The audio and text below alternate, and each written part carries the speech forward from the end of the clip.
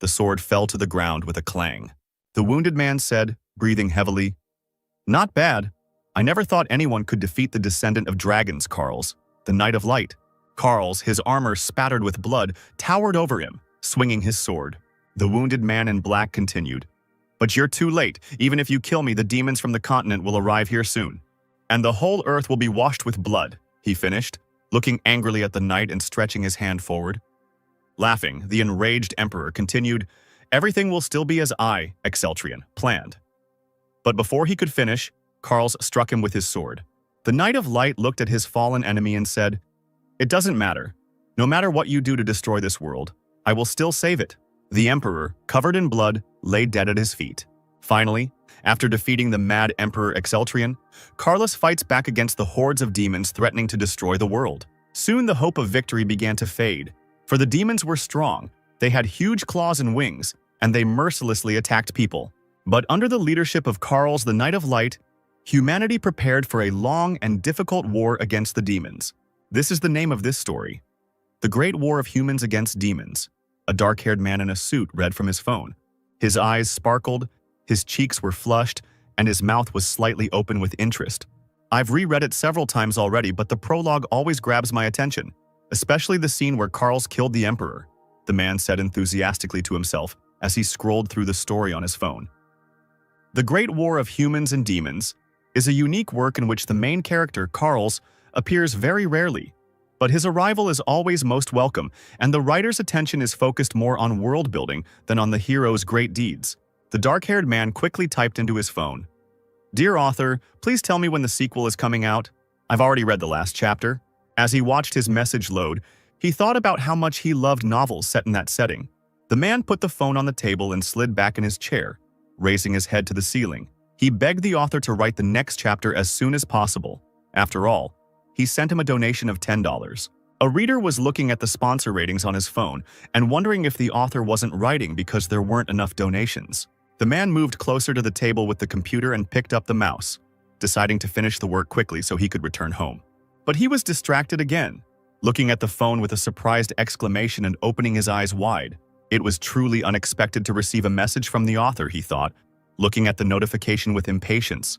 Grabbing the phone with both hands, the man wondered if it was really so nice to receive my message and donation. Suddenly, joy overwhelmed the young man. Maybe the author would even share with him information about the release of the next chapter. He seemed to glow as he thought about it. Finally, the black-haired man decided to open the message. It said that it was dedicated to Bang Kwang-suk, who loved the novel The Great War of Humans Against Demons the most. The man looked at the phone in horror, trying to understand where he got his name from. Then something clicked and everything around was covered in darkness. Ban turned around trying to understand what had happened. Suddenly the lights went out. His phone lit up brightly and a voice came from somewhere. "My strength is leaving me, and therefore I will be brief." The story ends.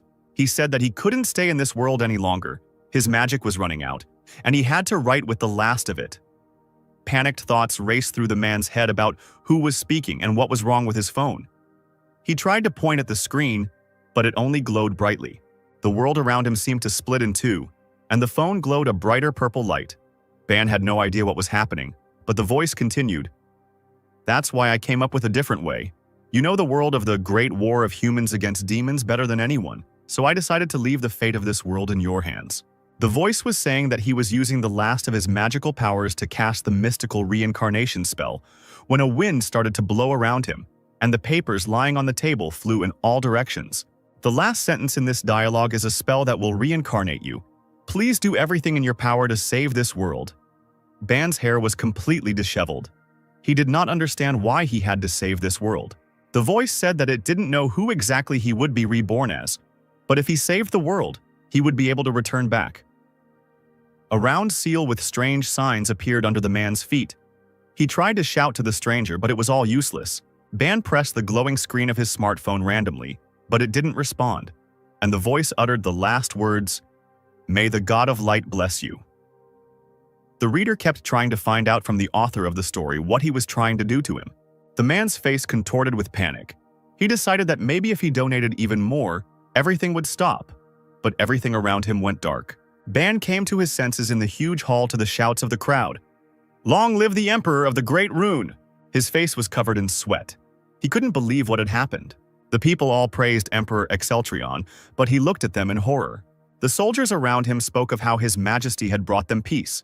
And Ban realized that he had truly been reborn in the body of Emperor Exceltrion in the Great War of Humans against Demons. The Rune Empire is the strongest on the continents of Irath and Exceltrion. Its emperor looked like a handsome man with golden hair and blue eyes, but also the main villain in the novel, the antagonist Khalsa, covered in the blood of his victims. People with dragon blood are rarely born on the continent. They are called descendants of the dragon. And that was exactly what Exceltrion was, fury burning in his eyes as he fought. Unfortunately, he suffered from madness, which was not at all rare for the descendants of the dragon. Excel tried to deal with this by often finding himself at the bottom of the bottle. But this did not help to drown out the voices in his head that demanded blood. In the end, his madness prevailed, and he led the entire world to destruction. Fear gripped him as he sat on the throne. Ban was in this body, and his subjects continued to shout gratitude to him. When the man was finally about to leave, an important official approached him, and, bowing, reported that the infantry would now be sent off to war on the demonic continent, followed by the Black Dragon Knights and a supply caravan. The man tried to understand what was happening and asked him if they were really going to the demonic continent. Looking at the emperor with burning eyes, the minister confirmed that the army should have already reached the Wall of Tears and that the clash with the demons would soon begin. Ban stood with his back to him. He remembered this episode word for word. The mad emperor sent his army to the demonic continent. Memories flashed through his head. This happened in the 12th chapter of the novel. The Mad Emperor invades the continent, and for this, the demons will soon mount a counterattack on the Empire. Horror gripped the man.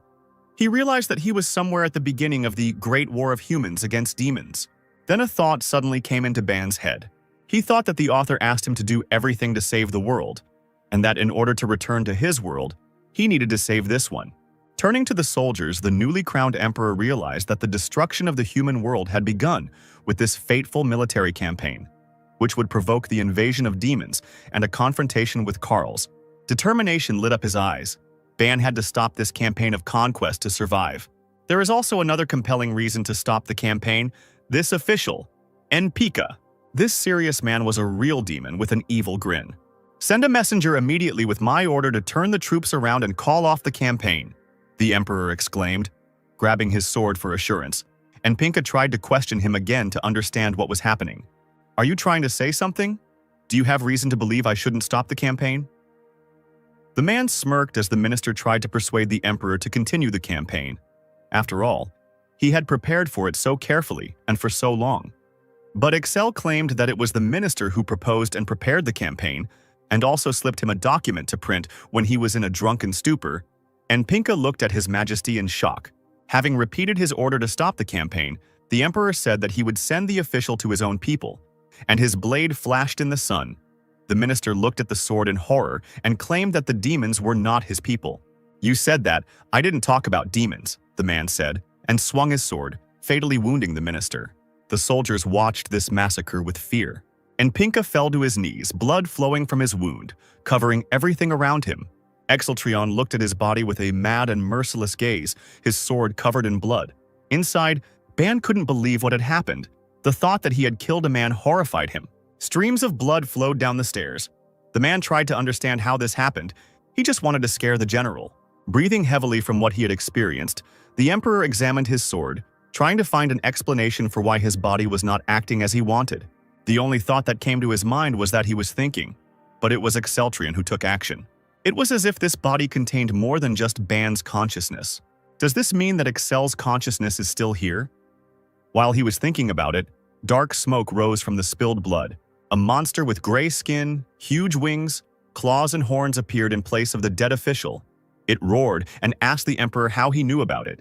Ban thought to himself that he was omniscient because he had read the novel. He even wanted to show the phone with the text.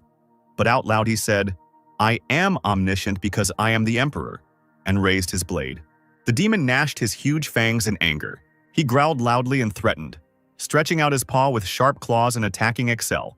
The soldiers suddenly rushed to the defense, standing between him and the demon. One of them cut the enemy down, and there was even more blood around. The soldier turned around trying to figure out if His Majesty was hurt and was about to defend him, while the other knight tried to understand how the Prime Minister became a demon. The emperor angrily called his defenders to silence and, pushing them aside, stepped forward. His blue eyes were blazing with anger, and inside Ban was shocked.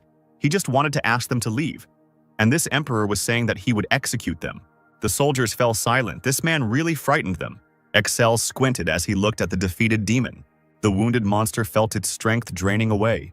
The emperor mercilessly ordered him to be interrogated and find out who his accomplices were.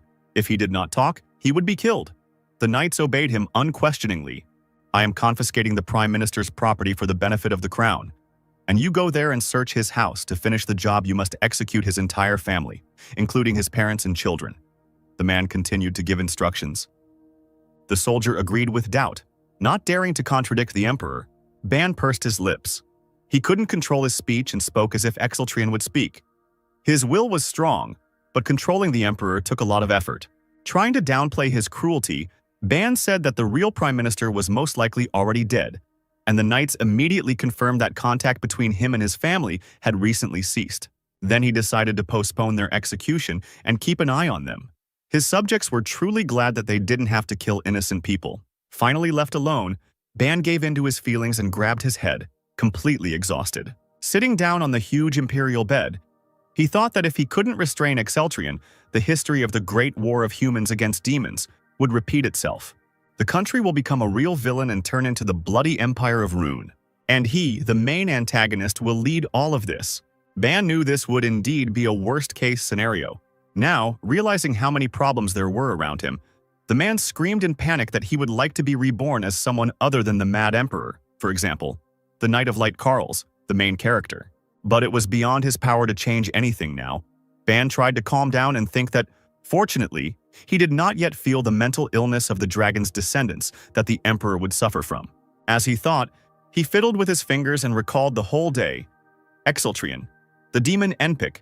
He really got into a novel. Perhaps the author who sent him here was actually a mage from this continent. Ban imagined him wearing a pointed hat, holding a staff, surrounded by the most powerful magic. He kept wondering why the voice was asking him to save this world, since he didn't even know the plot of the novel to the end. The Emperor's face suddenly changed, as if he were a different person, and with an evil smile he said that a book about reincarnation and travel between worlds was in the old Imperial Library. Ban winced, regaining control. Worry evident on his face, he realized he hadn't read it. But the man's gaze became stern again, and he continued to talk about how he had read this book and whether the author had descendants. This didn't last long. Ban became himself again and lowered his head. This scared him a lot. It was truly terrifying to share my consciousness with the Mad Emperor. The only thing that calmed him down was that his consciousness was still stronger. Grabbing his hair in an attempt to come up with a plan to get out of here, he was glad that he had at least stopped the key event, the march to the demon continent. Closing his eyes, Ban realized that he was completely confused by so much information, but one goal was clear: to save this world. A fair-haired man sat in the vast imperial chambers. He was increasingly upset by the memories of the novel. He did not remember the ending, and was in the body of the doomed antagonist. Suddenly, someone disturbed the Emperor, saying that Sir Blumhartz was requesting an audience. He perked up, remembering the hero who was from the Order of the White Dragon. In the novel, the White Dragon Knights are the Emperor's personal guard, and Blumhartz is its leader. Even when everyone turned their backs on the Emperor, Blumhartz remained loyal to him until his last breath and died fighting demons.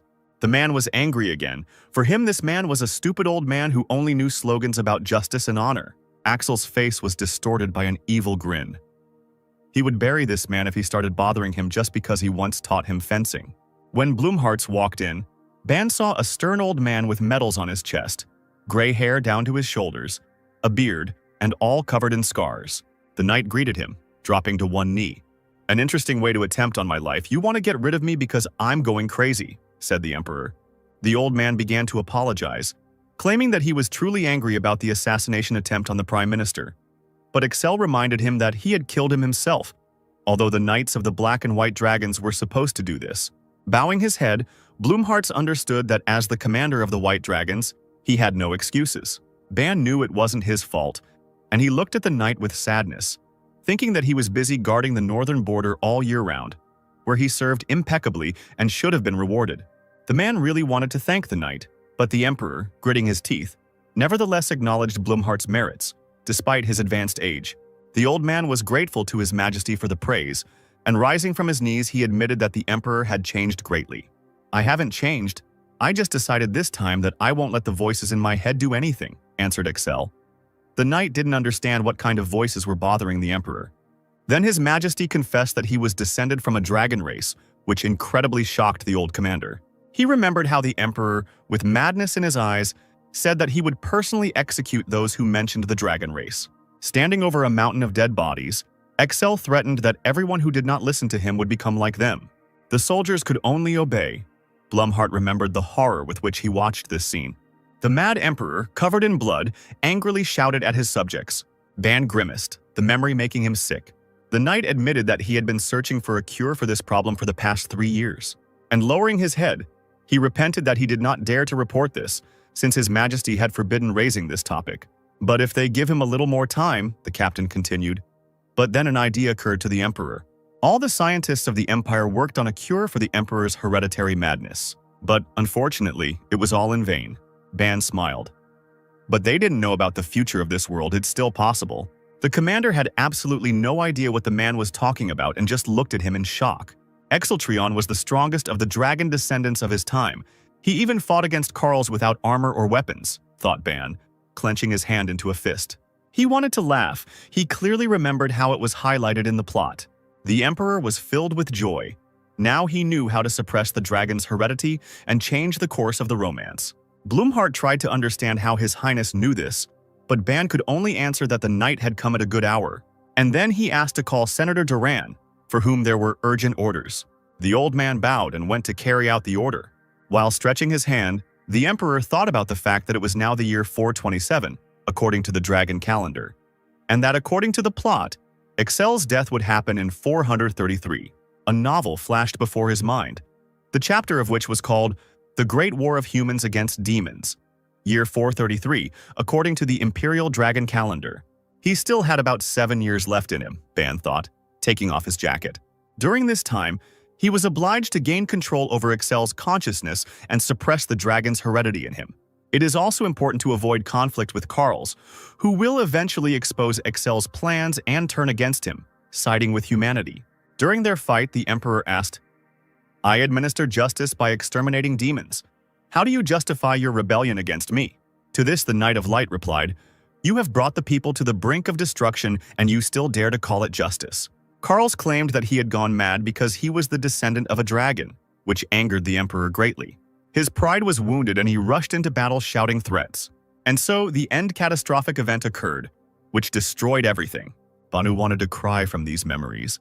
As he paced the room, the man thought that he didn't know when or how madness would take over when meeting Karls. And the best option would be to avoid meetings altogether until a way to suppress the dragon inheritance appeared. It is unknown how the plot will change with his rebirth. Having taken up the blade, Ban was worried that he would have to kill demons to prevent the destruction of the world. The emperor's gaze became firm again. Everything was simple. "We just need to find some way to deal with the demons," thought Ban, while Excel decided that he would immediately cut them all down and clench the tip of the sword in his fist. Blood was running down his hand. Ban froze in shock. The mad emperor must be crazy to be clutching the blade of a dagger in his palm, he decided, holding his injured hand. At this time, Old Man Blumhardt walked quickly along the corridor, thinking that His Majesty was with them again. His stern face sparkled with happiness. He was glad that Excel was again as clear-minded as before. Closing his eyes, he thanked the God of Light for hearing his prayers and giving the Empire hope. In such an elevated mood, the knight walked about the Emperor's business. When Sir Duran stood in the way, greeting the master of the northern borders. "How fortunate that we met. I was just looking for you. His Majesty wants to see you," Blumhardt exclaimed. Sir Duran was truly surprised by this. He was just on his way to the Emperor, because he heard about the reprisal against the Prime Minister and thought that His Majesty had become his former self. The stern knight looked with joy at the minister, who was hoping for a productive conversation. On the way they continued to talk, Duran did not believe that he would finally be able to tell the emperor about state affairs, but Blumhardt did not let him get too inspired and advised him to be patient. When the two finally stood before the emperor, Senator Duran immediately dropped to one knee in greeting. Excel ordered the man to stand up and asked if he was aware of today's events. "Of course, I couldn't even imagine that the Prime Minister could turn out to be a demon after all. You personally appointed him to this position." Sir Duran, the head of the Senate, and one of the most powerful magicians in the empire, happily answered. The emperor looked at him angrily. I see you still love to twist words. But this didn't upset Duran at all. He just laughed and asked how he could help. After looking closely at the magician, Excel said that he needed to visit one place alone, and while he was gone, he would take his place and hide his absence. Blumhart's frightened voice came from behind him, begging His Highness not to travel incognito, not understanding why anything should change when everything in the empire was finally stable. The emperor explained that the purpose of his journey was to suppress the dragon's heredity. Have you really found a way? Sir Duran was very surprised when the emperor agreed. While Excelsior and the knight were arguing about who would go on the campaign, the magician began to think seriously. Finally, he replied that he was capable of replacing the emperor for no more than a month. Blumhart turned around, expecting the Senate leader to be on his side, but Duran said there would be a lot of rumors if anyone suspected. That's more than enough, Ban agreed with a grin. The agitated knight tried to persuade the emperor to take some guards. Looking at the old man with a crazy look, Excel refused. Very few people were a threat to me on this continent, he asserted, becoming even angrier. Ban really thought he was the mad emperor. Falling to his knees, Blumhart did not retreat. His only request was to take at least one guard, he begged, hitting his head on the floor. The emperor was speechless. He only looked at the knight with irritation. This scene touched Bana incredibly. He didn't remember that in the novel Sir Blumhart was such a warm-hearted person, it was impossible to refuse him. When Excel finally got ready, he was met at the gate by the gatekeeper. The emperor seemed to be impatient to see him out and he scared the guy to the point of trembling. Ban tried to apologize in his mind. Duran came out to meet him with a bundle of clothes, saying that His Majesty had better change his clothes if he wanted to remain unrecognized. The bundle contained glittering armor, which surprised Excel, but the magician explained that these were the late emperor's belongings for traveling incognito so that he would be mistaken for an ordinary mercenary. The emperor began to take off his clothes. When it came to his pants, he froze. The thought flashed through his head that it was strange to change clothes in front of everyone. But turning around, Ban realized that no one would think of looking at the emperor's body. Everyone around turned away and closed their eyes. The doubts and shame of a modern man fought within him with the spontaneity of a fantasy emperor. The emperor won and asked Duran to help him get dressed. Suddenly, His Majesty remembered the guard that Sir Blumhart had imposed on him. But the minister was informed that the guard would come to the gate. Footsteps and the clink of armor were heard nearby. Duran wanted to say something else about the guard, but a smiling girl in full armor, with a sword and shield, approached them, her chestnut hair tied in a ponytail. She apologized and said that she was looking for His Highness. Excel turned around and glared at the female knight. She turned completely red and shuddered, looking at the man in shock. This is Sir Blumhart's daughter, Senator Durant finally finished, and the girl was horrified when she realized that the man in front of her was completely naked. Her hair stood on end, and the shield fell from her hands. Her scream echoed through the castle. In panic, she covered her face with her hands, trying to understand why the emperor was naked. Ban also had a feeling of horror in his mind. He turned around to look at old Duran, who had a smile on his lips. The man was indignant. Why did the magician only now say that Blumhart sent his daughter? At this time, already dressed, Excel was finally able to answer the girl that he was changing. The whole Red Knight apologized for seeing His Majesty without clothes. The emperor was more interested in the skills of Blumhart's daughter. Finally pulling herself together, the girl looked at the emperor with confidence and assured him that her strength was equal to the lowest-ranking knight of the White Dragon. Her fortitude amazed Ban, but the emperor looked at her with a grin. He was not at all surprised. She was the daughter of the leader of the knights. The man wondered what the lesser knight of the White Dragon was capable of. Words alone are not enough for me, Excel said menacingly, drawing his blade, which made the girl opposite her grip on the shield tighten. The emperor shouted that he must test her skills and attacked with magic. These words did not seem to frighten the lady at all. She only drew her sword, preparing for a fight. While Ban tried to stop the crazy owner of the body, he thought that he could just give a compliment. The fire sword strike was aimed straight at the girl, but she managed to take his magic on her shield.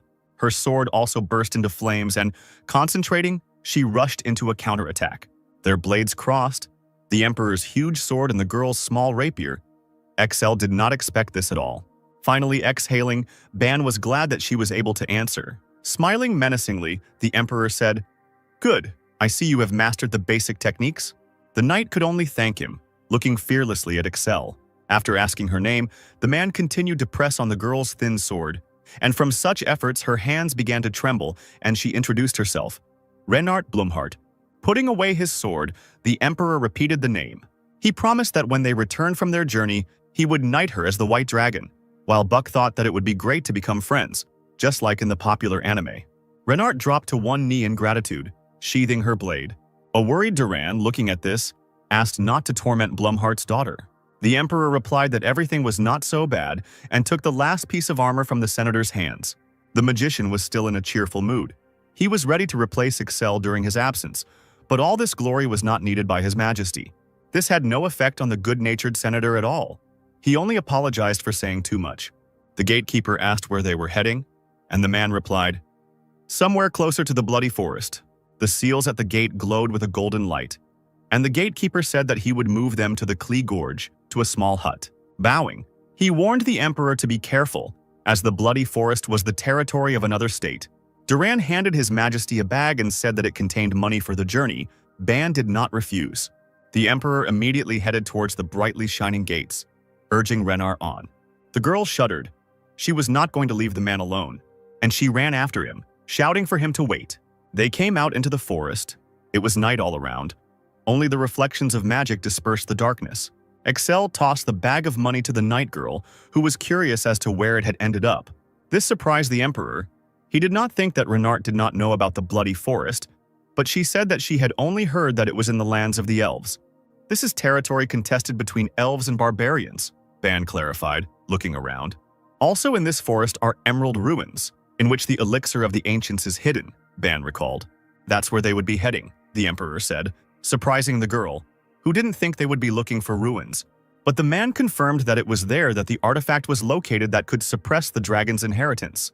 Renard tried to explain that the ruins were usually teeming with monsters and traps, and that the two of them couldn't handle it. Turning away, the Emperor walked forward.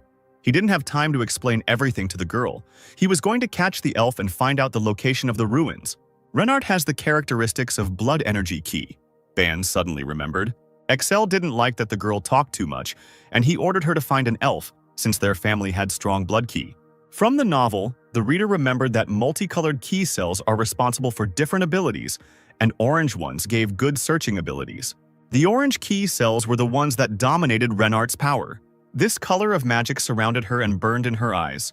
However, the girl looked very guilty, and admitted that she had never tracked elves, and the distance was great.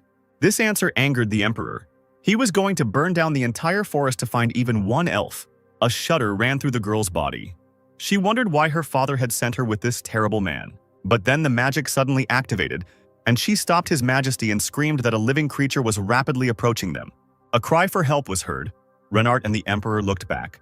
A little elf ran towards them with tears in his eyes, chased by a crowd of huge green orcs. Their eyes glowed in the dark and drool dripped from their huge fangs. Ekel was not at all scared, unlike the girl who recognized the orc barbarians. This scene really shocked Renard. She didn't think that orcs hated elves so much that they even killed children. Magic flowed around the Emperor. He was glad that the elf himself came to them and stepped forward. Clutching his chest, he was completely engulfed in magical light. He had no more strength to restrain himself. His face twisted with anger. The dragon blood was getting out of control. In fear, Renard extended her hand, trying to stop the man.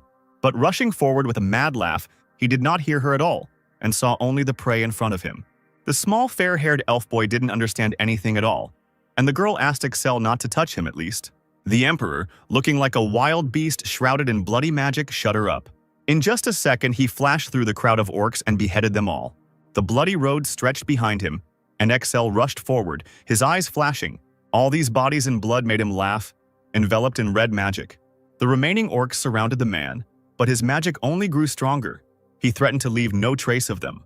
Axes flashed in the air. Covered in blood, the man didn't even seem to notice them. However, the magic did not allow the weapons to even come close, and they bounced back with a ringing sound. This made Excel laugh, and he rushed forward and growled, "Did you really think you could touch me with such a primitive weapon?" With bloody palms, he grabbed two orcs by the heads. With a mad face, the Emperor slammed their foreheads together with all his might, causing blood to splatter in all directions. With his eyes burning, the man shouted a victory cry. Ban was also screaming in his soul, but this time from horror. Clutching his head, his only thought was why Excel was such a psycho. Remembering the novel, Ban thought of a beautiful day at the Imperial Castle. There on the parade ground, a little boy was diligently learning the art of swordsmanship. Young Blumharts praised the emperor that he would soon surpass the White Dragon Knights. But the joyful boy could not believe it. The knight laughed, confirming his words. And the emperor was beaming. He loved to study with Blumhart, and he really enjoyed fencing. In reality, Excel completely lost his temper while fighting with all his enemies. Standing on a mountain of orc corpses, he waved their heads and laughed. Ban considered it a completely senseless cruelty. As a child, Blumhart trained Excel in horizontal techniques and how to fight an opponent who is much larger. So one day the commander-in-chief knighted the young man Excel. All this flashed before Ban's eyes and upset him even more, because now the emperor did not even remember all these lessons, but chopped up enemies like a butcher. It wasn't just blood that was trickling down the man's chin, but the fresh blood of a brutal murder. Still with the same smile, Excel wiped it away, and Ban realized that he was just a maniac. Tears streamed down the elf boy's scratched face, and he screamed with all his might. He cowered on the ground, trembling, looking at the mad emperor and calling him a monster. The man froze, remembering the child. But the anger did not leave him. He thought that this was another enemy, and magic sparked in his hand. He tried to grab the elf. Suddenly, Renart stood in his way, covering the boy with her body, urging the emperor to pull himself together. The man's magic gradually faded, and he spoke her name more calmly. The girl's gaze showed determination to protect the child to the end. A calmed-down Excel looked at her coldly and said, "Don't you understand? I don't want to be recognized. Why did you call me your majesty?" The knight blushed and pressed her hands to her lips, apologizing. Bowing, she continued to apologize, while the man said that it was unknown whether they would be able to use this cub. He didn't know anything. He probably wouldn't even find his way home. Huddled up in a ball, the little elf only repeated that he was afraid. Suddenly someone screamed, "Rondo!" Hearing this, the child froze, and his tear-stained eyes opened wide. Voices were heard in the night forest. It seemed to them that the baby was nearby. The boy's large, tear-stained eyes sparkled. Renard immediately realized that these were most likely his relatives, and Excel said, "He's useful, it turns out." The elven search party looked around. They were already close. The emperor raised his hand to be seen and called them. The elf looked back and froze in shock. A strange company appeared before him, in the form of a man, a woman, and an elf, and the entire space around them was covered in blood. The rescue team screamed, and then Excel realized that he was also covered in blood. Panic gripped the elves. They thought that Rondo needed to be saved.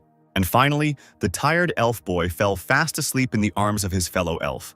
A group of elves, Renard and the emperor, sat in a spacious wooden hut. The elves asked for forgiveness for not immediately realizing that the people were sleeping Rondo. The chief elf was genuinely surprised that they killed the orcs with their bare hands, but Excel simply asked for something to wash his face with, which greatly shocked the commander. Angered, he repeated his request.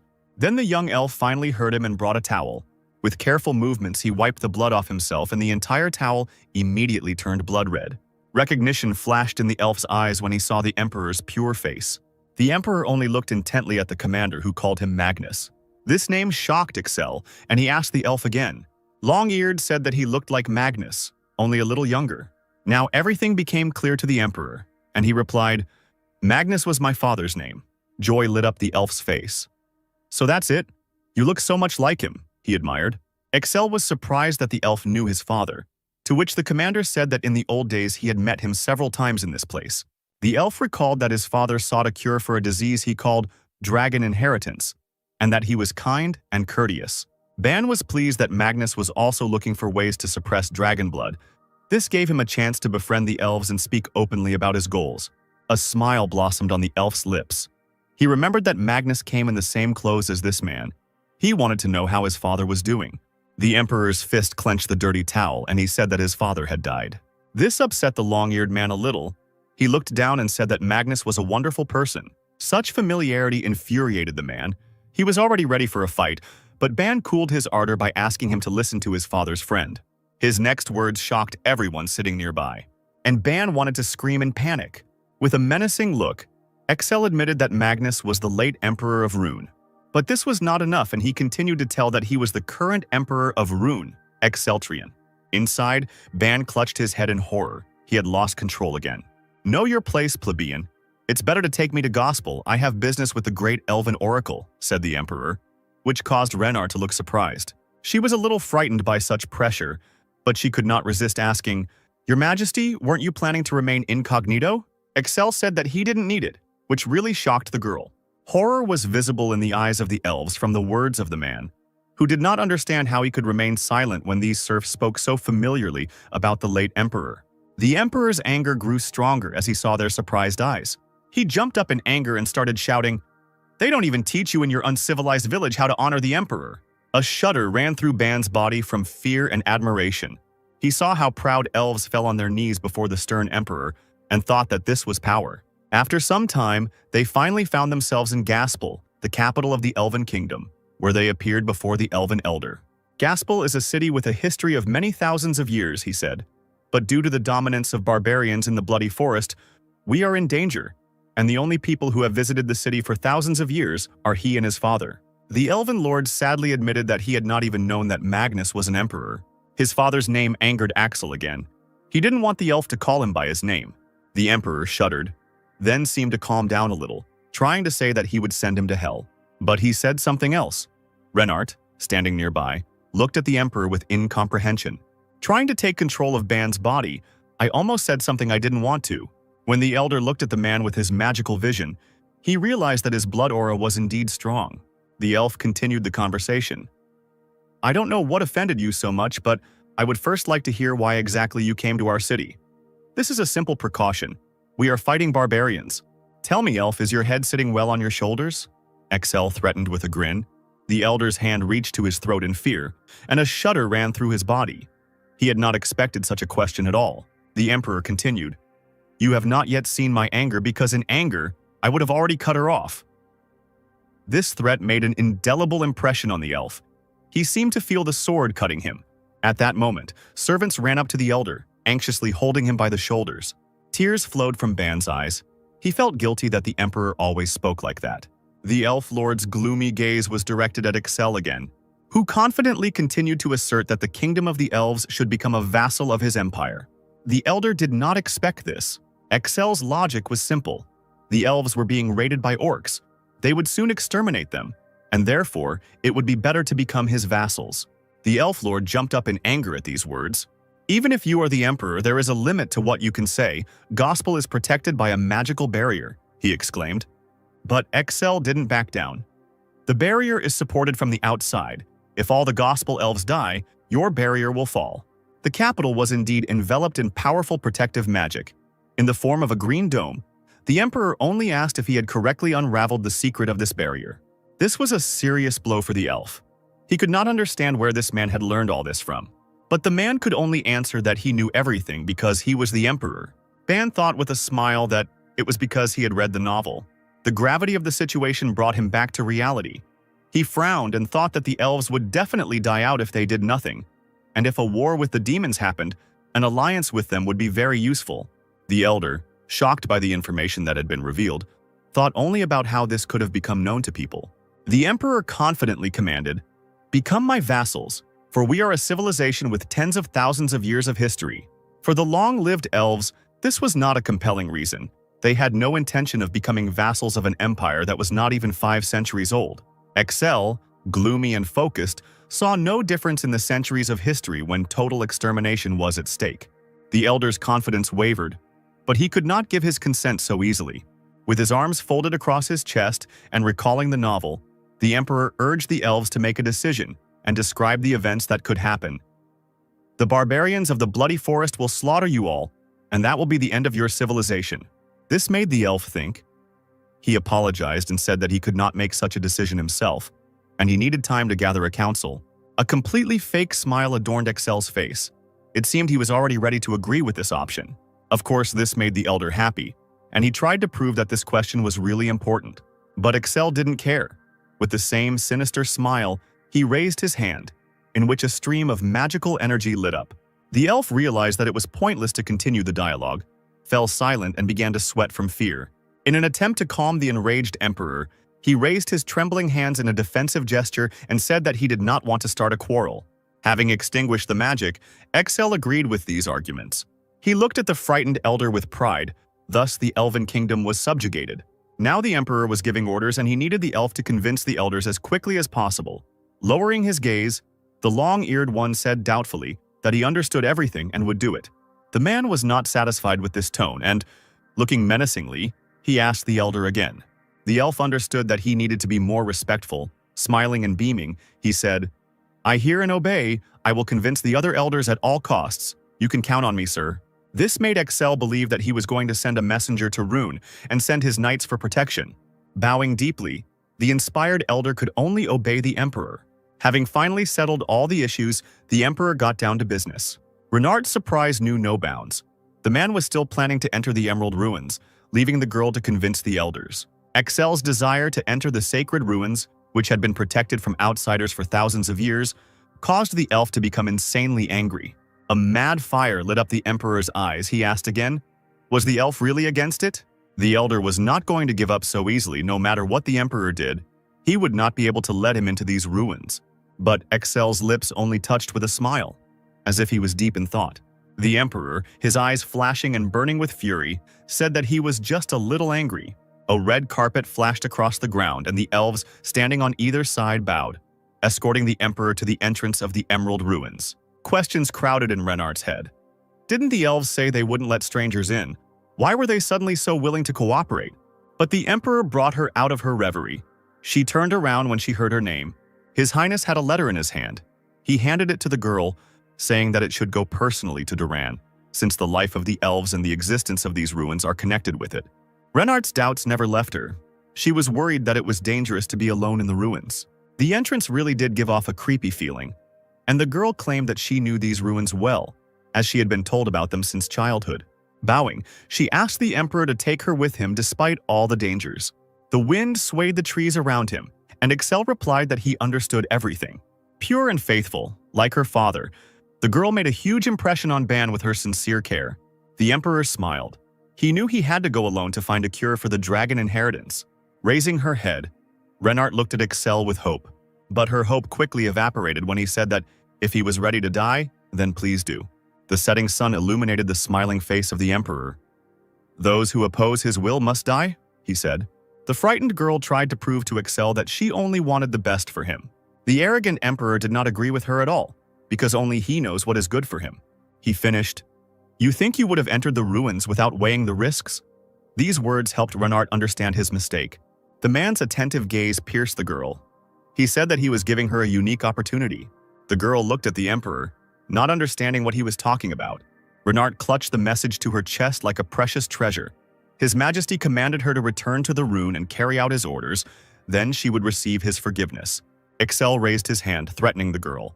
The man moved his hand as if separating her head from her body, showing what would happen if he got angry.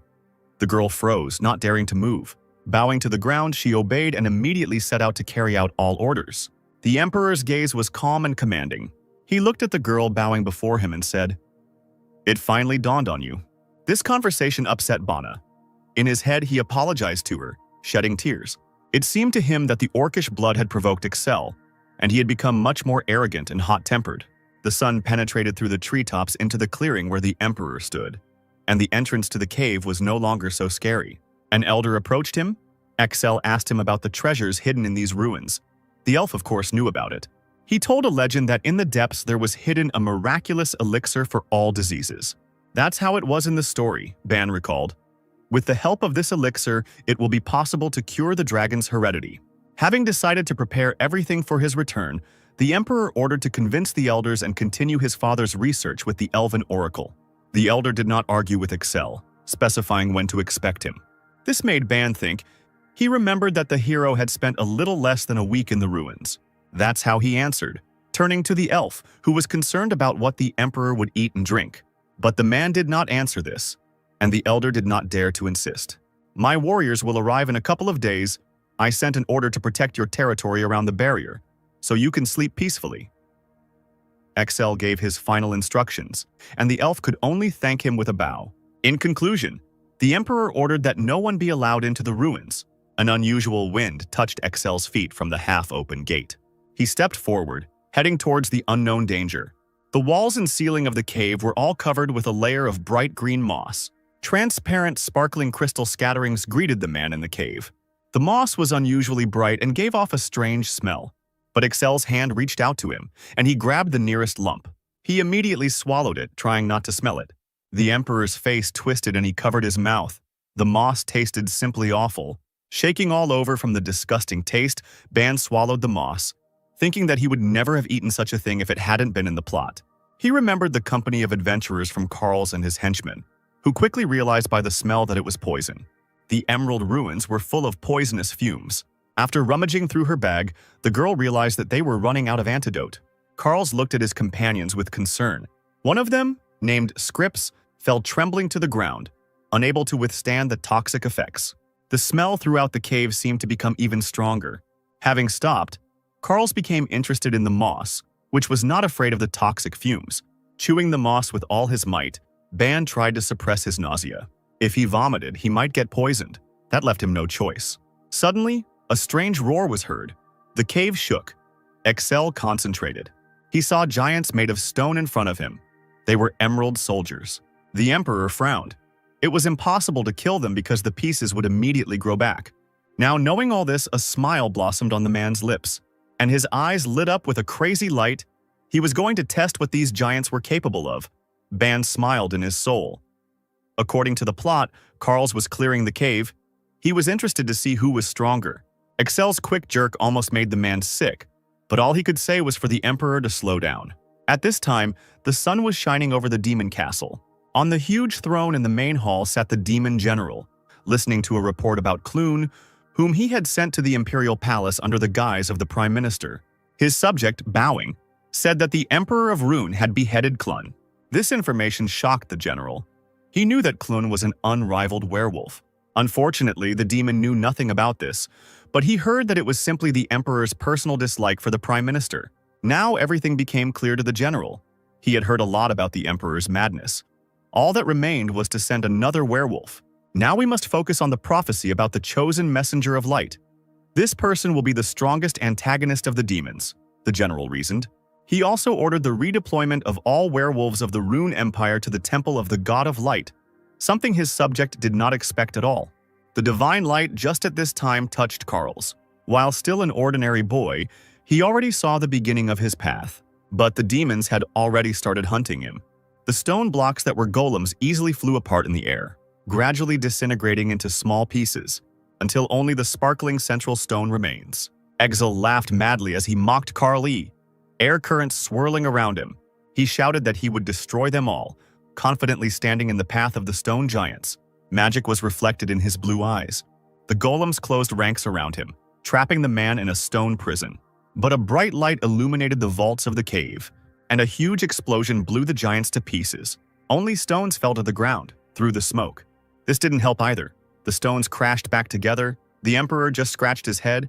He didn't like fighting the orcs so much because they died too quickly. For Excel, this was a real holiday.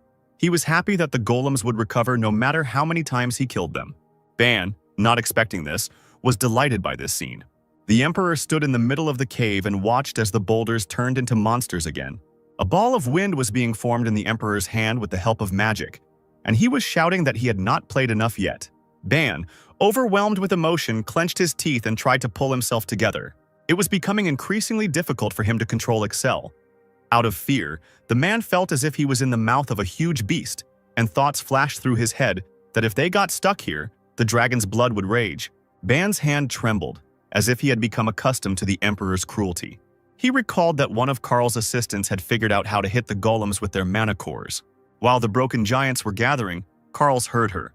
In the center of the golems' chests, there was a shining stone. Enveloped in magic, Excel flew up into the vaults of the cave.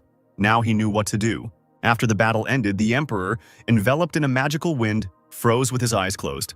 A real storm was dying down around him. The man exhaled. He had to be careful or his dragon heritage would make him possessed. Having rested, the Emperor stepped further to the next entrance. Inside there was a huge poisonous pink lake in which some kind of animal was swimming. In order to cross this lake, Ban knew a clue. He had to saddle this beast, the bone eel, and hold on until it took him there.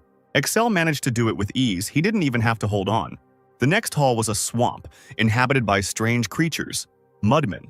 Ban remembered which mud boilers did not sink when stepped on, and with this help they easily crossed the swamp. Now they found themselves in a huge hall with columns, the gatekeeper's hall. The Emperor was impatient to go deeper. He stopped at the stairs leading down. In the previous halls, everything was simple, but here he became wary. In the dark depths lived monsters that even caused a lot of trouble for Carls. An unusual mechanism was moving down the stairs from the darkness. The worried man immediately took out his sword. The metal blades rustled. A humanoid robot appeared before them. It was a complete surprise to Ban. He didn't know what it was. The huge lens where the head should have been lit up. The robot was analyzing its target, the son of the dragon, and in a mechanical voice it said, "Dragon blood activity 25.8%. S. Rank blood aura user." The Emperor's frowning gaze fell on this creature. He did not understand his words at all. "Future man, I greet you. I am the guardian of Zeta 0729. I guard this gate." The robot introduced himself. His name was unusual for Excel. Ban didn't remember that name from the book, but the mechanism continued to tell, "Guardian Zeta 0729 has a service life of 714 days, about 2 years. I recorded the movement and rose. Finally, I can complete the task." A shudder ran through the man's body. This robot was in the book, but it was lying broken and smashed in the corner, and the travelers couldn't figure out what it was. When they examined it, they realized that it was not working and was not moving.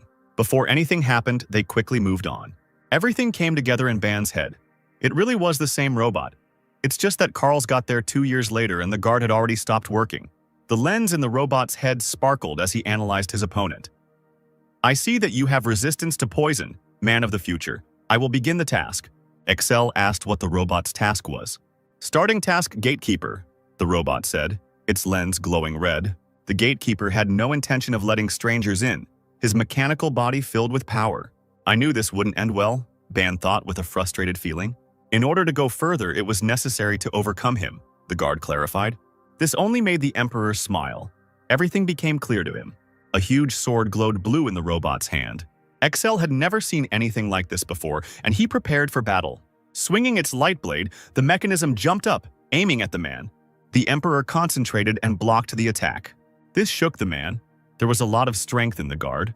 Looking into the glowing red lens, similar to an eye, the man understood that this was a dangerous opponent. Retreating, Excel jumped away from the robot. From this attack, the gatekeeper was able to assess his strength, fighting ability, and the increased level of dragon blood activity. The Emperor's sword became coated with magic, and his opponent realized that it was dangerous. The man was overwhelmed with power. Ban had only seen such moves in fantasy. Excel had no other choice. He had to use all his magic to prevent the battle from dragging on. With a scream, he sent a huge wave towards the robot, sweeping away everything in its path. Light enveloped the guard and the blow struck him. From such a force, cracks appeared on the walls of the room. Now it was clear that the mechanism was covered with protection. By putting his hands forward, he blocked the blow. But the most powerful magic still made a hole in his defense. The robot was covered in scratches but still stood. The Emperor, who had spent half of his blood aura, looked at his sword. This blow had taken a lot of strength. All scratched up, the guard smoked and sparked, counting the damage that proved fatal, which led to the completion of the work. The robot's body was holding on with its last strength. Excel asked if he had any last words. There was a red ball lying on the palm of the mechanism. He held it out, asking her to take it. And then the gatekeeper fell to the ground, and the ball rolled along the ground. His last words were heard, "There is a secret door in these ruins. My eye will lead you there. In the very depths of the ruins there is a secret door behind which you will find the elixir of the ancients." The man looked up, the robot's voice gradually fading. When he disconnected, he only asked to find something and finish it. Ban couldn't figure out what was going on. He knew there was no hidden door in the plot.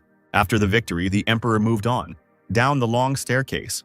Below he was met by another dark passage. Strange smoke was pouring out of there, and Excel even had to cover his eyes with his hand. In this hall of the sand cloud, there lived a giant worm, a very powerful monster. Moving under the sand, he suddenly attacked Carls and his companions. The round hall filled with sand was huge, and the exit on the other side was about 3 kilometers away. Magic flashed red on the Emperor's blade. He raised his sword, at the tip of which sparkled the destructive blood aura jade.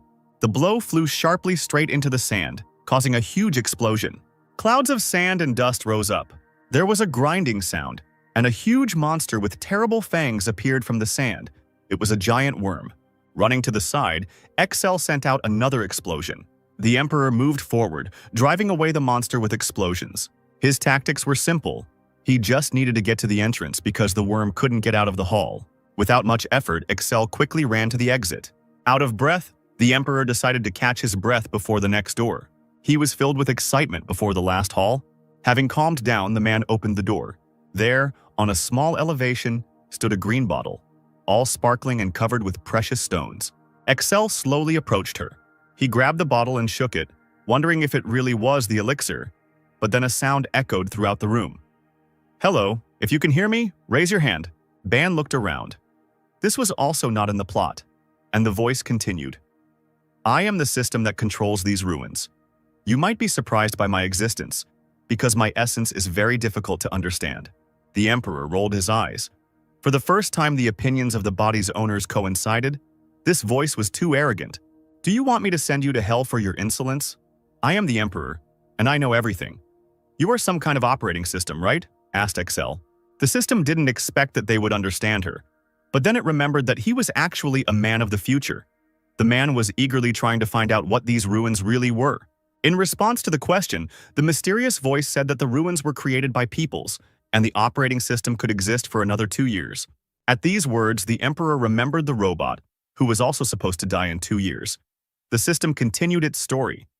"This is how it should have been, but now I can fulfill my task, to transmit information to the man of the future, and therefore I will disappear." She told him about the ancient elixir that Excel held in his hands and its magical properties. This elixir was imbued with the magical power of our ancestors. By drinking it, you gain the ability to regenerate and neutralize any poisons, diseases, and injuries. For the Emperor, the main thing was that he would cure the dragon's blood. The system confirmed that even a severed limb will grow back within 60 days. Looking at this unusual liquid, Ban again recalled the novel. There, Princess Scripps drank the elixir and turned into an invincible warrior. She destroyed enemies with ease. She was called the Goddess of Battles. Such was the power of the elixir. The glass of the bottle reflected the Emperor's uncertain face. But there was no time to doubt. He had to solve his problems, and the entire bottle of elixir was drunk. Placing the empty bottle back on the pedestal, the man asked why the ancients didn't survive if they had such technology. The system couldn't answer this question, but only asked to pay attention to the creatures in the ruins. Indeed, these were truly strange organisms, Ban recalled. The system explained that even if you kill them, they still revive every 2 months. Their corpses contain many valuable components that will be useful in the war against the demons. This alarmed Excel. How could she know about the demon war? In response, the system said that it was destined to be so. Trying to find out the answers, he asked again. But it was useless. All that was left was to conclude that the ancients were destroyed by demons. The voice could not answer this either. He only said, "If you find some ruins and get to the deepest room, you will get answers. Just remember that you have no more than 2 years, otherwise the system stops working." Having said this, the voice fell silent. The Emperor decided that the system's task was completed. Excel's hair stood on end as he suddenly felt strange changes in his body. His blood aura had been completely restored. Although it used to take 2 days, the elixir was truly amazing. As he looked around the hall, the Emperor remembered that the robot had said something about a secret door.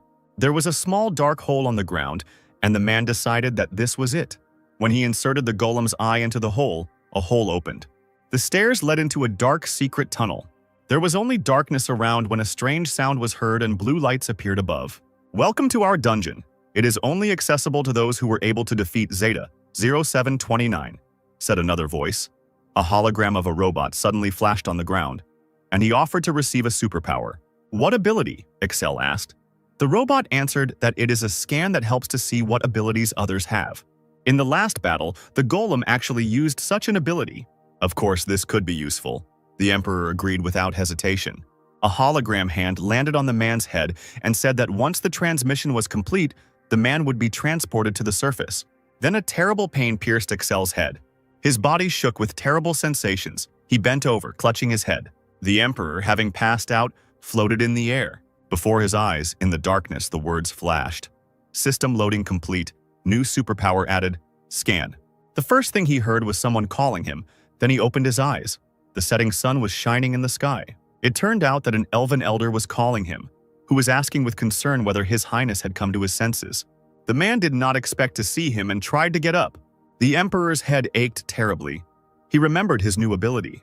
When the Emperor finally stood up, the elf asked him in shock, "Your Majesty, what happened to your eyes?" But Excel didn't feel any change. They approached the river and the elder invited the man to see for himself. In the waters of the river, he saw that his previously blue eyes were glowing with an otherworldly light. Strange shimmers sparkled in their depths. This truly surprised the Emperor. A strange voice inside his head said, "Synchronization is complete." The ability implementation was successful. He turned to the elf, thinking that he had said something, but he was also surprised. And then a blue screen appeared in the air above the oracle, on which all the information was written: name, race, physical abilities, dragon blood, and magical power. Now Excel understood what the scan looked like. The voice also added that the testing was complete. The elf noticed that the glow in His Highness's eyes had disappeared, but the Emperor reassured the worried elder. In the reflection, Excel looked at his stats. The dragon blood was still at a high level. This worried him. But everything was fine. His head had noticeably cleared up, and there was no feeling that he would break out into anger. At least he had prevented madness. With a smile, the man decided to share the good news with the oracle. But then the elves ran out of the forest, shouting that trouble had happened. Kneeling before their leader, they reported that barbarians had attacked. The elder immediately began to find out what the signs were and from which side the barbarians were attacking. The elf admitted with horror that they were attacking from both sides and that the barbarians were different this time. Exeltrion raised his hand, interrupting the worried soldier. "Stop yelling! You should be ashamed.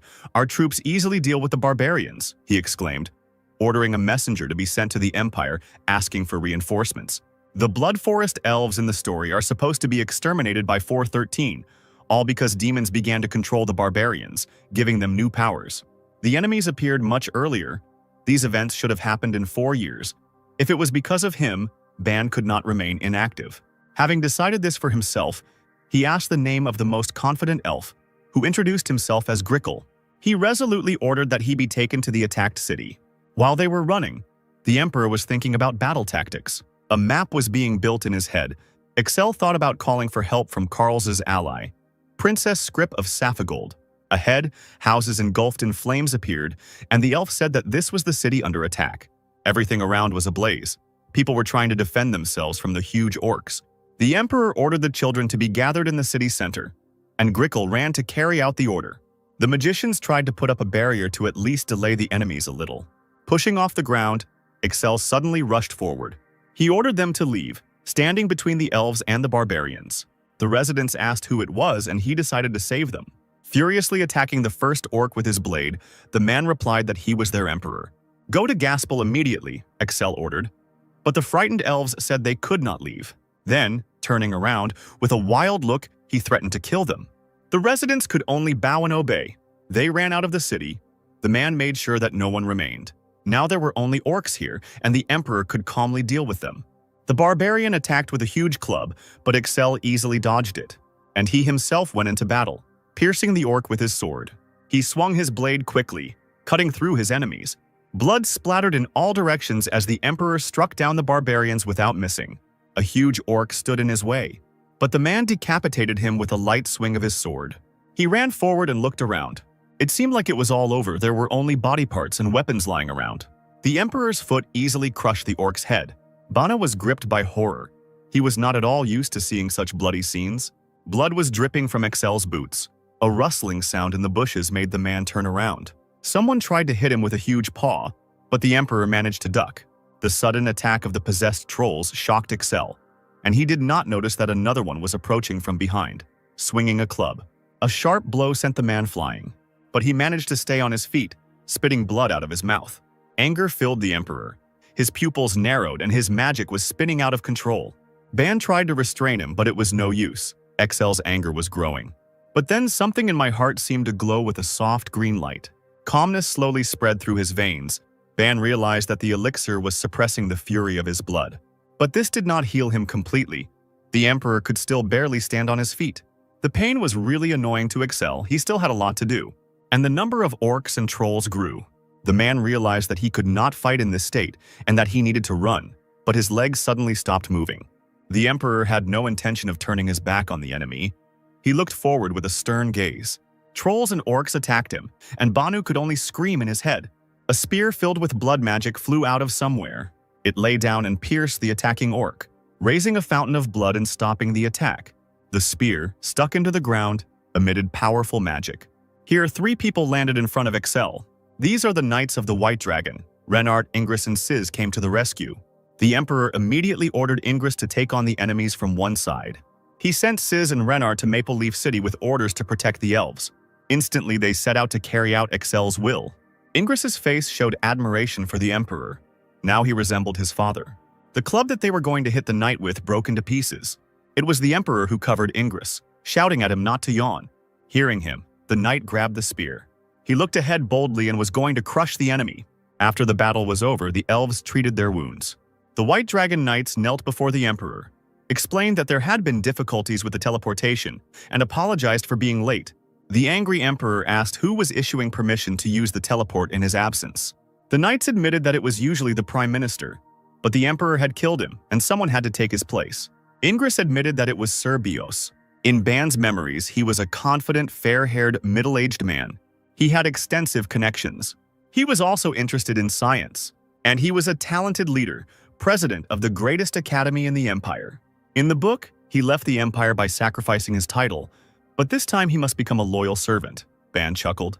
He did not get angry with the Knights, for which they were very grateful. Looking through their characteristics with the help of his new ability, the man realized that they were very good. A serious Ingress asked if His Highness had been in the ruins. The Emperor said that he had been there and drunk the elixir of the ancients, and this information delighted his subjects. Excel also ordered them to stay and protect the elves.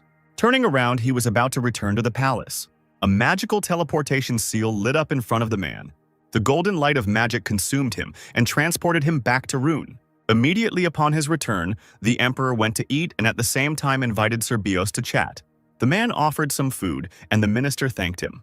He began to carefully eat the exquisite imperial dishes. Watching him, Ban thought that he needed to be made his own man at any cost.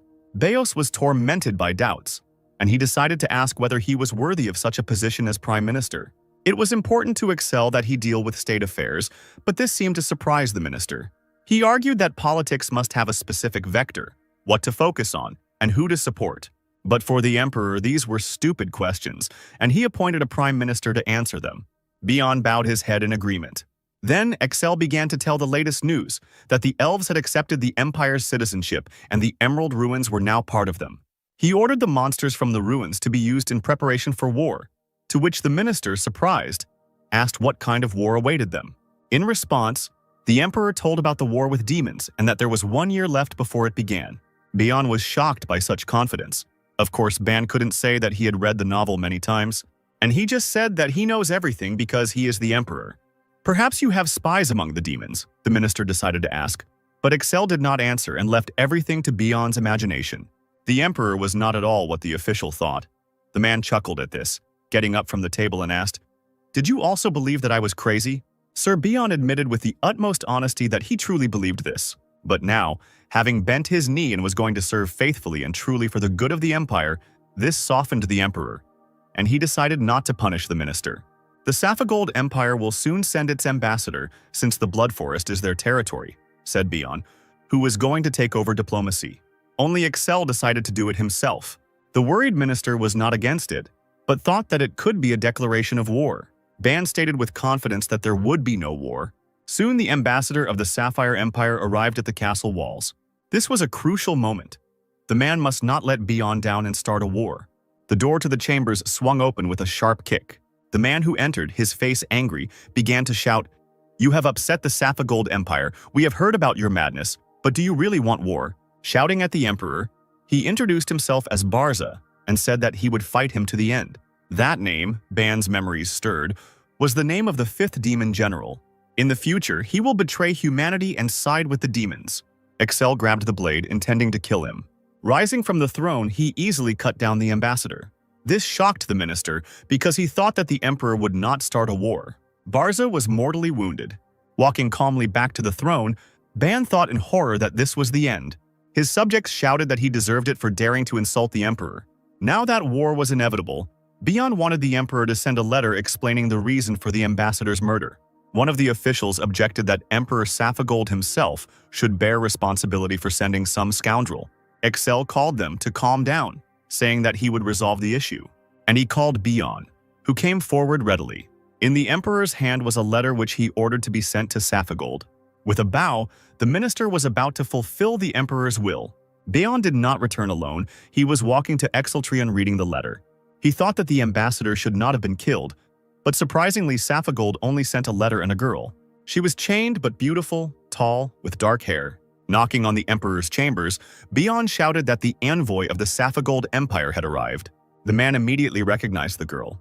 It was Princess Scripps. She only bowed with a sad, emaciated face. In the future, this princess became an ally of Karl's. Already at the age of 7, she discovered that she had a dragon inheritance of great power. As she grew older, she lost control of herself and killed many people, and soon she became an outcast in her own country. This sad story really upset the emperor. The outbursts of aggression were endless, and she decided to chain herself up. Ban looked at her and remembered that according to the story, she drank the elixir and was healed. His gaze became completely sad. He felt very sorry for the girl. Suddenly, the princess's eyes rolled back and she staggered, falling. Shouting for water, Excel ran up to her with concern. A glass of clean water was immediately served to His Majesty. With care, the emperor offered it to the girl, who was so dehydrated that she could barely speak. But after thanking him, she refused. Excel asked to explain why. Scripps said that if you drink a lot of water, your strength will return and your dragon blood will rage. But the man did not retreat. He was confident that he could win. He ordered the maids to bring more water. In the letter, Bayon lamented that Emperor Saphigold was asking for the princess to be executed. But Excel decided that it would be better to make her a concubine. To the emperor's surprise, the minister replied that this was impossible, and he explained that everyone in the empire had heard about the princess's brutal murders, which had made her an outcast in Sapphire Gold, and therefore marrying her was a bad idea. This was familiar to Excel. He chuckled, remembering that every empire has similar stories. Bayon clutched his head and asked what His Majesty intended to do. After all, the last chance to end the war is to fulfill the conditions in the letter of King Magus Sapogolski, who asks to do whatever he wants with the princess. And the question of marriage is a long matter, the minister continued. Understanding this, Excel asked what to do with her then, which made Bayon incredibly happy, as he was immediately ready to give advice. Now free, Scripps sat in the summer garden watching the butterflies. Ban looked at her joyfully, that her healthy blush had returned to her. At least she looked like a human, Excel decided. This kind of treatment of his beloved heroine angered Ban. Noticing the emperor, the princess immediately bowed in gratitude, and now the man noticed the chains on her hands. They were wrapped around her forearms like bracers, she wanted to explain. But Excel said that he didn't care. The main thing was that she didn't shackle herself completely, like before. The saddened girl asked what would happen to her next, to which the emperor replied that the prime minister had offered to grant her a title. This surprised the girl, but the man explained that this was necessary so that he could marry her in 2 years. This news delighted the girl. She did not expect that Her Majesty would take her as his wife. I accept you into my empire because you are strong, Axel admitted. Strong warriors are needed because the Rune Empire has the longest border with the demon world, which is growing in power, the emperor said. But Scripps was unsure. You have so many strong warriors, your knights are legendary. The ability to analyze lit up the man's eyes. Her characteristics were high. To calm the girl, he said that he felt great power in her, but she replied that she had never been able to control it. Understanding the princess's concern, he said, "Stay close to me, and together we will go to war against the demons." Smiling, Excel complimented her, saying that she was beautiful enough to be his wife. Ban was ready to marry the girl right now. She should be proud of herself since the Emperor of Rune himself chose her, said Excel, which terribly embarrassed the princess. The emperor himself blushed at these words, but Ban only laughed in his head. The man turned around and walked forward, calling the girl to follow him to the imperial laboratory. He explained to the interested girl that the elven oracle would lift the curse from her. The words about curing the dragon's inheritance made such a strong impression on Scripps that she began to cry. Having said thank you again, the princess followed the man. The laboratory was filled with smoke. A concentrated elf in protective glasses leaned over the table. He dripped something into multicolored test tubes, checking the results. A thoughtful young man stood next to the oracle. The interested princess decided to come closer, and the emperor remained to the side. The liquid in the test tubes began to smoke, and the scientist reported that the reaction showed a decrease in potential. The young man beamed and explained to the girl that in 4 days the strength of her dragon blood had dropped to 2%. This guy's name was Rugesta. He was a knight of the Order of White Dragons and defended his dissertation on the theory of draconic heredity. Smiling, he began to congratulate the princess and the emperor. The dejected girl considered herself merely an outcast, and not a princess.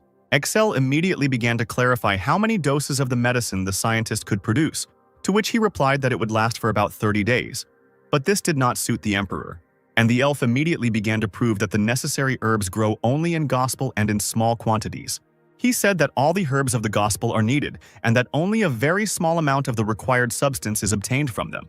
Excel decided to find out if these herbs grow in the Emerald Ruins, to which he was answered in the affirmative. He commanded them to go into the ruins and collect plants. Ru just bowed and obeyed the emperor. At the same time, magic was shining brightly in the temple. A girl of unearthly beauty sat in the center of a magical seal, and the power tousled her long hair in bright flashes. Priests in cassocks stood around, looking at this with admiration.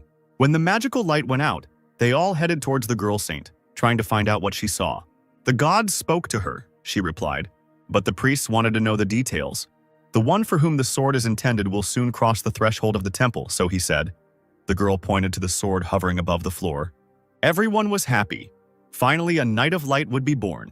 But one monk distinguished himself. He stepped forward, stopping them. It seemed to him that this was not a good sign, and that the future war would be even bloodier. And the saint confirmed this by telling about the war with demons. The Sword of Light and its mysterious master were the only hope. Right there, not far away, the teleport gate was activated. Exceltrion emerged from them, striding quickly forward.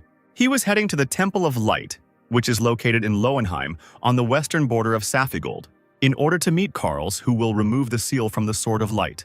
And he will become an incomparable knight, and Ban must make him his ally, because the Sword of Light is the greatest weapon against demons. But Karl cannot cope alone. The war will wipe out many nations. This time, the man was going to change everything. He had a perfect plan. Peacetime would last longer and Karls would become stronger. According to the novel's plot, after 3 years, the Knight of Light will receive divine illumination in the temple. He is only 13 years old now, so if we start training him now, he will grow up much stronger. All these plans worried Ban. He knew that he couldn't cope alone. To find out everything, it was necessary to find the temple. But then there was a terrible roar, and the earth trembled. Smoke rose into the sky, and the man realized that it was all coming from the direction of the temple. Buildings were burning, people were running away screaming. However, the emperor fled towards danger. Rivers of blood flowed on the ground. The city was engulfed in flames. Excel froze in the middle of the street. A strange feeling came over him. There were demons in the sky, and a man was screaming in their clutches. The emperor looked at this in horror. The demon saw him and smiled maliciously. This made the man incredibly angry, and he was going to kill all the demons. This feeling of all-consuming hatred surprised Ban. Of course, he hated them too and had to kill them. But even when Excel killed the orcs, he was not so angry. The body rushed forward, towards the enemy before Ban could think. Magic shone in the emperor's hand. Ban looked at the blood aura in shock. Every time this happened, Excel emitted a silver aura that helped him sense demons and caused a burning hatred towards them. Panic gripped the man. He couldn't stop it. Knights had already come out to defend the city. They were going to stop the enemies before they broke through to the temple.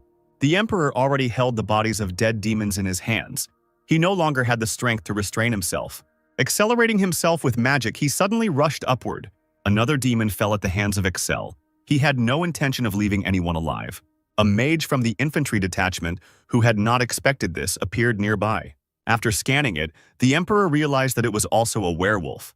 The man had already met with them more than once, and the next meeting infuriated him. Cutting down the demon, he ran towards him. A silver aura followed the emperor. The werewolf did not expect this. He thought that the city had been checked for the presence of carriers of this power. Holding the blade to the demon's throat, Excel asked, "Which of the people in the empire here has the strongest silver aura?" The werewolf grinned and was not going to answer. The demon standing next to him answered for him, trembling. He admitted that on the entire continent there was only one such person. Rune Emperor Exceltrion said the demon as the man cut him in half.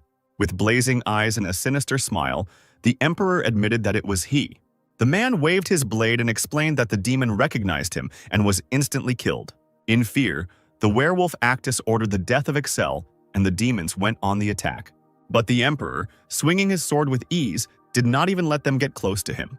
He slashed at demons non-stop. With a smile, he realized that he didn't even need to see them. He felt everything. Suddenly, a spear flew from somewhere, but the emperor managed to dodge, and the spear hit the demon straight.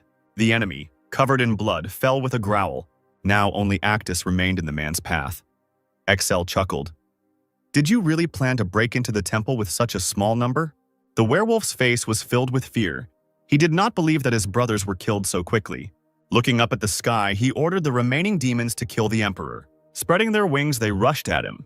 Dozens of spears were aimed at the emperor, but he could see perfectly well where they would strike.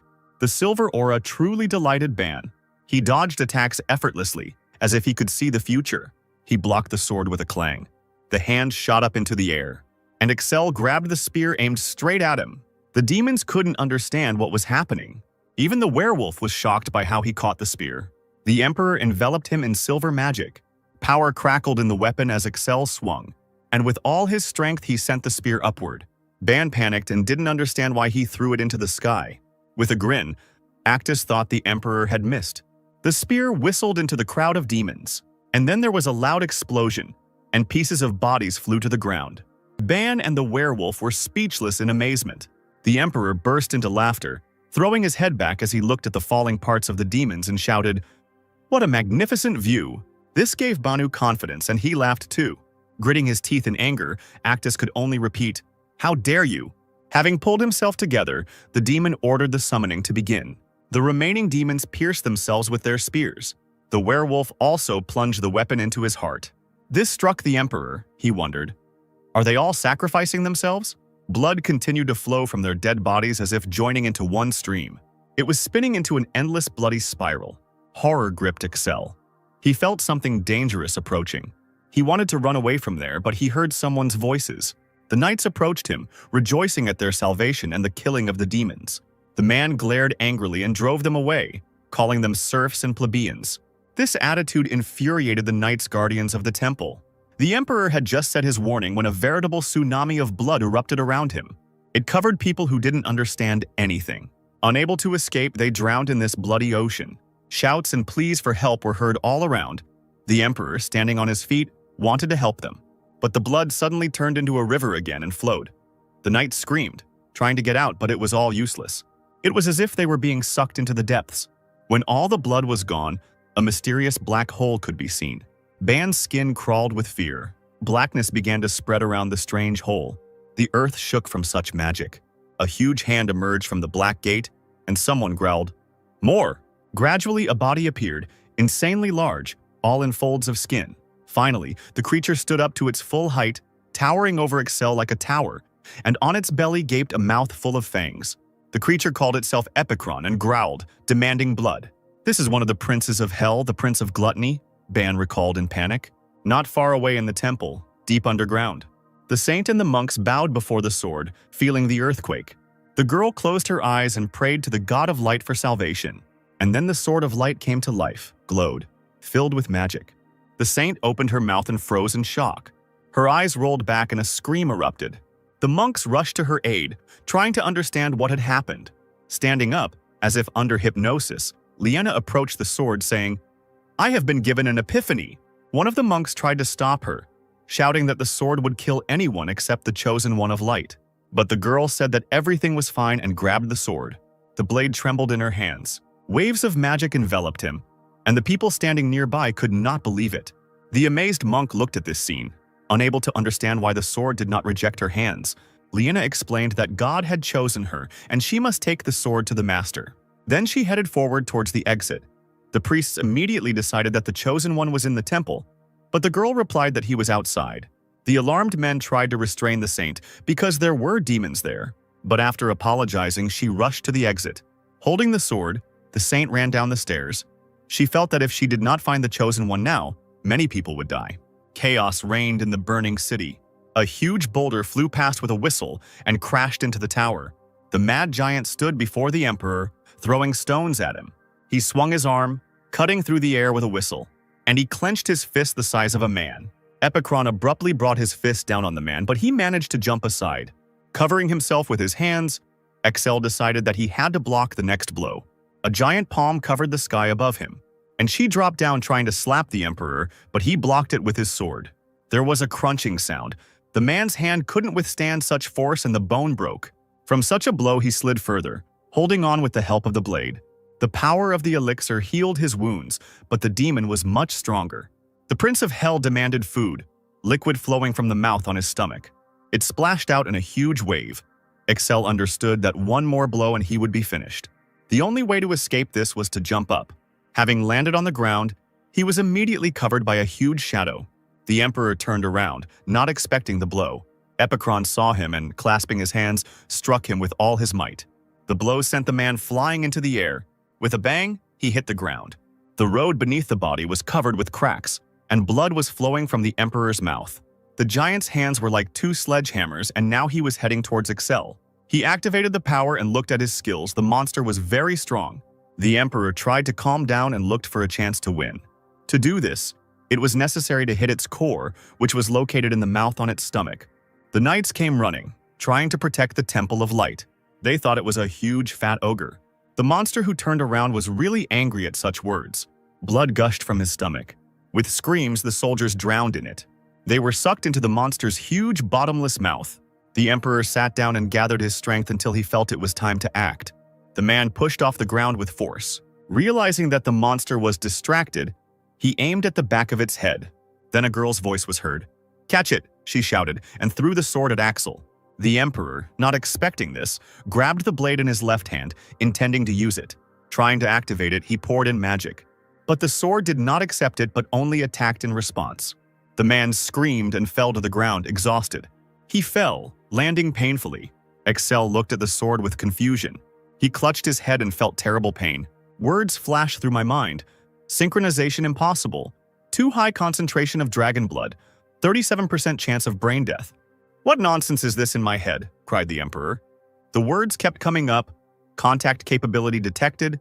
Neural connections 14% synchronization. Neural connections partially severed. The elixir is part of the blood. The possibility of brain death is 9%. The man's head was bursting with pain. He was overwhelmed with information, neural connections, synchronization 20%. Congratulations. You know some of the functions of the Demon Hunter, also known as the Sword of Light. The girl anxiously tried to find out how the man was feeling, but he looked at her angrily and asked, "Is this a sword of light?" The saint responded with consent and beamed with joy. This horrified man, he could have died from this. Licking his lips, the Prince of Hell felt satisfied as he prepared to eat another person. Leaning on his sword, the Emperor tried to get up. It was a shame that he had missed his best chance to kill the monster, and he already raised his hand for a new attack. The giant was already hitting like that, and it was very difficult to avoid the shockwave. Excel had no choice but to use the Sword of Light. Epicron's open palm was right in front of him. He swung and hit her, and he ran on, and the monster screamed, "How dare you!" Blood gushed from his cut arm, turning into a river. But the Emperor cut her with his blade. He was not going to fall for it again. Epicron clenched his fist, preparing to strike. Then a golden glow of magic flared up around the man. It was Liena who helped him with divine power. The Emperor's eyes flashed. This was the last chance to break through to the core of the creature. He swung and hit it with all his might. The power of Exceltrion was incredible. The sword literally passed through the giant's body. The huge carcass fell to its knees.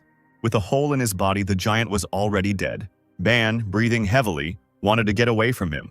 Suddenly, his body was engulfed in magic, and notifications flashed in his head. The elixir's effectiveness has been reduced to 0. Changes are occurring in your body. Pain shot through Ban's head and he screamed. The magic shone brighter and brighter. Something was happening to the Emperor's body. Long claws grew on the fingers instead of nails. The hands were covered with hard scales that tore the clothes. Scales also appeared on my legs, breaking through the dense tissue. The man's eyes rolled back. He couldn't stop it. When the transformation was over, Excel sank heavily to the ground. But flashes of magic immediately surrounded him. An inhuman roar erupted from the Emperor's throat. His mouth, complete with enormous fangs, gaped in a grin. Without even drawing his sword, he easily cut the dead giant in half. There was only one thought left in his head. He would kill them all. With his fangs, like an animal, Excel tore at the monster's flesh. It seems he tried not to leave a single piece of it, and then fell into darkness. Slowly the man opened his eyes. Dawn was already breaking in the sky when he came to his senses. The Emperor rose and looked around. All around were the bloody remains of the Prince of Hell. In Ban's memory, the only thing that remained was that his body had changed. Everything that had happened seemed like a vision. A voice came from the monster's head. "Pathetic human, you dared to kill me!" Excel was surprised that he had not died yet. His one eye lit up. The giant wanted to say something else. Only the Emperor did not give in. mercilessly crushing the remains. There was the sound of hooves and the clanking of armor as the knights rushed to help. They stopped at the temple, ready to fight. The commander-in-chief drew his sword and asked, "Where did the demons go?" Standing in the midst of the bloody carnage, the emperor grinned. "Don't you see I killed them?" These words stunned the warriors because there was a whole army of monsters. On the soldiers' chests, a badge with 3 intertwined dragons glittered. The man recognized the sign. It was the Knights of Saphigold. He asked if the princes were with them. The warriors, not expecting such treatment, tried to find out who he was, but then a young man stepped out of the line and introduced himself as Prince Portro. To the soldiers' surprise, when the prince asked him his name, the man readily admitted it. When they didn't quite understand who he was, the man had to say that he was the Emperor of Rune, Exceltrian, and then get straight to the point, continuing, "I have a way to cure dragon inheritance." The prince seemed not to understand at all what the emperor was talking about. Then he turned around and got ready to leave. "As you wish, it's your business. Greetings from Scripps." But Portro stood in front of him. He dropped to one knee and said, "Forgive me, your majesty, I admit that I am guilty before you." The knights could not understand why the prince was lowering his dignity in this way. The commander was perplexed as to how it was possible to believe him so easily, and what if he was an imposter? But the prince was observant and pointed them to the emperor's sword. Of course, the knight recognized the Sword of Light, so the prince had no doubts, because before him was the chosen one of the God of Light. "No need for formalities," said Excel, for which the young man thanked him. His Majesty's offer to be cured of dragon blood was of interest to him. The fact that everyone believed it so easily surprised the emperor. Smiling at the pleasant words, he invited the prince to come with him. But before returning to Runa, he had to finish his business here. Servants in white robes emerged from the temple, and the same girl who had helped Excel was hiding behind one of them. Seeing them, he said menacingly, "I order Saint Leanna to appear before me immediately. You will not escape responsibility." This greatly frightened the girl. Trembling, she recalled how he turned into a beast and tried to understand what had happened. The novices were surprised that the emperor knew about Leanna, since she had become a saint only a couple of days ago. But he was not going to explain anything, and grabbing the sword, he demanded that the girl be given back. The high priest tried to find out what he wanted from the saint, but the ruthless emperor said that he intended to execute her. And in response to the question for what, he said, "For an attempt on the life of the emperor," but the priest shouted that this was impossible. The sword whistled, cutting through the air. An enraged Excel held a sword to the man's throat, threatening to kill him if Leanna did not appear. She was in a panic, but there was no other choice. Stepping forward, she prayed for the emperor to put away the sword, but he only called her to silence. Excel wanted to inflict on her the same pain that was tearing him apart. Ban cried, remembering how much pain it was for him, and the emperor only ordered that the girl would speak only with his permission. The frightened priest begged for mercy for the saint. Surprisingly, the man agreed, saying that he would have to do something. And he asked about the town of Prescio. The monk remembered that it was a small mining town north of Lowenheim. Lowering his blade, Excel demanded that the boy Carls be found there and made a novice. The question of why only angered the emperor. He was going to count to 5 so that the priest would make a decision, and he quickly agreed. The man assigned Prince Portro to guard Leanna. When they were about to leave, the girl wanted to say something about the battle. Of course, Excel couldn't allow this, and she, frightened, obediently fell silent. But the saint only tried to warn that one demon had managed to escape. Flying in the sky, the demon used disguise, turning into a human. But it took a lot of strength and his wings disappeared. He landed in some city on a small street. His trembling body didn't obey, but somehow he got up. There were knights around. They were looking for the demon that attacked the temple. He recalled with horror how he had seen the call of the Prince of Gluttony. With the help of the demon that had entered the man, he was able to leave. He didn't understand why the knights were still alive. In his memories, there was only one person who could defeat the prince. The demon shook his head. That was impossible unless there was a mistake in the summoning, or the offering was meager. Walking down the narrow alley, he hoped to find a new person to inhabit, as his body was on the verge of death. The demon planned to hide in the mining settlement and then return to his continent. Then a boy ran out from around the corner. The monster didn't have time to stop. He shouted, "Get out of the way!" The child didn't have time to break, but only cried out in surprise. And they collided. Falling on the road, the demon was surprised at the strength of this child. Covering his eyes from the pain, the boy looked at the man he had hit and said, "This is my bypass route. How do you know it? Are you a local?" Of course, the demon couldn't answer the truth. He wanted to ask the boy something. "I'm Carl," the child interrupted. Such a sudden transition surprised the monster very much, but the boy continued to talk about himself, that he lived in a mountain village near the mines. Then the man decided to find out how old the boy was, and he calmly admitted that he was 13. Showing with his palms how narrow the street was, he asked to let him through. The demon seemed about to give way when the child asked his name. He also called himself Carls, which greatly surprised the child. And the demon showed his true face, licking his huge fangs. From now on, he said, this is his name. At the royal castle of Runa, the priest appeared before his majesty with a report that they had not found the white-haired boy and that the village was saying that he had disappeared. The emperor sat majestically on the throne. He was not too pleased with this news. Frustrated, Ban thought that he should have looked for Carls earlier. Then Excel suggested looking for him in the abandoned mines where he likes to play. However, the priest replied that they were looking there too, and begged them to give him a little more time to save the saint. The man scratched his ear and was not at all worried, because he was going to postpone the saint's execution for a while. The priest even rose up in surprise, not believing in the emperor's mercy. And then he bowed again with mad gratitude to Excel. But he also had an order for the priest to find Gorta, the son of the Launheim blacksmith. The monk stood up and tried to understand why this boy was needed. The emperor was going to train him for the Order of the White Dragon. The man also ordered to prepare a place for the portals. Before leaving, the monk wanted to talk to Liena, but the emperor said that she was in prison and he would pass on his words. At night, it was hot in the dungeon, like in a bathhouse. Excel went deeper and deeper down. Ban had no desire to go to this steam room.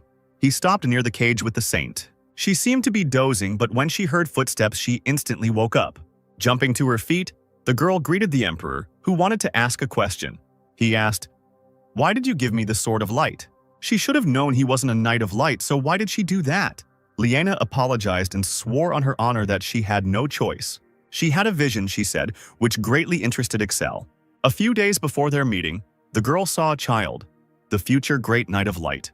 However, then everything plunged into darkness, and she saw that his destiny had changed, and the Chosen One no longer belonged to this world.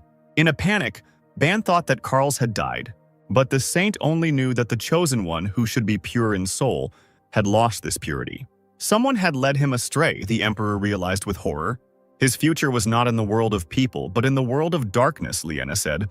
Ban couldn't even imagine what had happened to Carls, but the man was still surprised why she decided that he was the next candidate. And the girl told him about a new vision where His Majesty was fighting demons. Liena felt that the emperor's compatibility with the ball was weak, but it was there, so she had no choice but to give up the sword.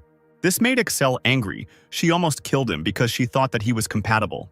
The girl, trembling in fear, begged not to be executed, but the man pulled out his sword. Falling to her knees, she begged for mercy and called upon the gods to witness that she did not want to kill him. The air was cut by the swing of the sword, but it was not Liena's body that was cut, but the dungeon lock. She looked at him in confusion, not believing that she had been given a chance. Putting away his blade, the emperor walked towards the exit. He admitted that in the realities of the coming war, he could not waste his talents. The girl, not expecting such praise, walked behind her. Excel was going to use her abilities. Feeling insecure, she said that she was completely inexperienced in magic, and yet she intended to serve the empire unquestioningly. The thoughtful emperor only said that he would discuss with the knights how she could help. But Liena was already happily circling around him, trying to prove her usefulness. The man walked slowly up the stairs, but his thoughts were overwhelming him. He must find Carls as soon as possible. After some time, the emperor and Princess Scripps were sitting in a large room on soft sofas, and the saint sat on the floor. The emperor looked at her and was surprised why she did not get up from her knees. She explained that she was a sinner and did not dare sit next to him. But Excel convinced her not to embarrass herself and to sit on the sofa, or at least take a chair since she wants it so much. She stood up and walked with shaking legs to get the chair. Smiling, the man introduced her. "This is the saint from the Temple of Light, now a citizen of the Empire." The unsmiling princess said that her older brothers had mentioned her in letters, and she had heard about her great talent in white magic. Surely the emperor remembered how she had strengthened him with magic and helped him defeat the demon. Scripps was concerned that, unlike the saint, she was of little use in His Majesty's affairs. But Excel reassured her, telling her to focus on her studies and asking how training was going. The princess immediately brightened up, blushed, and said that Sir Ingress was very kind and often gave compliments. The emperor immediately asked what kind of compliments he gave. "He's confident that I won't lose my cool during a battle," the girl admitted. But Excel wasn't pleased. He only said that she was probably delighted with these compliments, to which Scripps replied that for the first time, someone spoke to her with kindness. Ban thought angrily about what Sir Ingress was doing there instead of teaching, but the girl exclaimed that she was training with all her might. And the man remembered that this was indeed so, Ingress reported to him. He beamed with happiness as he told how masterfully the princess controlled the aura of blood, even though she had not even been trained in this. That during the training battle, he felt as if it were a real battle.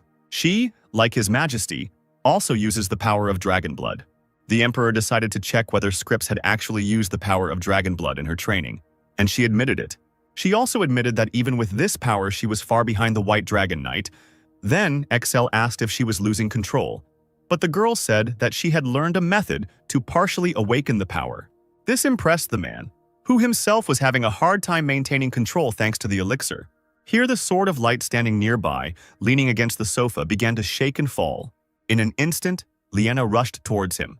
She grabbed it and handed it to the Emperor, who said, "And you are always on guard of the sword, I see. Just don't throw it next time."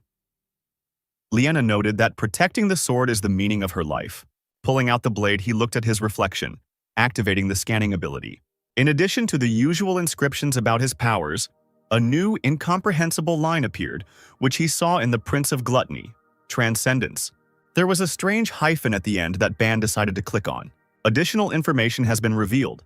Characteristics of the Transcendence attribute: Chaos, rank 7%, skills, spatial distortion, gluttony. While reading, Ban tried to understand what it was all about, but the system itself gave him a hint. Transcendence is a unique skill that violates all the laws of the universe. The man, surprised, exclaimed out loud in question, which shocked the girl sitting next to him. He explained that someone had spoken to him. Liena remembered that there were legends that the Sword of Light spoke to its owner, and other people could not hear it. Having demanded silence, the Emperor concentrated, closing his eyes. "Can you hear me?" he asked, and immediately received the answer. "Yes, I am connected to your consciousness." Ban immediately thought that the sword could read minds, and it confirmed it. Many images of what had happened appeared before the man. The sword showed his past. Such power amazed Ban, and he decided to check if the sword really showed everything. He then showed how the man dropped it, laughing. Ban apologized. He became interested in finding out why Transcendence appeared. Many images flashed around Ban. Sword replied that according to the data, this appeared because he managed to defeat a creature with such an ability. What does it give? Ban wondered. But what he was told was, the effectiveness of these abilities will depend on their level. But he was still curious about their effects. They answered him in the same detail. Space distortion. Moves objects in space and can be used as a shockwave. The man remembered that the Prince of Gluttony did this. This kind of use of space distortion is only possible after reaching a certain level, the sword admitted. But Ban was unclear how he could then use the ability. In response, he heard, "You can try it right now. Stretch out your hand and imagine that you are distorting space." The man immediately followed the advice, extending his hand. The space in reality seemed to spin and crumple. Scripps jumped up in horror, screaming to His Majesty. The saint also froze, realizing that space was being distorted. Excel calmed them down by pointing his finger. "Nothing special," he said, stretching his hand after such magic. Windows. With information about Transcendence flashed around, the sword was going to notify the Emperor about the status of Transcendence, the aura of blood and the content of the elixir. Carefully looking through the information, the Emperor wondered if Karl had seen it too. And that was why his abilities had increased so much, but the sword did not understand the question. Then the Emperor remembered that he was not acquainted with Charles and knew nothing about him. The windows kept popping up. "I am an integrated system for weapons against demons. 80% of my functionality is blocked. To get access to 100%, you need to go through one more ruin," the system explained. The man remembered the terrible pain he experienced during his first sanitization. Having calculated everything, he realized that since 20% had opened in the first ruins, he needed to go through 4 more. Lost in thought, Excel forgot that he was still not alone in the room. The girls looked at him in surprise, not understanding who he was talking to. Feeling their gaze, the Emperor came to his senses. Scratching his head, he admitted, "I hope I don't look like a crazy person." Hearing this, Ban thought that it was only thanks to him that no one had yet realized that he was crazy. Liena decided to clarify whether he would go to the ruins alone, and the Emperor said that he was going to the ruins of the White Heliotrope, The girl wanted to help because she knew a priest who often went there. Then the man decided to invite her with him. The princess remembered with excitement that the ruins had been under restoration for more than 3 years. The emperor wanted to answer, but he was interrupted. An urgent message arrived. The door swung open as Excel ordered them in. Prime Minister Beos bowed and apologized as he reported. But then he saw scripts, saying that she looked much healthier. The girl smiled and thanked him. Next, his gaze fell on Liena, who was already about to introduce herself, thinking that no one knew her. But Beos greeted her with a smile, recognizing the famous saint and introducing himself. The touched girl bowed deeply and said hello. The emperor waved his hand and asked for the report to be read out, and the minister began to talk about the ruins that he had been ordered to inspect. The heliotrope ruins will become available in 4 days, and invisible golems live there.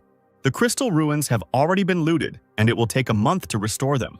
This news shocked Liena, because she thought that the Hunters Guild rarely changed its plans. Beos boasted that the Empire's influence extended across the continent, and that even hunters couldn't refuse them. And the girl immediately wanted to know how he convinced the guilds. To this, the minister reported that he had met with the leaders and made it clear to them that they bore personal responsibility and would face the emperor's wrath. This approach delighted the girl. She knew that His Majesty's threats worked wonders. The minister also added that he used the church's influence and said that the priest would refuse them services. Even Excel praised the man who tried so hard because it wasn't even part of his job description. The minister was flattered, although he didn't like intrigue. But he did everything possible for the sake of the goal. What was the purpose of this?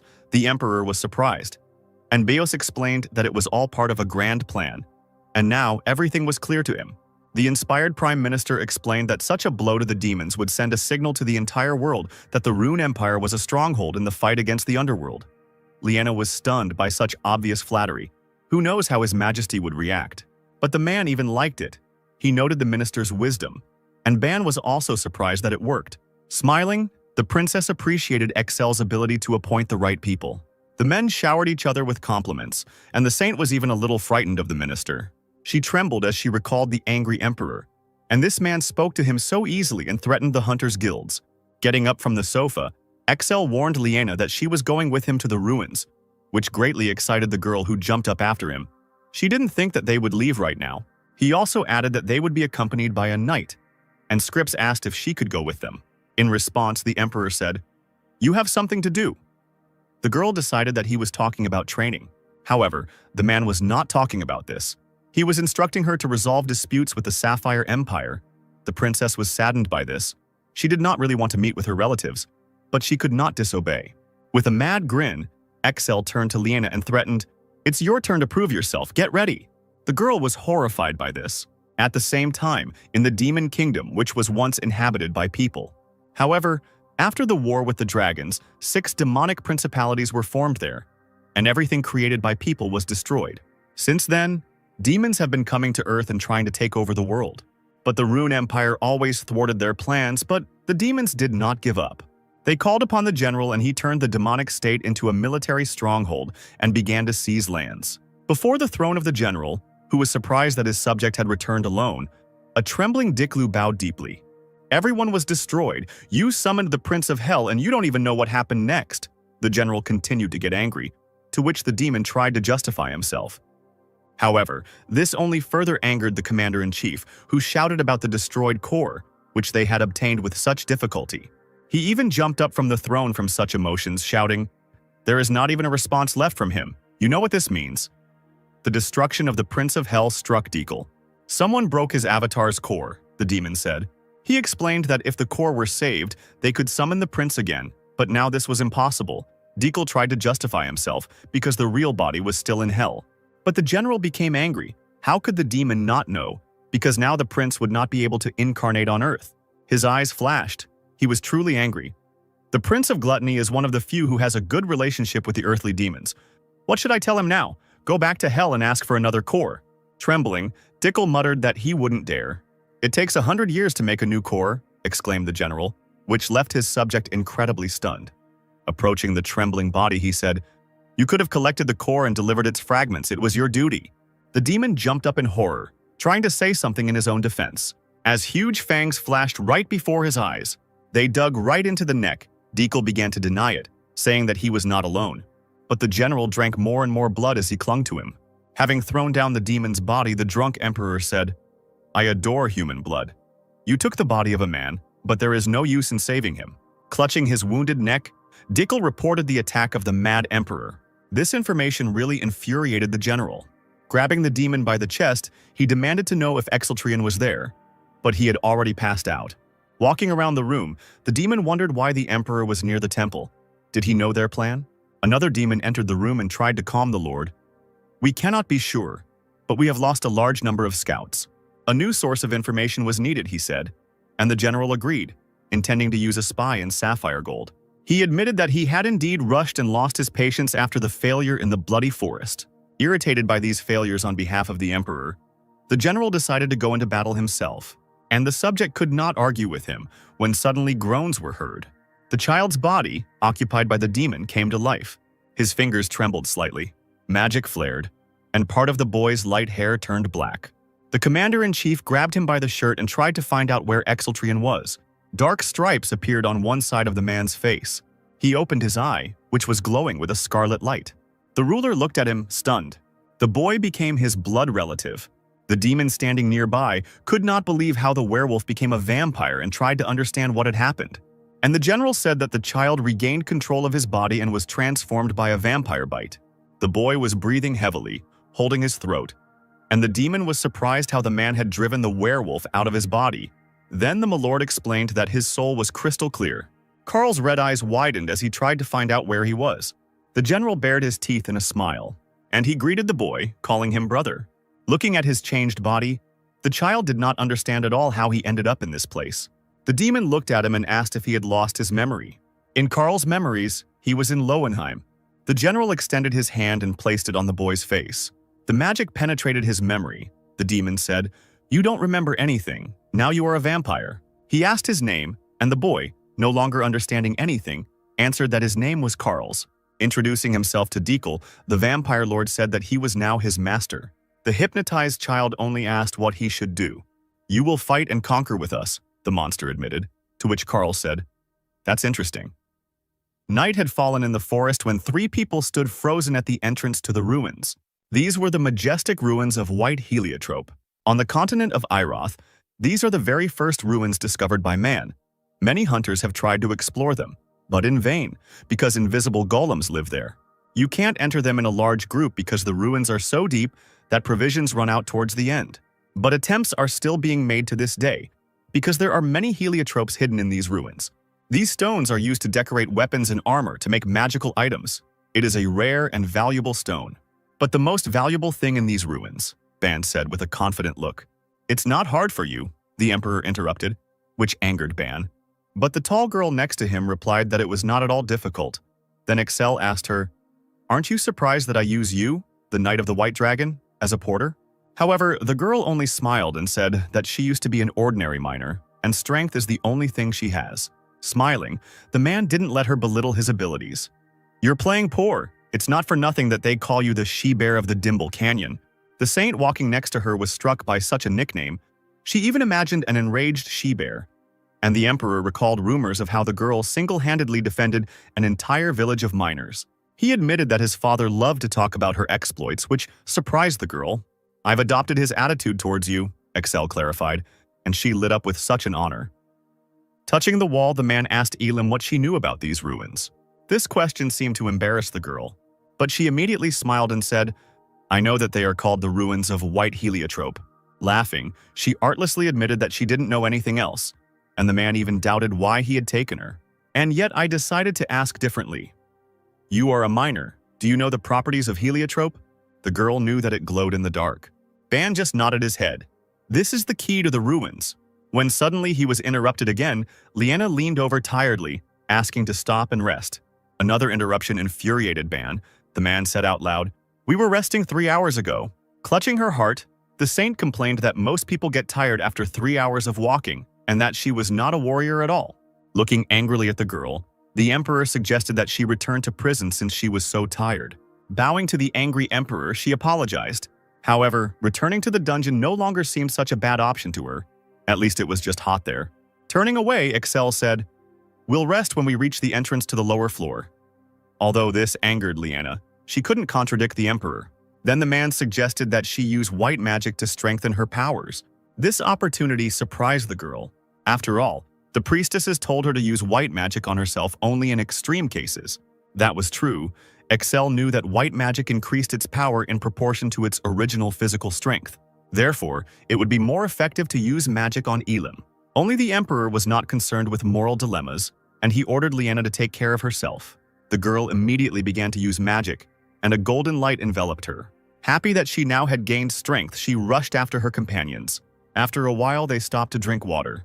The girls carefully collected various ingredients. They went very deep. The torch barely dispersed the darkness.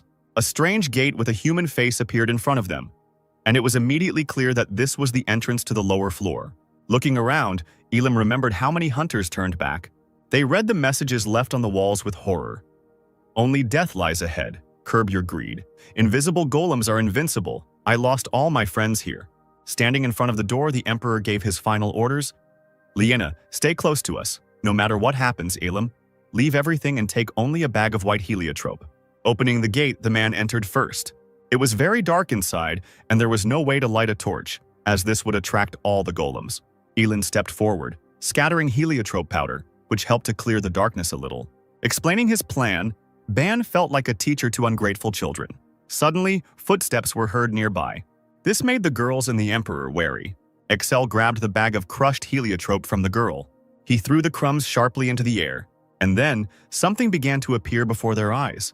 It was camouflaged with the help of light magic.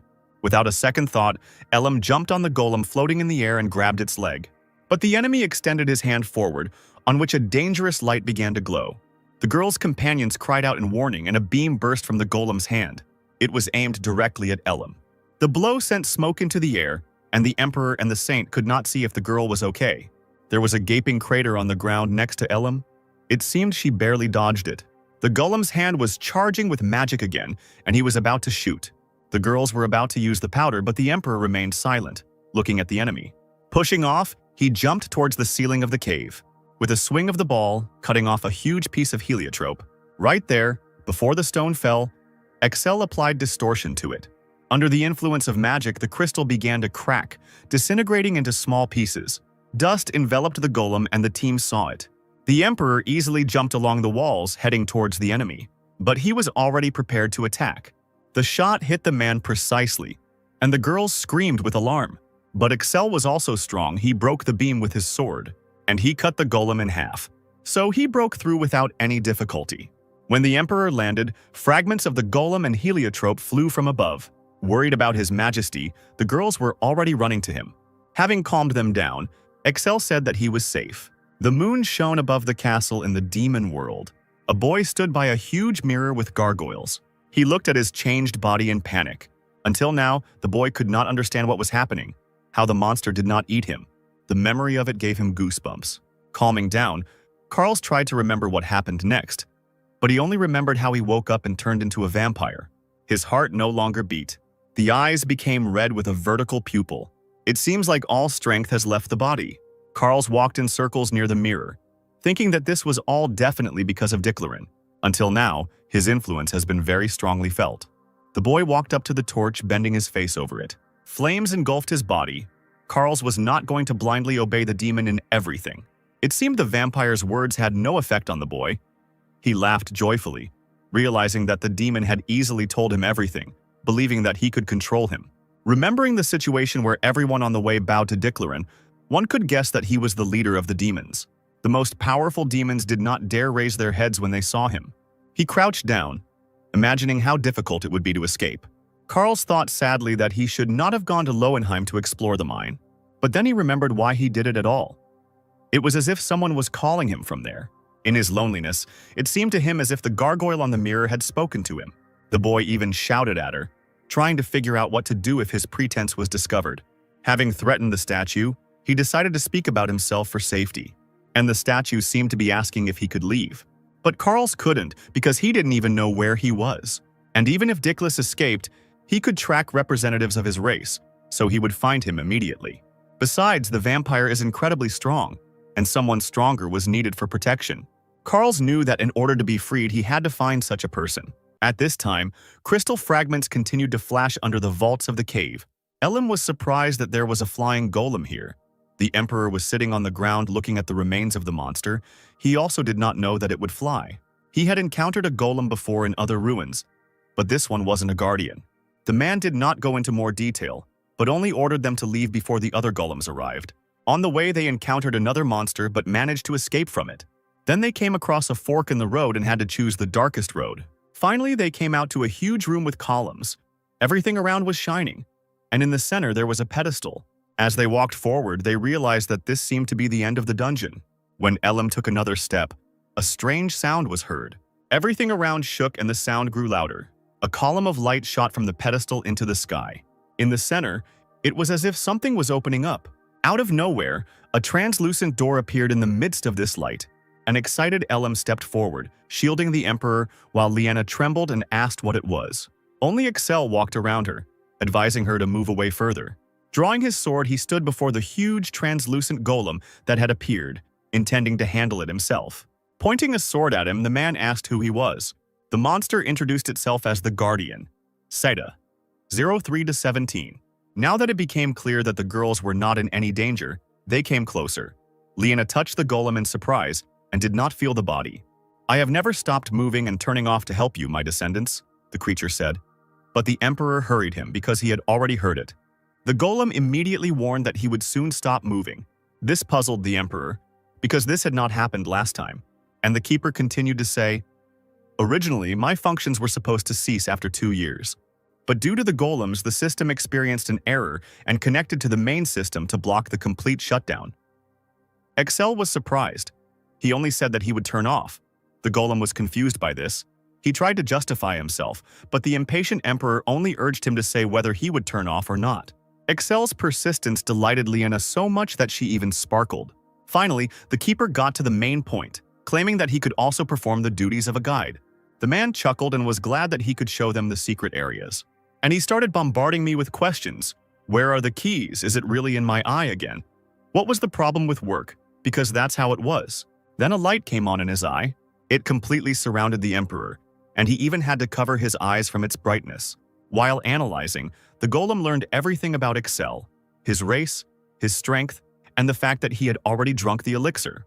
Knowing that the elixir had already been used, he told about the deepest place of the dungeon, where the sleeping talisman left by ancient people was located. And he continued, "We need to go past the anus and find the talisman and destroy the bomb." Having said this, the robot disappeared. Only the red ball, which was the key, rolled on the ground. Elam, not understanding anything, just scratched her head. But the Emperor himself certainly didn't know anything. He just squatted down to pick up the ball. "It seems there is some kind of system left behind by ancient people," he explained, holding up the key. He also added, "These are some kind of artifacts." All this information amazed Lena. Even though she said that she knew everything about this dungeon, she had heard such a thing for the first time. Next, they came to a new door on which a human face was also carved. There were many heliotrope stones set around. There were no descriptions of this place in the book, so Ban himself did not expect it to be so creepy. The door seemed to be painted with blood. Then Excel ordered to lean on the door to open it.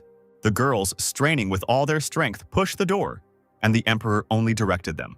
When the gates finally opened, a bright light poured out. Trying to see what was inside, the girls squinted. Another room appeared in front of them, with a face carved into the wall. The travelers dispersed in different directions, looking around. Suddenly, there was a ringing sound. The girls jumped in surprise. A window popped up at the top, in which the system said hello. Elam pointed at it with her finger, thinking that it was an artifact. The system even stuttered at such a suggestion, and an irritated Excel slapped the girl on the back of the head, calling for silence. Everyone immediately fell silent, looking at the stone face from which the information came. Then the system explained that the emerald artifact transmitted the data to her, and she knew about the elixir. The Emperor didn't expect that they could exchange information, but the system confirmed that this was the case. They had a master system for all the data. After the man asked where the talisman was, a mouth opened in front of the face, revealing a stone. Reflections of flame sparkled on its bright red edges. "Is this a medicine?" asked Excel, to which he was told, "That's right. The talisman is capable of granting high-level magic that doesn't interfere with the power of blood. Even if you control the power of blood, you will be able to use it." The Emperor could not believe such abilities. Banu knew the main rule of this world was the impossibility of using magic and the power of blood. It's rare to find a person with both powers, but if they are activated simultaneously, it will cause a strong side effect. Having taken the talisman, the Emperor realized that only it would allow him to use two powers simultaneously. Still worried, Excel asked again if he could really use magic, but the system confirmed that everything was correct. When he was about to swallow the stone, Elam stopped him. She was uneasy about believing the artifact's words, but the man ate the stone, telling her not to worry. Then he swallowed hard. I asked the system when I could use magic, and it replied, "The effect will appear in about 3 hours." The system was about to shut down, having completed its final mission, but the Emperor wanted to ask one more question. Were the ancient people also destroyed by demons? He asked, shaking his head. Ban didn't understand why he was asking if he wouldn't get an answer anyway. However, the system began to talk about the reasons for the destruction of ancient people, which incredibly stunned him. Definitely, one of the reasons was the demons, the system said, touching the statue. Excel was surprised that those who possessed unrivaled skills were destroyed, but the system could not give a clear answer and suggested listening to the system of the next artifact. An angry Ban cursed the system. He knew he wouldn't hear the whole truth. Turning to the girls, the Emperor ordered them to look for a hole for the key. They were looking closely at the floor and walls when Liana looked up. There was a small, dark hole gaping in the ceiling, and the girl pointed at it, shouting that she had found a hole. Excel threw the key to Elam with the order to insert it into the hole. She caught it and was about to follow the Emperor's order. Pushing off sharply, she jumped. The girl aimed directly at the hole in the ceiling, and the ball fit there perfectly. A red light began to emanate from it. The light grew stronger and everything around began to shake. Stones fell from the ceiling. Using light magic, Liana covered them with a protective dome. Elam exclaimed, "We must leave as soon as possible." Suddenly, the floor right in the middle began to separate. The Emperor shouted for no one to move. The floor parted in different directions and they found themselves in the air. The girls screamed in fear, and everyone flew down somewhere. They fell quite long and deep. Having landed in another cave, the girls fell down somehow, and only Excel remained on his feet. Elam hit her head, and Liana sobbed with her eyes closed when the Emperor told her to stop, because they had already landed. But the girl still could not calm down, remembering how quickly everything happened. Then the man ordered to look for a secret place, and Elam extended her hand to the saint for help. As they began to examine the cave, Elam noticed something. In the very center, in the wall, slightly higher than human height, a strange stone glowed red. He was attracting attention, beckoning everyone to him. Trying to understand what it was, the girl touched it. The stone lit up and crackled. The wall rose up with a roar. It seems that this is where she shouted. The smiling Emperor praised her. "It's not for nothing that you are a member of the Order of the White Dragon." Liana even envied that she hadn't found the entrance first. And the travelers went further, climbing the stairs. The Emperor, walking ahead, froze. They seemed to have arrived at the same place they had left, with the same stony face. They all stopped in shock looking at the sculpture. The saint was so fed up with this statue that she approached it waving her fist. She slapped his face and cursed that she almost died and asked what he had planned. But suddenly the statue shook slightly, and her eyes glowed red. This really scared Liana. She thought that she had angered the statue and began to stutter and apologize. The statue opened its mouth and welcomed them into the hidden area. An angry Excel didn't care about the pleasantries. He wanted to know what kind of trap this was. And the statue explained that it was a simple device to explain the impact. "You fell from a fair height and probably got hit," she said. But for the Emperor, the owner of the power of blood, this was a trivial height. And pointing at Liana, who was still sobbing, he added that she seemed to have experienced shock. The system persistently continued to claim that it could grant an ability that would nullify any attack. Noticing that the statue, which looked like a huge bear, was sweating, Elam glared at it, threatening to break it. Already frightened, Liana could not bear it any longer and fell unconscious. In a panic, Elam ran to her, trying to help, but only frightened her even more. The saint completely switched off, and the system was even glad that she managed to escape. While Elam was anxiously trying to bring Liana to her senses, the Emperor wondered if perhaps this time he would gain physical abilities. The man decided to approach the statue, and she explained that the skill was called Psycho Barrier. It allows you to set up a force field that absorbs and softens the impact, the system clarified. This did not look like blood or magic, the Emperor realized, and asked how it worked. Then the statue began to speak. The Psycho Barrier has the same structure as the scan. It is imprinted in the brain and activates the connection with the system. Excel still remembered that insane pain but he still wanted to try. Ban was shaking in fear. His head was hurting too. So why did everyone decide alone? Finally, the system asked, "Do you want to acquire this skill?" And the Emperor agreed. After confirmation, Ban was truly horrified. The system has become so serious, he probably knows how painful it is. The statue then said that the skill transfer process would begin in 10 seconds, and once completed, it would transfer them upstairs. Excel asked to take care of the girls, who had not heard anything at all. Lena was unconscious, and Ellen was trying to wake her up. The system agreed and began the process, light pouring from its eyes. The beam hit the Emperor straight in the forehead, who gritted his teeth in pain. His brain seemed to catch fire. Ban clutched his head and screamed. Hearing this, the girls rushed to His Majesty, trying to understand what was happening. But the system was not going to explain since it was not being listened to. Red light swirled around them. The magic flared, illuminating everything white. Ban felt like a volcano was erupting in his head. His brain was melting and becoming liquid like lava. But then sounds were heard around. Someone was calling His Majesty, and the Emperor opened his eyes. Half asleep, he thought he saw a huge bear, asking if he was okay. In a panic, he began to drive it away. But then his vision cleared, and he saw Elam. The saint next to him even laughed, realizing that the man was also afraid of her. After looking around, he asked where they were, and the girl replied that they were at the entrance to the dungeon. While the Emperor was unconscious on the street, it was already deep night. Standing up, the Emperor said that they needed to return to the Empire as quickly as possible. He angrily threatened Lena. "If you laugh again, I'll send you to prison." But she only continued to smile. Suddenly, Elam noticed that there was something wrong with the Sword of Light. It seemed to be glowing. And then a voice spoke in Excel's head. "You were unconscious. In order to heal the consequences, a large amount of elixir was used. Currently, the elixir filling rate is 14%. It is restored by 25% daily." The man grabbed his head from such a flood of information and asked the system to speak more slowly, since he was not planning to fight now, to which the system replied that it would monitor the subsequent danger. When the Emperor agreed with this, she began to literally squeeze out the words. The disgruntled man immediately hurried her, and the girls standing nearby were surprised by his shout. Lena even thought that he was out of his mind. During the skill transfer process, you acquired an additional part of the neural network. If you wish, I can synchronize it, the system said. Of course, Excel wanted to use up to 40% of his abilities in order to begin synchronization.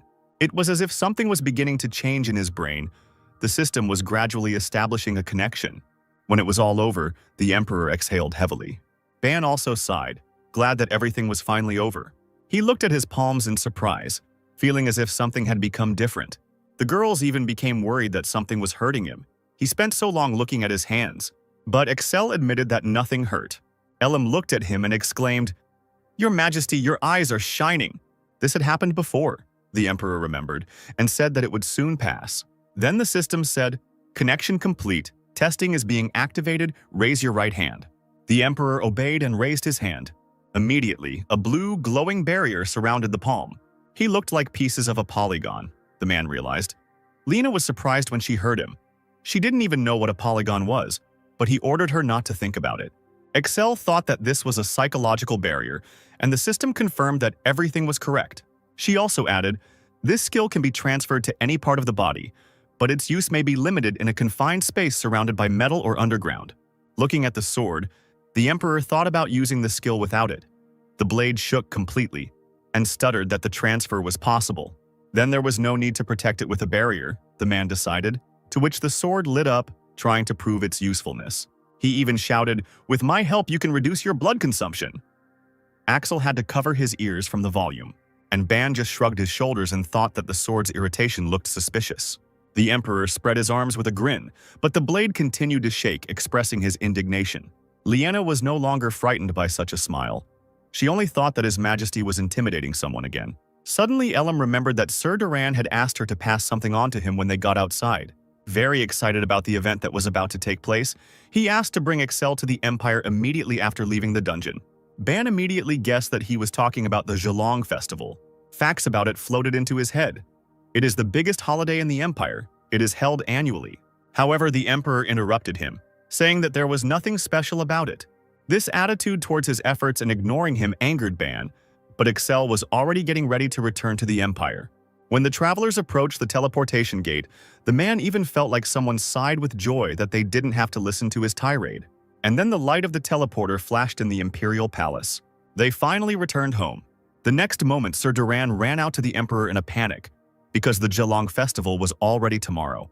Excel was surprised at how long they had waited for him, but the minister was genuinely worried that His Majesty would not make it in time. The man waved it off and was about to go eat and rest. He praised the happy girls and ordered them to rest too. Duran turned to Elam. "I told you to bring him as quickly as possible," to which the girl only apologized, saying, "We're not late." Approaching the stairs, the Emperor was about to go up to his chambers. But the minister wouldn't leave him alone. Talking about the festival and the fact that the ministers weren't happy with his long absence, the tired man was irritated by all this chatter. "What difference does it make to them? Lately all they've done is drink. It's better to go out somewhere than sit here," said Excel. Sir Duran responded by explaining that the situation was different now, and he asked to think about his health and state affairs. Raising his head, the minister realized that His Majesty was no longer nearby. The Emperor had almost reached the end of the stairs, leaving Duran behind. He rushed after him, shouting, "You heard what I said!" Stopping, Excel turned around and said the man's name, which made him freeze abruptly. Looking menacingly at the minister, he said, "I have entrusted state affairs to the Chancellor. Do you think I can handle politics better than Beos?" "Of course not," Duran replied, instantly becoming serious. This answer upset Ban a little. The minister admitted that the new Chancellor was doing a good job, which pleased the Emperor, and he said that Beos should then engage in politics. However, Duran added that there were many ministers who were unhappy about this, but Excel only chuckled at the suggestion to adapt to the ministers. Walking behind the Emperor, the minister suggested treating his subordinates without singling anyone out, to which the man replied, "I don't singling anyone out. They just feel superior." The minister also asked to pay more attention to the palace events, and Excel promised to come to the festival. But Ban didn't like the fact that Duran was following him around. And then the minister remembered last year's Gelong festival, when the Emperor got drunk and was dragged by the elders. But Excel just waved it off and said that he didn't remember anything. But Ban now understood Duran and why he was following him. Sighing, the minister hoped that everything would go smoothly this year, and Ban said to trust him. In Excel's memories, the Gelong festival was the last place he visited with the previous Emperor. They were then standing near the dragon statue and talking. Excel looked at his father, who was saying something. He remembered well his voice at the end when he said, "Holding the ceremony at the festival is the Emperor's duty. It must be held every year." Approaching the door to his chambers, the Emperor froze. He asked Duran to organize tomorrow's ceremony, and the minister, of course, was going to do it. Entering the room, the man said that he was going to rest and sent the official to rest as well, and the door finally closed. But the Emperor did not sit still and opened the secret door. As he ran down the corridor, he thought that he couldn't miss this day. His target was Princess Scrips's chambers. He then gave instructions to the maid to call Elam and Leona. At this time, Duran was walking to his room, confident that everything would go smoothly this time. A chandelier was burning brightly in the large room. The girls and the Emperor gathered around a huge table with treats and wine. They laughed and drank. Ban really wanted to celebrate the end of this day.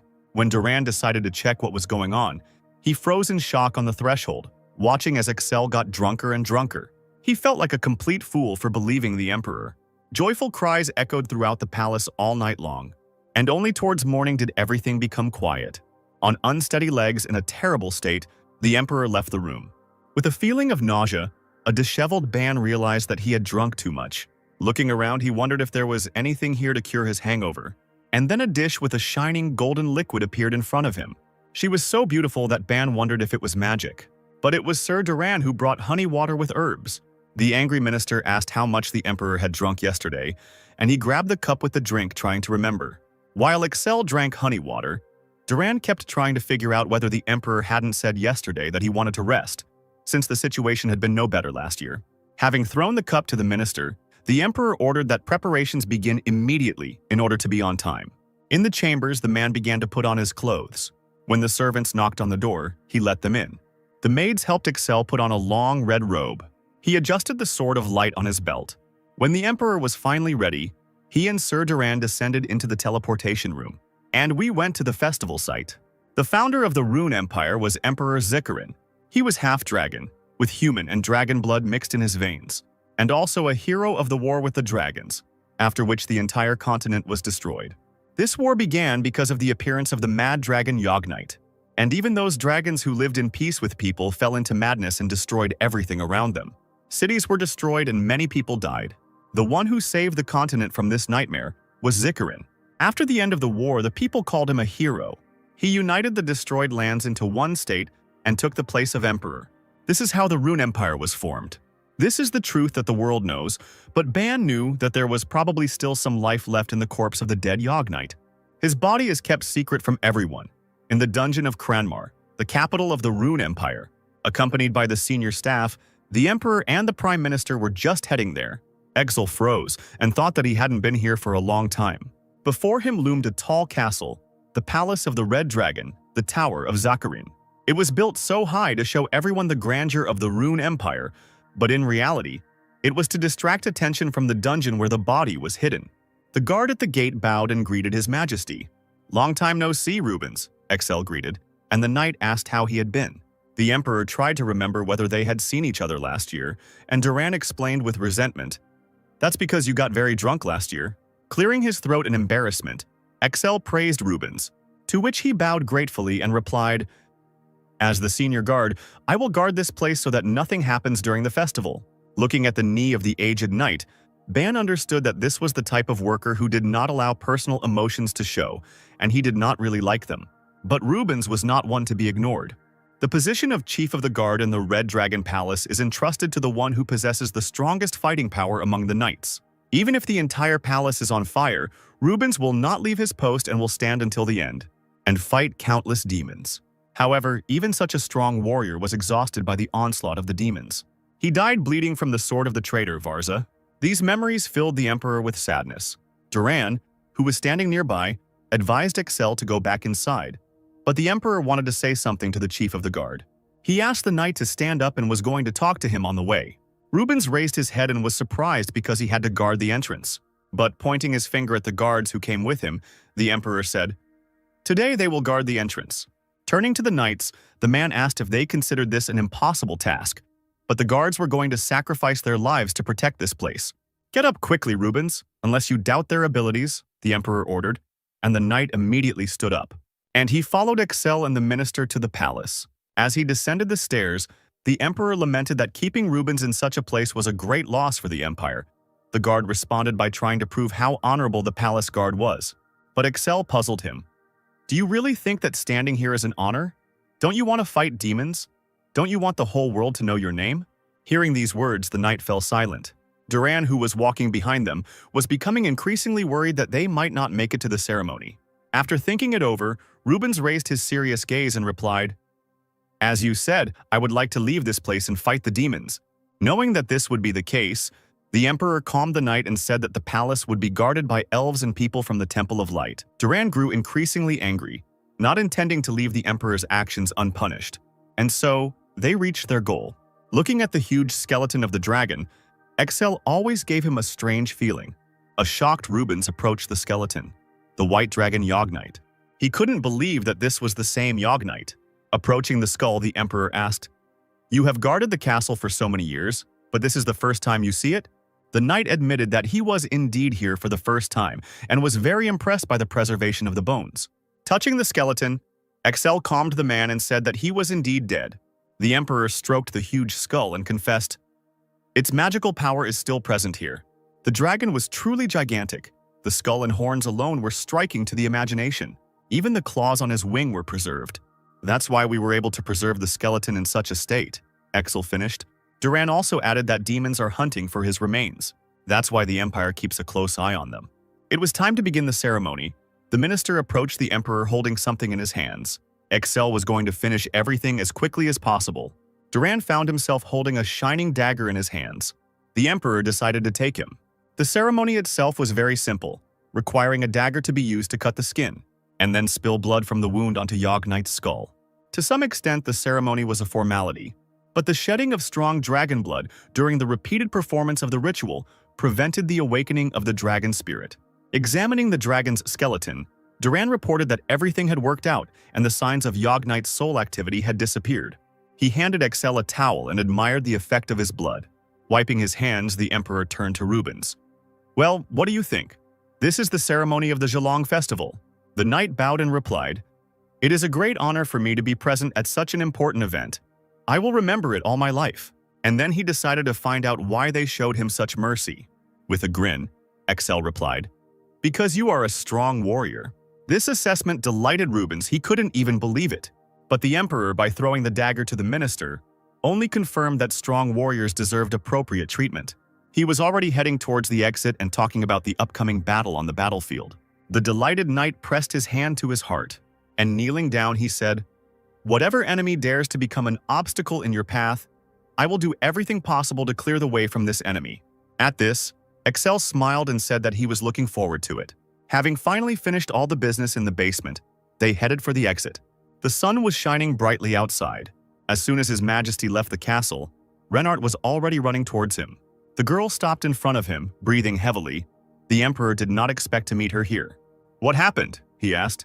Renard handed him a letter with urgent news from the chancellor. Taking the scroll, Excel unrolled it, not knowing what to expect. It read, "Your Majesty, news came from the Wailing Wall at dawn today. Demons are unrest outside the fortress. I have sent part of the Black Dragon Order there. I am reporting on the actions taken so as not to interfere with the holiday. After lunch, I will personally come to the palace and report in more detail." For Ban, there was nothing urgent here. He knew about demons before, but as he read on, he became worried. News also came from Sapphirehold. A few days ago, Princess Scripps visited the kingdom and conveyed the fact that the Rune Empire is guarding the princes in order to reduce the dragon blood levels. However, King Magus imprisoned Scripps along with the entire delegation, and it is also unknown whether the knights who went with her are still alive. After the ceremony, please pay a visit to the chancellor. Ban was shocked and angry after reading the letter. Out of anger, he tore it apart. Both Ban and Excel were equally angry. While the emperor was tearing up the letter, the minister tried to calm him down.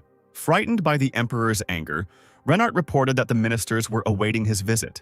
Raising her head, she thought, the emperor should go there first. However, his eyes were burning madly with anger. "I'll go to the chancellor a little later," he asked to be told. And the frightened girl, of course, obeyed. And then she immediately ran to carry out the order. Excel, who was shaking with anger, called Rubens, ordering him to gather all members of the Order of the White Dragon. This order amazed the knight. However, the emperor insisted and allowed the members of the order to use the teleport inside the palace without limitation. The stunned and excited knight immediately obeyed. Clutching the scraps of the letter, the emperor thought that he was not going to tolerate this.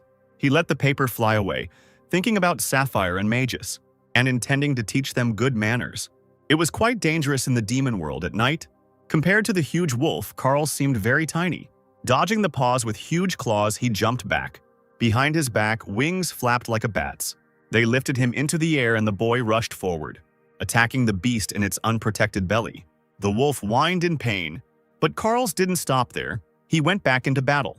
A magic circle glowed on his hand. Magic enveloped the huge beast.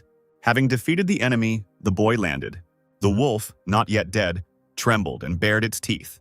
Carl's raised his hands and said, "Good dog, it won't hurt." He cast a spell and the reflections of magic were still reflected in the beast's eyes. The boy sat down next to him and reassured him that he would not kill him.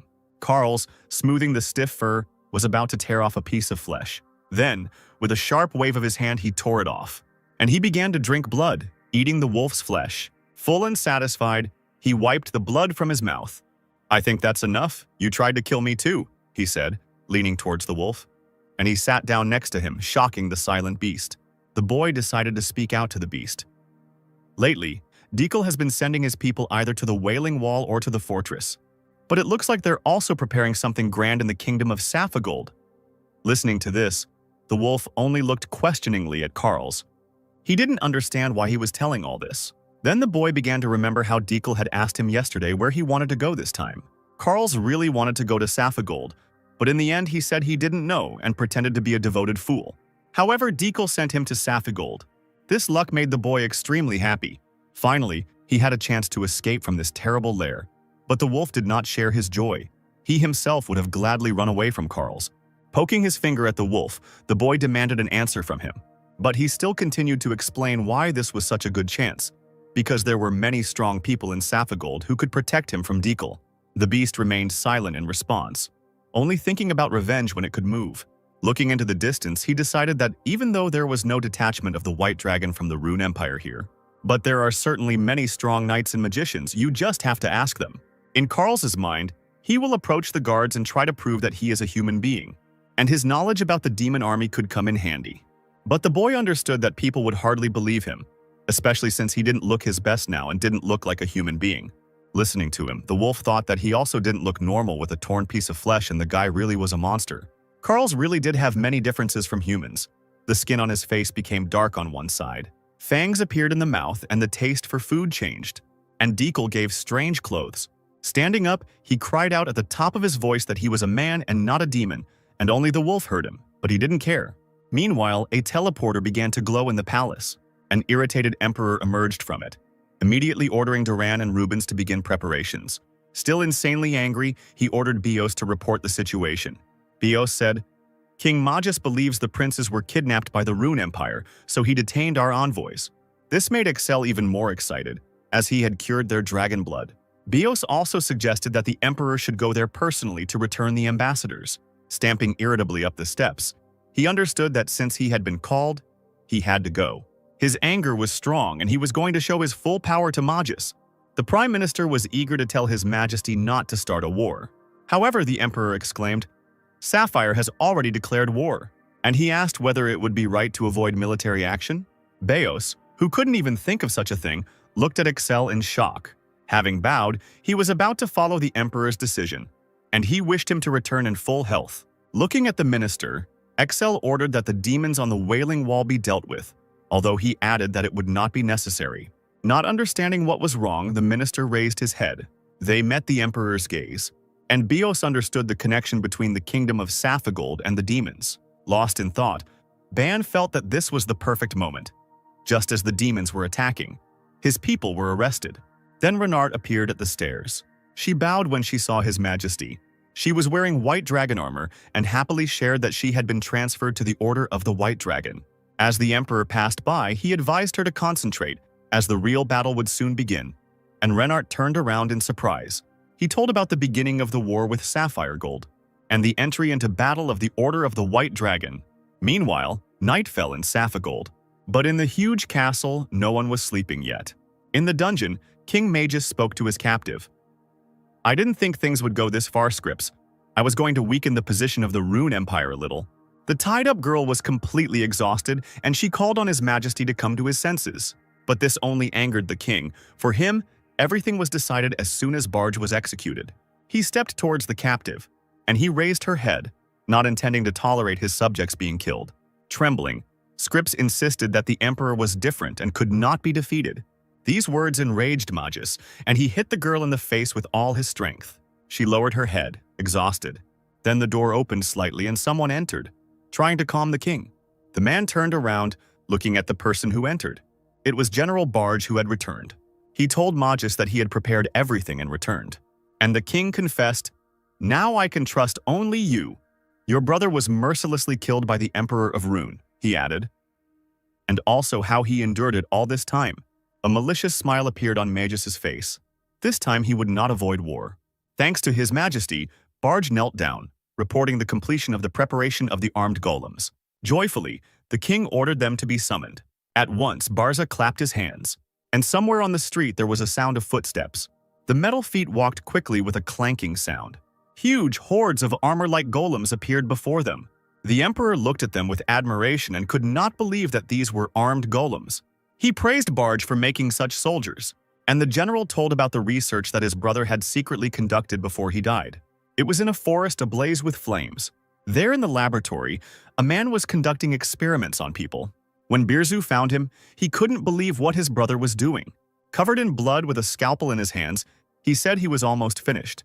Running up to his brother, Birzu tried to stop him, but his brother pushed him away, shouting, "If I don't do this, our clan won't survive."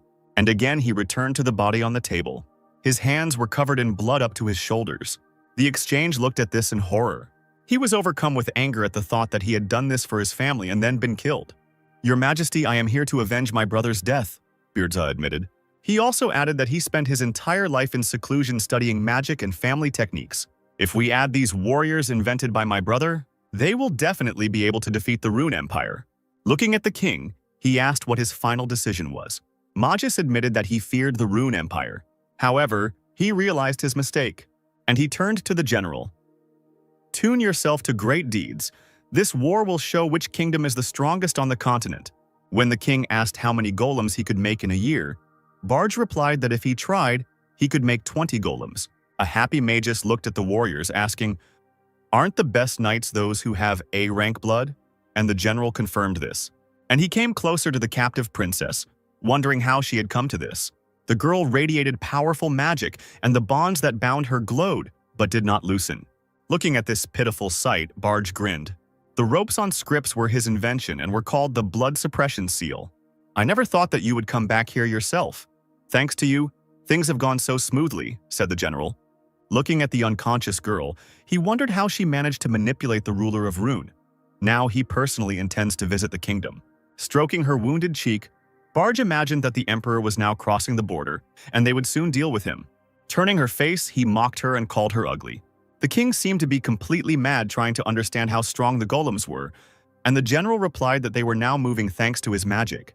Clutching Scrip's face, he promised to avenge his brother's death on her father. Suddenly, the girl came to her senses, and this surprised Barge, because the dragon's blood was probably also sealed.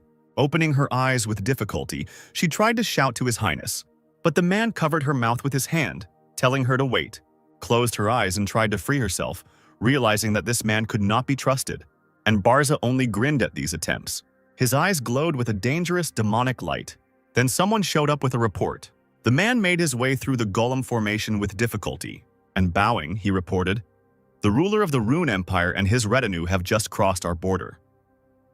Magus was shocked by the emperor's speed. He didn't expect the White Dragon order to arrive so soon. Having finally released the princess, the general began to calm the king, and he advised listening to the messenger to the end, who said that there were no White Dragon knights among the retinue. It was indeed strange that the Emperor of Rune had come to them without the order of the White Dragon. And Barge added, "Once he reaches the royal palace, everything will go according to plan." Hearing this, Scripps couldn't believe that Excel was coming after her. One look at the golems was enough to understand how dangerous it was to go here alone. Not wanting to become a burden, she bit her lip until it bled. Seeing this, the shocked speaker screamed. The king turned around and ordered something to be done. Magic erupted from Barge's outstretched hand as he ordered the binding. The ropes immediately obeyed his will, rising into the air and wrapping themselves even tighter around the princess. The girl tried to get out, but it was all in vain. Walking towards her, Magus said, "It's only because you are my daughter that I endured." And again he hit her hard in the face, realizing that the Rune Empire had won her over to its side. The girl lost consciousness from the blow, and the king turned around and shouted, "This is no time to relax, who knows? Perhaps among his entourage there are several knights of the White Dragon." But Barge said not to worry, because they had stationed knights with sensitive orange blood on the border, and among those who crossed the border they had identified only one person with special powers. Turning around, he asked the border reporter for confirmation, and he said that everything was correct. Exeltrion's actions infuriated King Magus to no end. He ordered the general to hurry up, and he handed over power over the entire army, with the demand to capture the emperor alive. And if he starts to resist, he said to use the hostage. Only when this doesn't help can you kill him. These words brought a smile to Barge's face, and he obeyed with pleasure. As the king walked away, the general knew that this was the end for Sapphire. When the king had already left, Barge turned around. He was going to take revenge on this world for his brother's death. To break free and live a new life in the world, in which neither lineage nor family will have power, he thought, looking at the princess.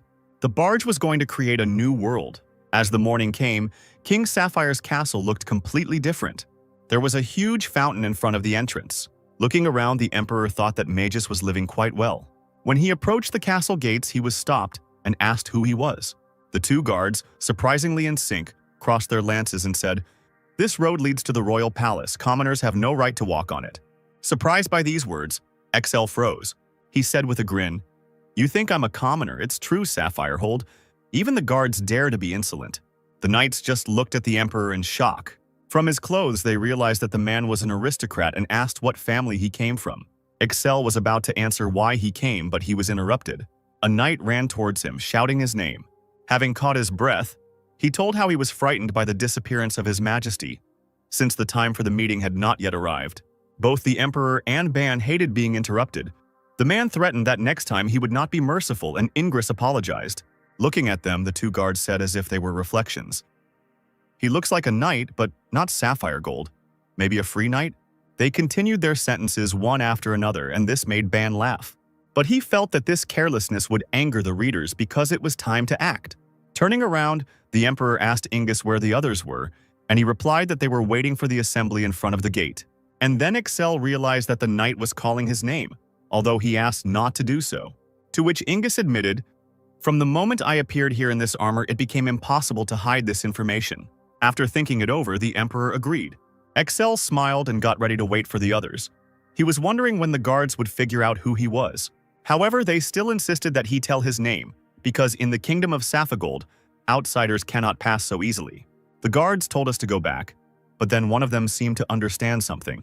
They looked at the strange strangers in horror. Then their opinions diverged, each telling the other to go for help. In the end, they couldn't agree on who would go for help. The guards raised dust and began to curse and accuse each other. Listening to their quarrel, Excel became more and more irritated. Finally, his forehead wrinkled with anger, and he was going to kill the one of them who remained. The Emperor rubbed his hands eagerly, getting ready to get down to business. In a panic, the two gatekeepers completely forgot about their quarrel and hugged each other. Shouting, they ran to the palace to report to the king. "It seems they ran for help. Should we stop them?" Ingus asked. But the Emperor told them to leave and asked them to tell him where the rest were. However, before he could answer, the girls approached and Ellum was already running to meet him. She began to apologize and justify herself by saying that they were late because of the Holy Virgin's slowness. Liena approached and tried to stop the knight from revealing the secret. Ellum covered her mouth and was frightened. "Well, I just let it slip that you are a sacred maiden." But Liena meant the title of Emperor. This surprised the girl. She wondered what was wrong with His Majesty. An angry Excel kicked the girl and said, "Are you really going to tell everyone that the ruler of the Rune Empire has appeared here?" Rubbing her butt, which was burning from the kick, Ellum apologized and admitted that she had forgotten about it. The Emperor ordered her to simply stand silently nearby and wait, and the girl obeyed. Liena immediately worried about her injury, but Ellum was fine. Seeing her pale face, the Holy Emperor thought that something was wrong with her. Wiping away the sweat, the girl reassured him, "Nothing special, I just felt dizzy on the road." When he asked her not to strain herself, Liena thought with irritation that she had already strained herself, since she hadn't rested at all after the dungeon. Finally, Excel met with all the knights accompanying him. Chief among them was Hevigo, who stepped forward with a bow. "It seems the order is short of knights. What happened?" the Emperor asked. And Hevigo reported on other areas in which he left a minimal number of people and mobilized the Knights of the White Dragon. There was nothing they could do. They had to defend the Wailing Wall in the northern lands. Next, Excel asked where Blumhart was. Renart replied. He took command of the Wailing Wall instead of Hevigo. And the knight added that the rest of the warriors were holding back the orcs. Then they talked about the Wailing Wall and whether there were any problems there. Hevigo said that everything was fine before he arrived, and the Emperor began to explain his plan. "This time we will split into 2 detachments. One will stall for time, and the other will go to the palace." The knight listened to Excel's order with joy. Now Hevigo really believed the rumors that the Emperor had become a completely different person. Now he gave orders with confidence and everyone obeyed him. "You must destroy all who stand in your way. It doesn't matter whether it's a knight, a warrior, or an aristocrat. Those who resist must be killed, and those who surrender must be disarmed," said the Emperor. He ordered Lena to help the knights from behind, and Elim to guard her. Hevigo remembered the former Emperor with nostalgia, and I waited impatiently to see what would happen to the Rune Empire, but in the meantime the war was beginning. Meanwhile, the guards had already run into the palace, interrupting the general with his shouts, who was drawing something on the floor. He said, "The king had business and went to the queen's chambers. What happened?" And the knights admitted that the ruler of Rune had appeared in front of the royal palace. This information shocked Barza, and he asked again, but they only confirmed everything. The general shouted that this was nonsense. The emperor had only just reached the border, and the journey to the palace would take at least 2 days. However, the guards themselves did not understand anything, but they definitely saw a knight in the armor of the Order of the White Dragon. A mug of ink standing on the edge of the carpet fell over. Horror washed over the barge. Could the Order of the White Dragon really be here? Since he didn't sense any energy other than the emperor. As the ink spread across the carpet, the general wondered if they were deliberately hiding the power of their blood. Everything was happening faster than he had expected. He suddenly thought that they might have used the teleportation gate. And if they secretly connected the gates with the palace chambers, although nothing suspicious was noticed on the border, Barza recalled in panic. The gatekeepers did not understand what to do now, and the general asked, "Do you know how many people he brought with him?" After they said that there were 10 people in the emperor's retinue, Barge was delighted. This was the same number that was noticed at the border. But the knights added, "They say that they were all wearing armor with the pattern of the Order of the White Dragon. We ourselves saw one of them." The general could not believe it because the order did not have even 20 people, and several of them were commanders and could not leave the order empty. However, the guard insisted that it was true, and the commander-in-chief must give the order for the enemy to attack. Suddenly, the door to the chambers shook. Screams were heard. The guard suffered losses. Barge only smiled maliciously at this. He was angered by the fact that the emperor wanted to push through despite the fact that it would start a war. The general laughed and exclaimed, "Just 10 people are trying to start a war in the kingdom." On one side, they were attacked by Excel and his knights. Meanwhile, others, under the command of Hevigo, distracted attention. Barge had no intention of retreating. He was accepting the challenge of the Mad Emperor. Saphigold's army was preparing to detain the Knights of the Rune Empire. The commander gave orders that the enemies had entered through the teleporter and that it was necessary to protect the king. The chambers echoed with the sound of soldiers preparing for battle. The guards, realizing that knights were stationed in all the alleys, were going to take the king to a safe place. But the general became angry at such a willful division of the knights and ordered that they all be placed in front of the entrance to the palace, and also send a letter asking for reinforcements, and the guards, of course, obeyed. However, they noticed a strange boy nearby near the barrel and began asking who he was. Holding their noses, they complained that he emitted a strange smell, like rotten blood. The angry Barge did not answer and shouted at them to carry out the order. The stunned gatekeepers looked at each other and left. When they finally emerged, Barge turned to face the boy. With a grin, he admitted, "They can also control blood. They seem to have sensed your magic." The child who turned around was even surprised by this. It was Carl's, and after turning around, an amulet in the shape of a red eye appeared on his neck. It delighted Barge, because it was worn by all of the blood race, and the man saw it for the first time. This amulet had enormous power, which Carl hid, which is why it had such an effect. The general recalled how he had once received part of an amulet from a representative of the blood race, but it had taken him a long time to restore his strength. Looking at the large one standing against the wall, the boy asked, "What's inside?" In response, Barge revealed that he had hidden Princess Scripps there, sealing her powers with a magical chain and amulet so that she would not escape. Wanting to say something, Carls looked at the man. However, he completely lost his temper, intending to take revenge with the help of the princess for all the insults. This madness surprised the boy. But Barge continued to repeat how he had been living in the body of this little man for 40 years. Carl's attempts to tell the general something completely failed, and the man sent him to rest. He took out a bottle filled with a strange liquid and said that this would be quite enough. In the blink of an eye, he started drinking the liquid. The boy tried to stop him, but Barza quickly finished the liquid, which even ran down his face. Carl's just sighed. It was dangerous to drink. Having finished drinking, the man began to calm him down with a smile, getting ready to greet the guests alone. Throwing away the flask, Barge said, "Neither the Emperor nor the Order can cope with the demonic race." And a powerful magic ball began to shine in his hand. The pentagram that the general had so painstakingly drawn lit up with overwhelming power. He added that he would not need Carl's help, and the boy simply remained silent in response. Looking at all this, a gloomy mood came over him, and the magic became stronger and stronger, enveloping the entire room, and Barge smiled, feeling as if he had already won. Meanwhile, screams were heard outside. The battle continued, as if explosions had scattered people in all directions. It was impossible to see anything in the dust. In fact, it was Elam, waving a huge shield, with Liena running after her, screaming to be taken with them. Nearby, 3 knights were also fighting hard. One of the girls was worried about Renard, for whom this was her first battle after joining the Order, but Renard was confident in herself. Things weren't going so well for the enemies. They were wounded and could barely stand on their feet. The Emperor and Commander-in-Chief Hevigo were indeed strong. There was no hint in their eyes that they could lose. One of the commanders stepped forward, trying to protect the soldiers. In a panic, he realized they couldn't even touch the Order of the White Dragon, and there were many more knights than in the report. Trying to pull himself together, the captain tried to figure out where their weak spot was, and then he saw his target. These were 2 wounded knights.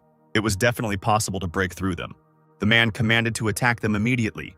But the Order of the White Dragon had already come to the rescue. They could not be underestimated. Looking at the wounded, Rubens realized that he could not advance further with them. He ordered Rugster, who had come with him, to go to the front to see the Emperor. But the knight asked what to do with the victims. Raising his huge spear, Rubens was ready to take care of them himself and asked them to trust him.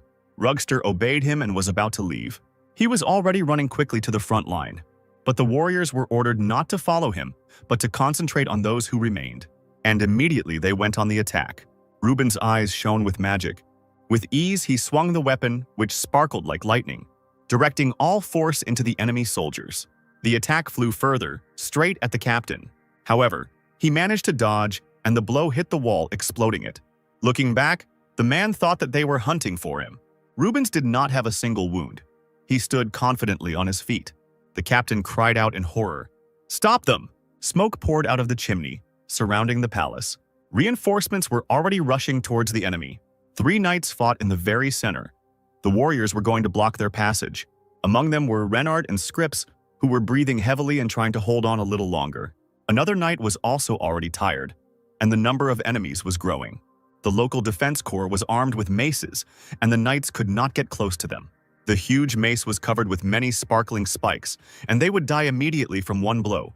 But then Elam broke through the line, waving her shield. The enemies scattered in different directions, and the knight even felt a little sorry for them.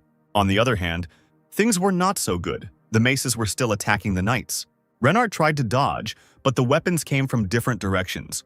It was difficult to block him, and even shooting him down wasn't always possible.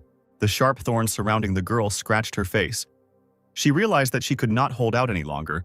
After all, it was too early for her to join the Order of the White Dragon. But suddenly, a magical light appeared from somewhere and gently healed her wound. It was Liena who was casting intense spells to encourage the warriors not to give up. The saint enveloped the girl in divine magic, and she looked at it with delight. With renewed vigor, Renard went on the attack. Thanking Liena, the girl's shield now emitted magic. He grew to enormous proportions, pushing away everyone in his path. The blow caused the soldier's helmet to crack and blood to flow from his mouth. The enemies retreated, and the saint joyfully praised Renard, who replied that it was all thanks to Liena. "But why don't you help Elam?" the girl asked in surprise. And Liena explained that she herself was doing just fine managing her shield. One of the commanders, clad in armor from head to toe, looked at the battlefield with horror. There, the knights of the Order of the White Dragon were dealing with the soldiers in full force, and the man realized that the rumors about the order were true. He gritted his teeth and wondered how hard it would be to break them. And yet he rushed forward, intending to kill at least one. Swinging 2 hammers, the man aimed at the weakest knight. With a cry of "Die!" he brought the hammers down on his head. The soldier, not expecting this, raised his head in panic. He closed his eyes and waited for the blow. However, a brightly shining spear blocked the way, protecting him. And with force, the knight pushed the enemy away. The warrior in armor didn't even understand where he came from. The commander stood up and Rubens advised him to abandon this idea. Pointing his spear, he said, "As long as I'm here, you won't be able to touch them." The soldier called to him and the knight turned around, having told him not to yawn during the battle, not to give up, and not to make him regret his salvation. The warrior regretted that he had become an extra burden. But Rubens never considered him as such. He was a worthy comrade of the Rune Empire. Tears streamed from the soldier's eyes and he thanked the knight. Now he was ready to help Rubens until the end of his days, and the knight believed him. Another soldier helped the wounded man up, and then their enemy made his presence known. He was dragging 2 huge hammers along the ground and saying, "Are you having fun? Do you think the life of a comrade is the most important thing in war? You are mistaken. There is nothing more important than victory," he exclaimed. Pointing to the knight, the man added that if he, with his outstanding abilities, were to die, it would be out of compassion. In response, Rubens only looked at him calmly. The commander felt sorry to kill him alone, but he went on the attack, shouting that it was for the sake of victory. The knight, expecting this, blocked the hammer, and he struck back but also failed to inflict any wounds. They continued to exchange blows, but the knight did not miss a single one, although it was difficult. The warlord laughed. Rubens was moving too slowly for him. After all, he improved his heavy weapons with the help of blood energy. This increased the speed of his actions and compensated for his shortcomings. With a smile, the hammerman said that he knew the knight's weak spot. Hearing this, Rubens looked at him in surprise. Seeing no point in fighting, the man looked at the 2 wounded soldiers standing nearby, and the next moment he disappeared in a blue flash. Looking around, the warriors could not understand where the enemy had gone. A blue fire flared behind them. The commander swung his sword, intending to hit the soldiers. The blow hit its target precisely, and there was a cracking sound and groans. The man called them idiots with a smile. But the warriors were alive. Rubens managed to close them and received a blow himself. Thanks to the armor he managed to squeeze out, but was seriously wounded. His body was shaking. The hammerman was sure that the knight would not be able to move. "It may not have been long, but it was fun," he said again, filling his weapon with power and preparing to attack. "Farewell," cried the commander, and the mad blow seemed to shake the earth. However, Rubens still stood on his feet and golden magic enveloped his body. The man with the hammer's hands began to shake. He was shocked by this enormous power. The air around the knight sparkled and shimmered. The emperor, who was very close, felt his magic and turned around. At last he had shown his strength, he thought. Back in the Rune Empire, Rubens was reluctant to use blood power in this battle. Of course, Excel could not agree with this and ordered to fight with all his might. Then the knight explained that there would be ordinary people there, albeit from another kingdom. He left the Red Dragon Palace and followed the emperor to stop the demons from killing everyone. Rubens had no intention of using the power of blood in this war, but even without it he could suppress the enemy. Without arguing with him, Excel allowed him to act as he wanted. But he reminded that such an action could lead to losses. Now Rubens remembered these words and realized that because of his carelessness, his comrades almost died. He no longer hesitated and released all his power. The frightened enemy was sure that the knight was simply lucky. He angrily threatened Rubens, intending to smash his face. And so they simultaneously went on the attack. Their magic sparked, pushing the enemies forward. The hammer and spear met in the air. The soldiers on the ground watched in shock as the two men collided in a flurry of magic. Renard couldn't even keep track of how fast they were moving. It was clear that the one who fought Rubens also possessed extraordinary skills. Watching this battle, she hoped for the knight's victory. Another ringing sound of weapons clashing was heard. The commander felt that he was inferior in strength to the knight. He was going to increase his speed and wait for a convenient moment. On the ground, he saw those two wounded knights and wanted to use them as a distraction. By increasing his speed, the knight turned into a blue flash, so he could definitely deal with these guards. Rubens's gaze immediately spotted his target, and he too rushed forward, leaving a trail of his magic. The knight was prepared and did not fall for the same trick. Standing in front of the guards, he protected them. The commander, who had not expected this, froze because Rubens had just given in. How had he managed to get ahead? Gripping his sword more tightly, he thought that there must be some kind of mistake here, and I decided to try to use maximum force again. The two clashed again using all their magic. Bright flashes of magic filled the entire sky, and the guards could only watch. Meanwhile, the knight felt that he could not win. He had difficulty defending himself from the knight's spear. The hammerman rolled back from the blow, shouting, "Why can't I throw him back when I'm faster thanks to the power of my blood?" Rubens was even surprised that he considered his blood power to be stronger. He admitted that he had never used the power of the golden blood before. These words shocked the military leader beyond measure. He remembered with horror how he had fought off his blows without using the power of blood. The knight, gritting his teeth, could not believe it. After all, he knew that all the owners of the power of golden blood died in the war with the dragon. There was to be no one left on the mainland with golden blood. Then the knight said, "I am the last descendant to possess this power." He remembered how Sir Blumhart had helped him survive, carrying him out of a fire as a child. Power enveloped Rubens, and he said, "You tried to kill my comrades who could no longer fight." Raising his spear, he attacked, shouting that he would lose this battle because of his cavity. The angry captain tried to prove that in battle there is nothing more important than victory. By unleashing all his power, he could not lose to someone who did not take war seriously. Releasing all their strength, they went on the attack. And then a scream was heard. Hammers and blood flashed in the air. The soldier remained standing, but he no longer had a weapon or one arm. The soldiers looked at the fallen deputy commander in panic. Realizing that he could no longer defend himself, they rushed to help. One of the soldiers ordered to cover him and broke through the enemy formation. Rubens was already ready to kill the deputy, who was shaking in fear on the ground. Closing his eyes, the knight was ready to face death. But then there was a clang. The surviving deputy captain watched in shock as the soldier blocked the spear and said, "Run from here. I will hold him off." The unexpected defender stunned him, and he wanted to ask something. However, he said that they would not survive without him and ordered them to flee. The pike clanged and rose, not continuing the attack. This sacrificial act of the subordinate aroused Rubens' admiration.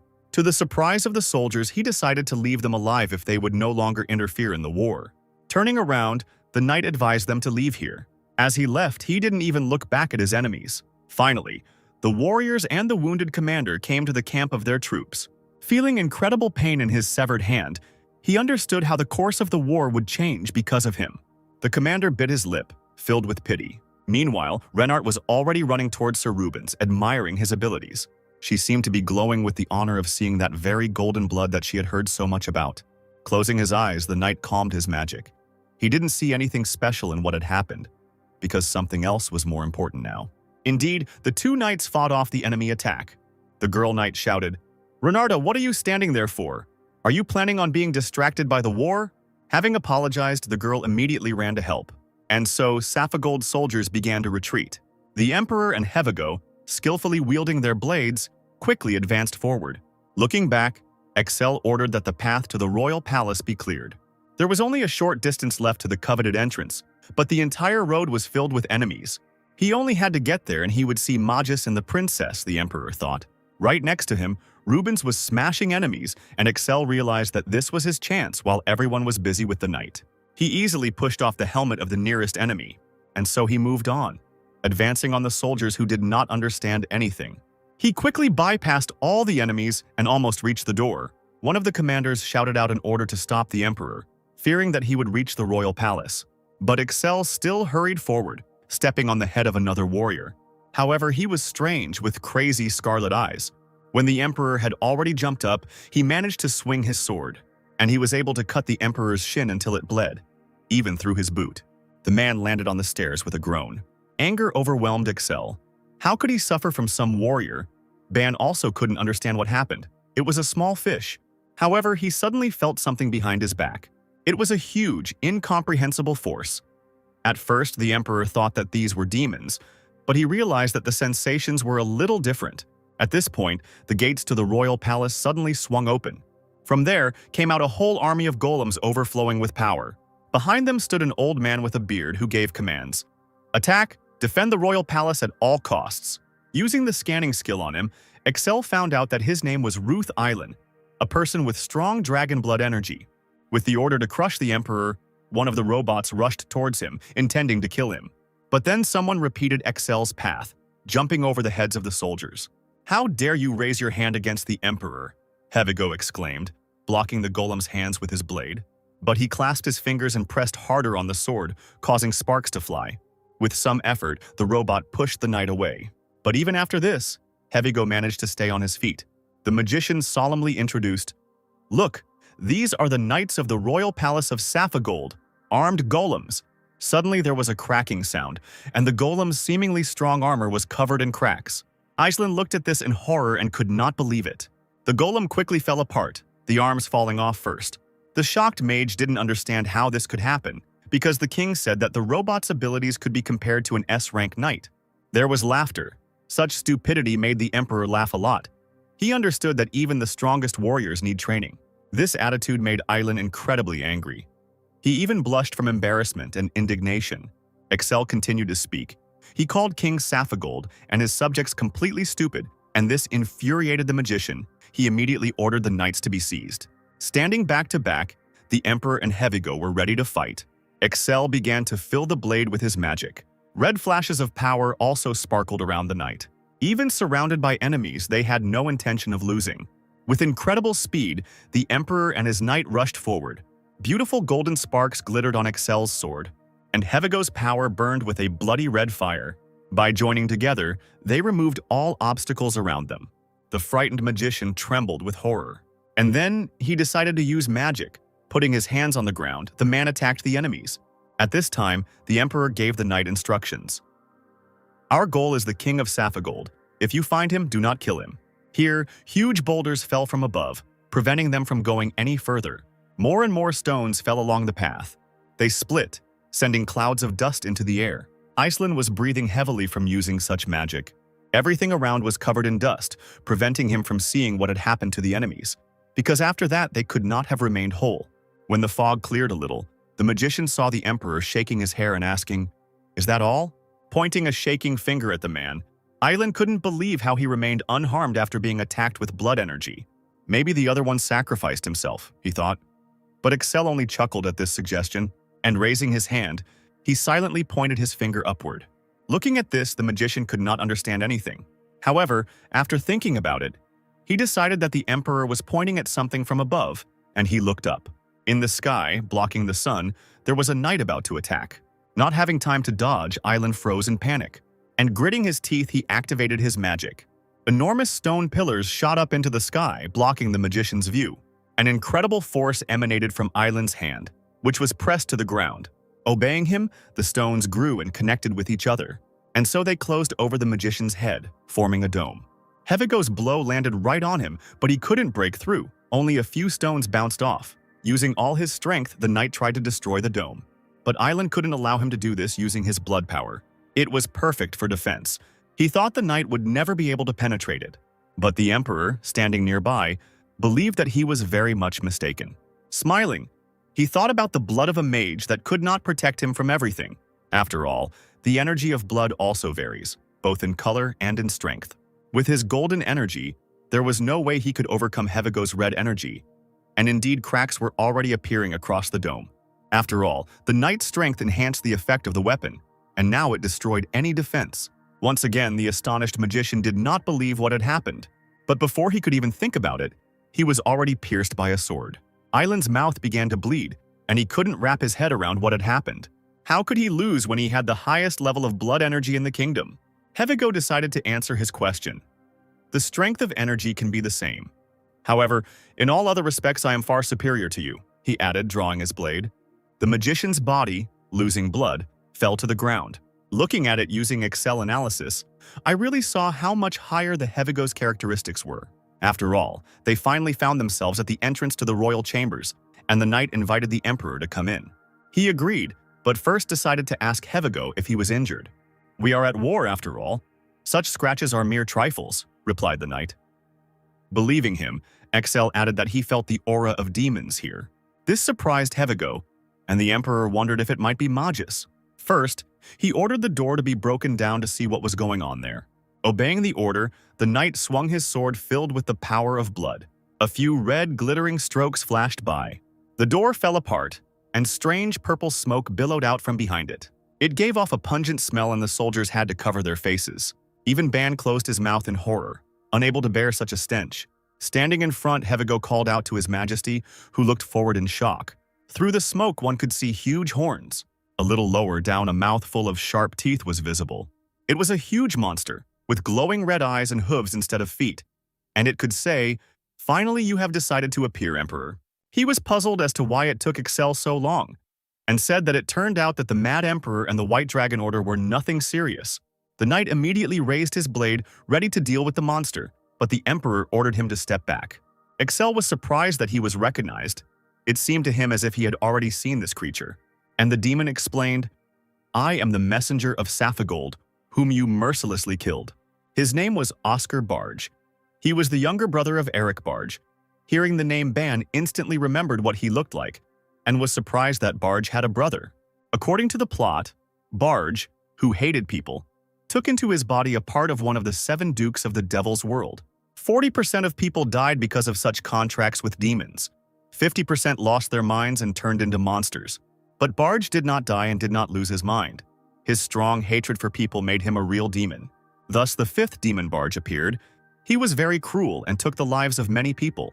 After thinking it over, Ban came to the conclusion that it seemed like his brother had become a demon this time. In a panic, the man wondered if it was because of him that the plot of the book had changed again. With a grin, the demon said, "I didn't think you would recognize me. It seems like you were still a little tormented by your conscience for killing my brother." However, the emperor responded by saying that he simply remembered the face of that creature that had become a demon. The enraged demon couldn't believe it, because his brother had never met demons. "It's a matter of time, he'll still switch to their side, just like you," answered Excel. Enraged by his brother's insult, the monster struck the ceiling with his paw, which instantly became covered in cracks. Pieces of the ceiling fell down, and the sky appeared from the hole, while the demon growled that he would certainly kill the emperor.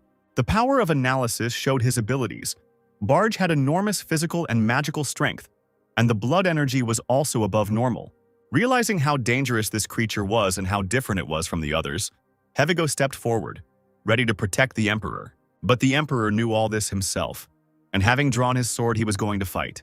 The blade of light was enveloped in magic, reacting to the demon's power. Looking up, Excel felt something else. There was an aura of other demons there too, and the power of the demon hiding in the shadows was much greater. This made the Emperor frown in irritation. He couldn't figure out what else could be there. Barge immediately realized that the man was not looking at him, and in anger, he rushed forward, lowering his huge horns. Hevigo and Excel watched his movements in horror.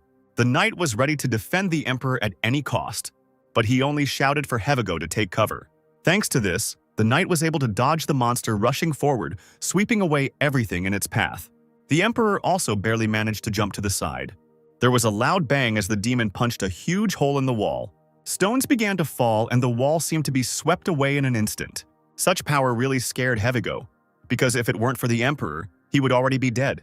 Gritting his teeth, Ban understood that physical strength alone would not help him win. The monster would simply crush him. In the war between people and demons, even Kalsu was unable to defeat Barge, who had become a monster. Grabbing the wall, the grinning demon praised his running abilities.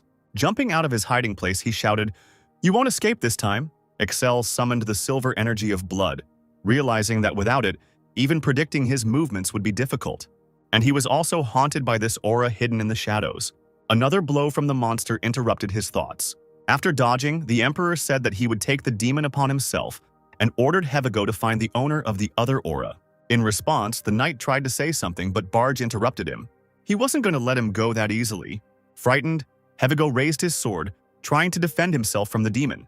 But the Emperor did not let him take a single step, starting to talk about his brother. He also showed off too much and eventually died. "You will soon follow him," said Excel. Enraged, he turned to the Emperor, shutting him up. Shouting at him not to dare insult his brother, the monster attacked Excel. Blood splashed in all directions. The demon's horn entered deep into the Emperor's hand. Barge laughed and exclaimed, "A man is a complete non-entity in the eyes of a demon. You should be commended for being able to stop with one hand the fang that contains the power of the 7 great dukes," he added. Excel, not at all taken aback by this, just laughed. Meanwhile, the system warned that the amount of elixir had sharply decreased and the charge remained at 31%. And also the side effects of dragon blood spread throughout the entire neural network, and part of the body underwent changes. Despite the unpleasant news that his body was in danger, the Emperor laughed more and more. He had been waiting for such a bloodthirsty battle for a long time. The monster laughed in response too. He liked Excel. He had a hole in his palm, and he continued to bluff. But suddenly the demon realized that something was wrong. No matter how hard he tried, the horn wouldn't come out of his palm. Looking with crazy eyes, the Emperor said, "Where are you going? I am right here, right in front of you, and you are going to run away." Having ordered the man to shut up, he was ready to kill him anyway. And then Excel said, "Distortion," and the space around his hand seemed to ripple, including the horn. The monster screamed, and part of its head seemed to disappear along with its horn. Clutching his forehead, he groaned, "What kind of power is this? Stop it right now." And the Emperor only wondered where his laudatory power had gone. Screaming in pain, the demon asked to end this torture. Shocked, looking at what was left of his horn, he couldn't believe such power. Barge was sure that it couldn't be that he was the only one who suffered from such an attack. Excel must have suffered too, but the Emperor wasn't that stupid. And the system continued to report. The elixir charge is 10%. The barrier capacity is 5%. With their help, it is possible to restore the neural network. Do you want to continue? And Excel just nodded his head, and immediately the wound on his palm healed. "I don't rush into a fight without thinking, and I don't fall for obvious provocations like you," said the Emperor, showing his healed hand. Trembling with anger, the demon called him a bastard. Further provoking the monster, the man continued to talk about how he was going to go to his brother. In a mad rage, Barge attacked Excel, but in an instant his horn and hand were cut off. Grabbing his throat, the demon did not understand what happened, but it was Hevigo who activated his blood energy and hit the distracted monster. Kneeling before the Emperor, he asked how his wound was, but Excel calmed him down and asked if the knight recognized what that aura was. The fallen demon was sure that this could not happen, because he had received the power of the 7 dukes. After drinking the pill, Barge gained the power to destroy the king and princess of Saphigold, as well as the Emperor of the Rune. Hearing this, Ban froze in shock. He immediately tried to find out what the monster did to the princess, and he confessed how he devoured the king and princess Saphigold. The Emperor's patience ran out and he swung his sword. Threatening, The man asked again what he had done with the princess. With a grin, the demon repeated his answer. He devoured her. She became food for him. The demon's body began to change strangely. His shoulders rose up and something moved beneath them. The next moment, the system warned, thus the darkness barrier appeared. A cloud of darkness formed around the enemy, and Excel raised his sword, preparing to strike. However, the system detected a strange reaction and the danger level increased to 50%, and the blade suddenly began to glow and vibrate, stunning the Emperor. Hevigo rushed towards him in the hope of helping somehow. But suddenly something incomprehensible happened to the monster's body. The knight and Excel looked at this in horror. Huge mouths emerged from his shoulders, in which bodies were visible. In one was King Magus, his face frozen in a terrible grimace. And in another, Princess Scripps seemed to be simply sleeping. The Emperor could not believe that the princess had been there all this time, and the pain in Ban's chest was growing. He also did not understand what was happening. One word sounded like an alarm in the man's head. Kill. Bent over in pain, he thought he was too tired today. Gradually, his consciousness faded, and he could not think clearly. And the eyes turned scarlet. This was again a side effect of the dragon's blood. Screaming, Excel fell to the ground. Hevigo just looked at him with confusion, and the demon rejoiced. Finally, you have run out of strength. It seems the rumors about your madness were true. By rushing into the attack, he intended to put an end to the Emperor's suffering. Trying to cover Excel, the knight shouted for him to move to the side. He fought off the attacks, but he couldn't predict from which side the monster would strike, and another blow missed Hevigo. His target was a weakened, defenseless Emperor. The knight screamed and tried to warn the Emperor, but the attack quickly overtook him. When the dust from the attack cleared, the system notified that the elixir was completely used up. Recharging was required. The side effects of the dragon's blood caused the body to overload, and it underwent changes. Excel's sword remained lying on the ground. He could no longer use it. The jubilant demon exclaimed, "In the end, you yourself suffered from the demonic power." "Well, I was the only one who saw this ridiculous spectacle. What a pity," he added, while Hevigo looked at the Emperor in horror. The monster felt that Excel's power still hadn't disappeared, and the knight looked at the Emperor in panic, also feeling his aura. The man's body changed. His hands and face became covered in scales, long claws grew, there were small horns on his head, and crazy eyes. A terrible bloody force enveloped the Emperor, and he bared his teeth angrily. It seemed like there was nothing human left in him. The demon was puzzled as to why the almost dead Excel had taken on such an inhuman appearance. The Emperor's aura seemed to suppress the monster. It was already seriously injured.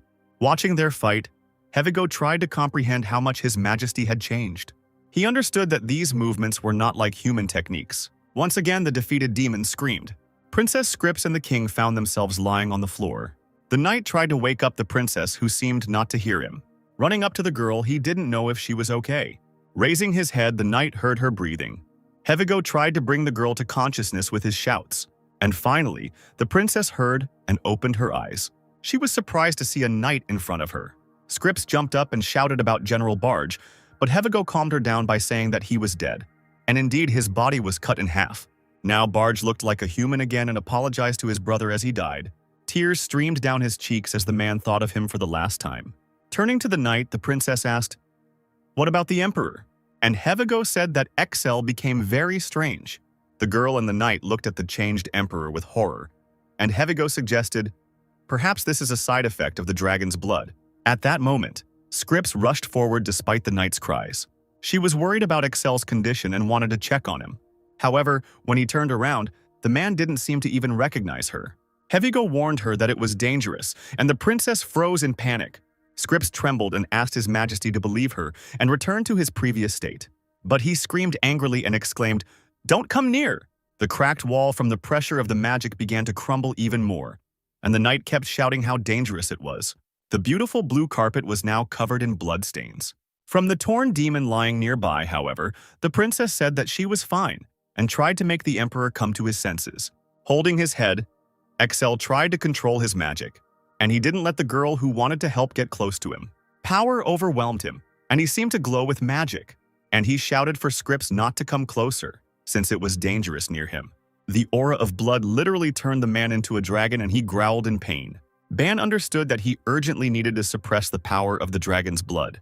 However, the system could not do anything. It only gave endless error messages. He urgently needed the power of the Sword of Light. but his body no longer obeyed, and the man mentally ordered the blade to appear quickly. It seemed as if the sword heard him. A golden light sparkled around it. The blade trembled, the blade rushed towards its owner. And so he rose into the air, the flight mode was activated. The sword flew straight into the Emperor's hands. The princess and Heavygo noticed the golden flash and did not have time to say anything. As soon as Excel grabbed the sword, the neural network began to recover to 40%, and the elixir level became abnormally high. The system asked, "Apply temporary cyber barrier protection." And the Emperor, of course, agreed. The deployment of the cyber barrier began, and a blue dome covered everything around. It was woven from thousands of tiny honeycombs, completely enclosing the man inside. His body seemed to hang in the air, covered in blue reflections. The level of the elixir gradually decreased, and Excel became human again. At first, the claws and scales disappeared, and the wings fell apart and the elixir reached 20%. And the Emperor, sitting down on the ground, reached a stable level. Slowly, he opened his eyes, coming to his senses. Excel gripped the sword tightly, knowing that he wouldn't survive without it. Heavygo and Scripps were already running to him, asking if His Majesty was safe. The princess sat down before him and began to cry, saying, "You started the war because of me." She was saddened that the Emperor had put himself in danger, but Excel extended his hands to her. Hugging the girl, he calmed her down and said that she was okay. "It's not your fault, so don't worry," the Emperor said excitedly. But Scripps was very ashamed that she was not stronger. In response, Excel assured that in the future she would definitely become stronger. Heavygo, who was standing nearby, tried not to look at their cooing, feeling embarrassed. Suddenly, footsteps were heard in the room and someone apologized. The princess and the Emperor interrupted their conversation, looking back at the newcomer. The knight was also surprised by the unexpected guest. It was a strange boy, radiating a demonic aura. Immediately, Excel grabbed the blade, thinking that he was a demon. A knight stepped forward, ready to fight the enemy himself. He remembered feeling this aura before. This child didn't look like a normal demon. The rustling of wings was heard, and the boy moved them slightly. The Emperor decided that the demon was going to attack. The monster moved very quickly around the room. In an instant, he found himself on his knees in front of Excel, begging for mercy. The frozen Emperor just looked at this in surprise. Trembling, the boy said, "I'm not a demon. I'm a human. Please don't kill me." This situation was very strange. Ban couldn't even remember if there was such a character in The Great War of Humans with Demons. Raising the blade and looking at the appearance of the frightened boy, Excel could not believe him. The child, in a panic, confessed that he had been taken away by demons and that his body had changed slightly and asked to believe him. His words made the Emperor doubt whether he really was not a demon, but the boy insisted that he was, and the man touched his wing with a blade of light burning with magic.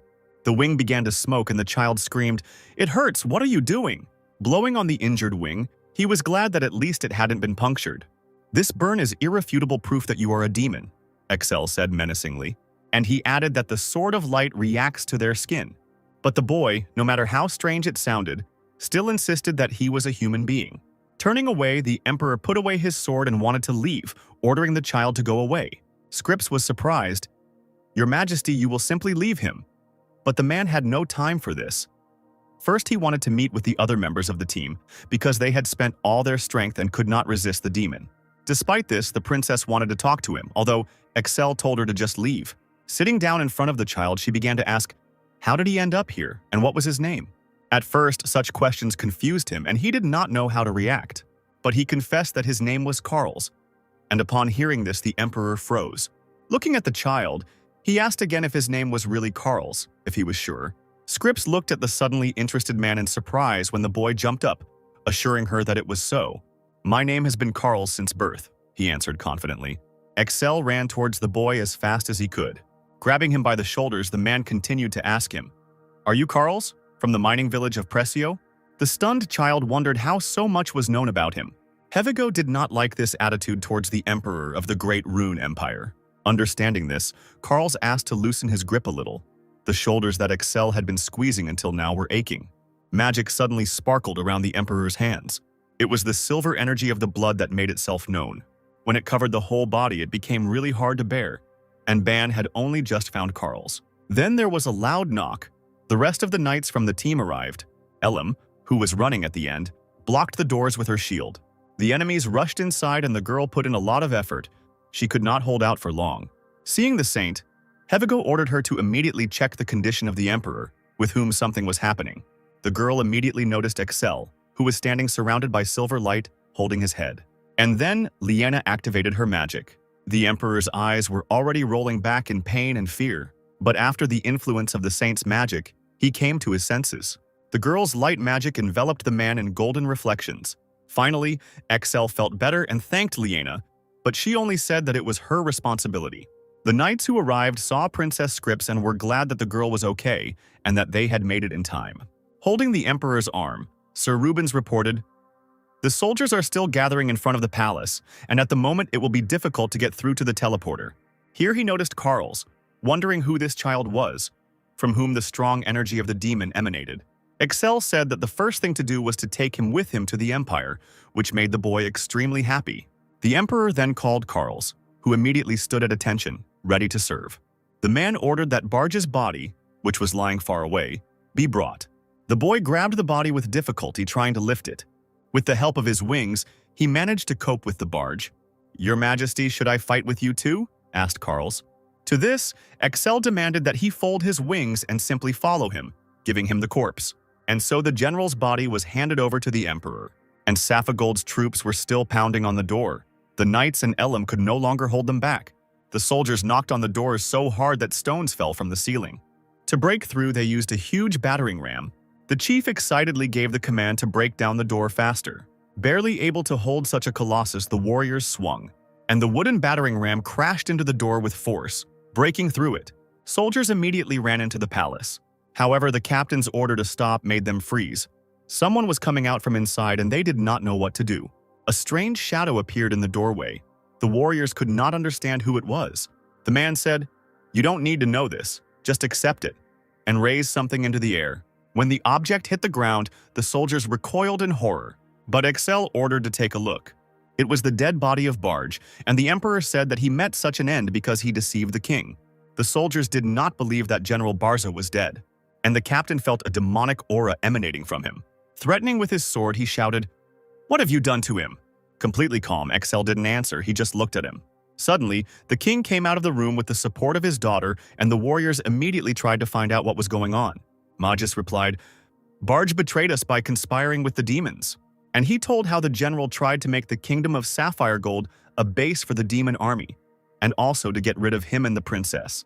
And at the end, the king added that all this was prevented by the emperor of the Great Rune Empire. The shocked soldiers froze, not understanding what to do next. Then Excel gave them 2 roads. Drawing his sword, he said, "First, you and your king are completely subordinate to me. The second is to die immediately by my hand," the emperor finished, waving his blade. Of course, the warriors were surprised to instantly recognize the Sword of Light, and remembered the rumors that had been circulating lately. The king was also shocked by these words. Should he really submit to the Rune Empire? The emperor did not back down from his words. Exactly, the kingdom of Saphigold will become part of the empire. Of course he was going to grant autonomy. However, standing before Magus, Excel said that in the face of the war with the demons, all nations must unite. The frightened king listened to him in panic. And the emperor gave a choice whether everyone would survive, or they will die, he declared, scaring Magus to the point of trembling. He could barely utter a word after repeating after Excel. But bowing his head, the king decided that people's lives were more important. The emperor praised him for his wise choice and remembered that they had been in Saphigold for a long time, and that if communication was not established, the Rune troops could attack. Pushing away his hand that was lying on his back, Magus understood everything. He immediately ordered an immediate end to all battles with the Rune Empire. The captain hastened to report to the others and arrest everyone connected with the barge. The Rune Knights could finally relax. Renart was worried about Rubens's injury, but he replied that it was nothing serious. Elam complained of pain all over her body, and Carls, who was walking next to her, suggested that she stretch. It was all over, and they were about to go home. Looking at this, Excel noted their good work with a smile, and, on his orders, they were ready to return to the Empire. The 2 knights walked arm in arm, supporting each other. Lena sighed happily. Elam laughed, and Renart smiled and put her sword back in its sheath. All wounded, they were happy that the war was over. Even the most steadfast of them allowed themselves slight smiles, and Carls was infinitely pleased that he had finally gotten out of the demonic world. The lights were bright in the imperial dining room. At the head of the table sat Excel enjoying his food, and next to him stood a joyful Carl.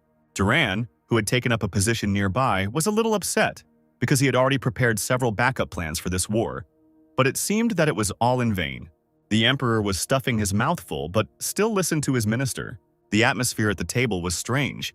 When two people were happy and eating, and one person sat irritably and could not swallow a bite. "And you look like Carl," he said to the boy. Excel confirmed that he was a human vampire, and upon hearing this, Carl's even choked, trying to deny it. He shouted, "I'm just a man, I'm not a demon." The scream was so loud that Duran covered his ears. The emperor said with irritation, "Get up and spread your wings, then let's see if there is anyone who will believe you." Carl could only remain silent to this. The man also ordered not to raise his voice, and the upset boy obediently agreed. He established such a ban because vampires can kill people simply by raising their voices. Duran was surprised and immediately understood why his head hurt. "Nothing happened while we were gone?" asked Excel, and the minister replied that the movement of the demon commander Diklu was extremely unusual. Having heard about Dikla, Carl's told how it was because of him that he was unable to escape. Intrigued, Duran asked if the boy knew any information about him, but Carl's didn't know anything important. However, for the minister, any information was of great value, and the boy told everything he knew. Diklu is a vampire. He is the most powerful of all the blood relatives of vampires. And he also converted him? It all started in Rayanum, the autonomous city of the Temple of Light. There he was captured by a man who was a werewolf monster. Somehow, Carl's was able to absorb it. He fought on his own and was able to endure. Excel was amazed how, having become a werewolf, the boy turned back into a vampire. Thinking about it, Carl decided that although it seemed impossible, a miracle had probably happened to him. For Ban, this was not just a miracle, he knew how pure the boy's soul was, not containing dragon blood. Thanks to this, using the Sword of Light, he played an important role in the war between demons and humans. The man understood that no matter how much he was consumed, his soul was pure and in complete control of his body. Having thought it over, he was glad that he had ended up in the Emperor's body. Otherwise, Carl's would not have allowed him to stay in his body and would have quickly gotten rid of him. Imagining such an outcome, the Emperor was truly frightened. Duran even asked if everything was okay, but the man reassured him. "Carl's, you asked me to protect you from Diklu. Why couldn't you escape?" Axel asked. And the boy explained that related vampires sense each other's location. Touching the pendant, he continued to talk about how he needed help to escape because he could not win on his own. Now the Emperor knew that Carl's could sense where the vampire was, and Duran was pleased with such useful information, with which one could predict the movement of demons. However, there was a risk of their plans being exposed. Excel compared his strength to Barge becoming a demon, and the boy beamed, thinking it was a compliment. But the Emperor immediately corrected him. "That's not a compliment," which upset Carl's, and he apologized. "In any case, you mean to say that Diklu is not your enemy," the man clarified. To which the boy admitted that he was 5 times more powerful than him. This really stunned Excel, but Carl's was not upset at all, he was sure.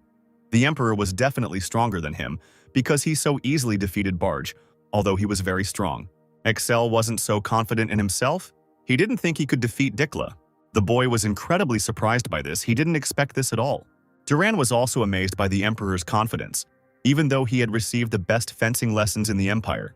However, Excel knew that Carl's would also have to fight, because by finding the boy, Diklu would find him too. Meanwhile, screams were heard in the Demon Palace. The vampire could not believe what had happened. The subject tried to calm him down, but the commander, knocking down the torch in a fit of emotion, sat down next to him. The boy was related to him by blood and could not escape. The fire from the torch grew stronger as the Emperor grew angry at such betrayal. Feeling an insane rage, the vampire threw the remains of the torch at the wall. The demon next to him spoke worriedly. "We haven't figured anything out yet. Maybe there was some confusion." But the angry Diklu immediately shut him up. He felt Carl's in the Rune Empire. What other explanation could there be? Blood vampires had no right to disobey him, and such behavior caused the general's insane anger. But then a voice rang out across the room. "You are trying to justify your failure, Diklu. The ruler of the world will simply turn a blind eye to betrayal." This was said by a beautiful demoness with red hair. She saw Dikla like this for the first time, and he even attracted her. Turning around, the vampire called her Gremory, and the subject bowed respectfully to the queen of the succubi, who was upset by such a modest meeting. The demon began to justify himself by saying that they had not been informed, but the demoness pointed her finger at his lips, and he immediately fell silent. She didn't want to listen to his pathetic excuses. But Diklu asked her not to waste her energy and asked, "Nobody warned us. For what purpose did you come?" After letting the servant go, Gremory admitted that she simply decided to get some fresh air. But the vampire didn't believe her. And the queen said, "In the demon kingdom, strength comes first, but results decide everything." But Diklu didn't understand what she meant. And the demoness explained to the frightened Diklu, "A lord who fails is not trustworthy. The hierarchy of demons has long since failed." The coward hid in the temple to recreate the broken core. A dark fire lit up Gremory's palm and he said that Diklu was no longer relevant. She still accepted him as the head. But from now on, the forces of absorption are subordinate to the queen. The vampire had nothing to answer to this. "You won't succeed anyway. You're too narrow-minded. You shouldn't kill the strongest enemy, but immediately destroy humanity," the demoness said, approaching him. Diklu argued that the Rune Empire couldn't be ignored and would have to be fought anyway, but Gremory was going to put that off until later. And to the demon's attempts to prove the importance of victory over the Empire, she only replied that the most important thing is victory. But now Diklu is suffering defeat, and he will have to obey her. The vampire had no choice and did not argue, and he only agreed, which made the queen happy. Meanwhile, in the Rune Empire, several people gathered on the training field. It was the Emperor, Sir Duran and Prince Saphigold Volter. They came to practice magic, and the young man wondered how such a place was built in the palace. Excel, who was also practicing here, asked the prince to show his magical power. A very nervous Volter was afraid of being disgraced in front of the greatest magician Duran. However, he only laughed and said not to worry about such things. The prince decided to start with two basic forms of fire magic. The first one was a fireball that appeared in his hand. He flew forward in search of his target, and then Volter cried out, "Flame!" The fireball immediately attacked the target. Duran immediately clapped his hands praising the prince's wonderful trick and skills. Even the emperor admitted that he was quite capable, and Portro thanked them.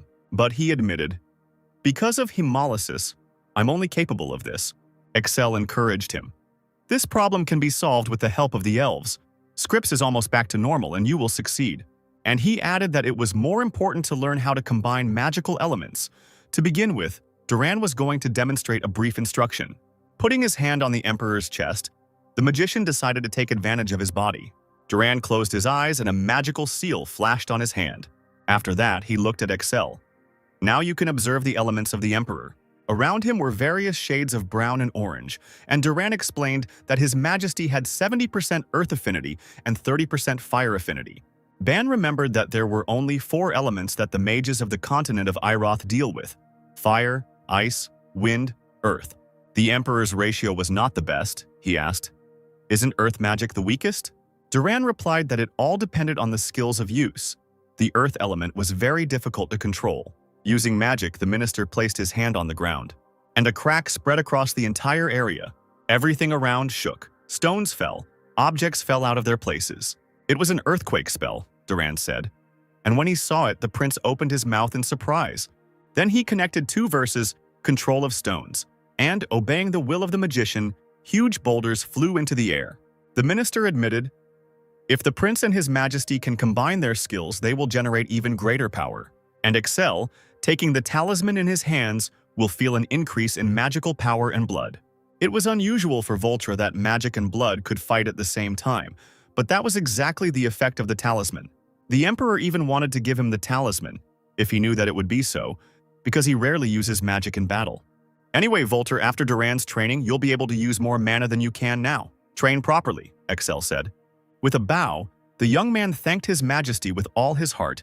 He couldn't even believe in such concern, considering what had happened to Saphigold.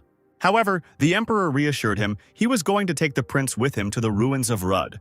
His powers will definitely play into Excel's hands. At the time when the Rune Empire and Saphigold ended the war and formed an alliance, it became more difficult for demons to invade the lands of the Empire, because they had to go around the Wailing Wall. So they tried to invade the West. After all, it would be easier for them to capture people than to break into the Empire. But next to Jeskara, there was the island of Lauren, where the demons' enemies, the monsters, lived. The name of those monsters is wyverns. Their speed gives them incredible power, and when entering into battle, they attack as a whole pack. Even demons have a hard time surviving a fight with wyverns. Of course, the people living in Jaskar were also in danger.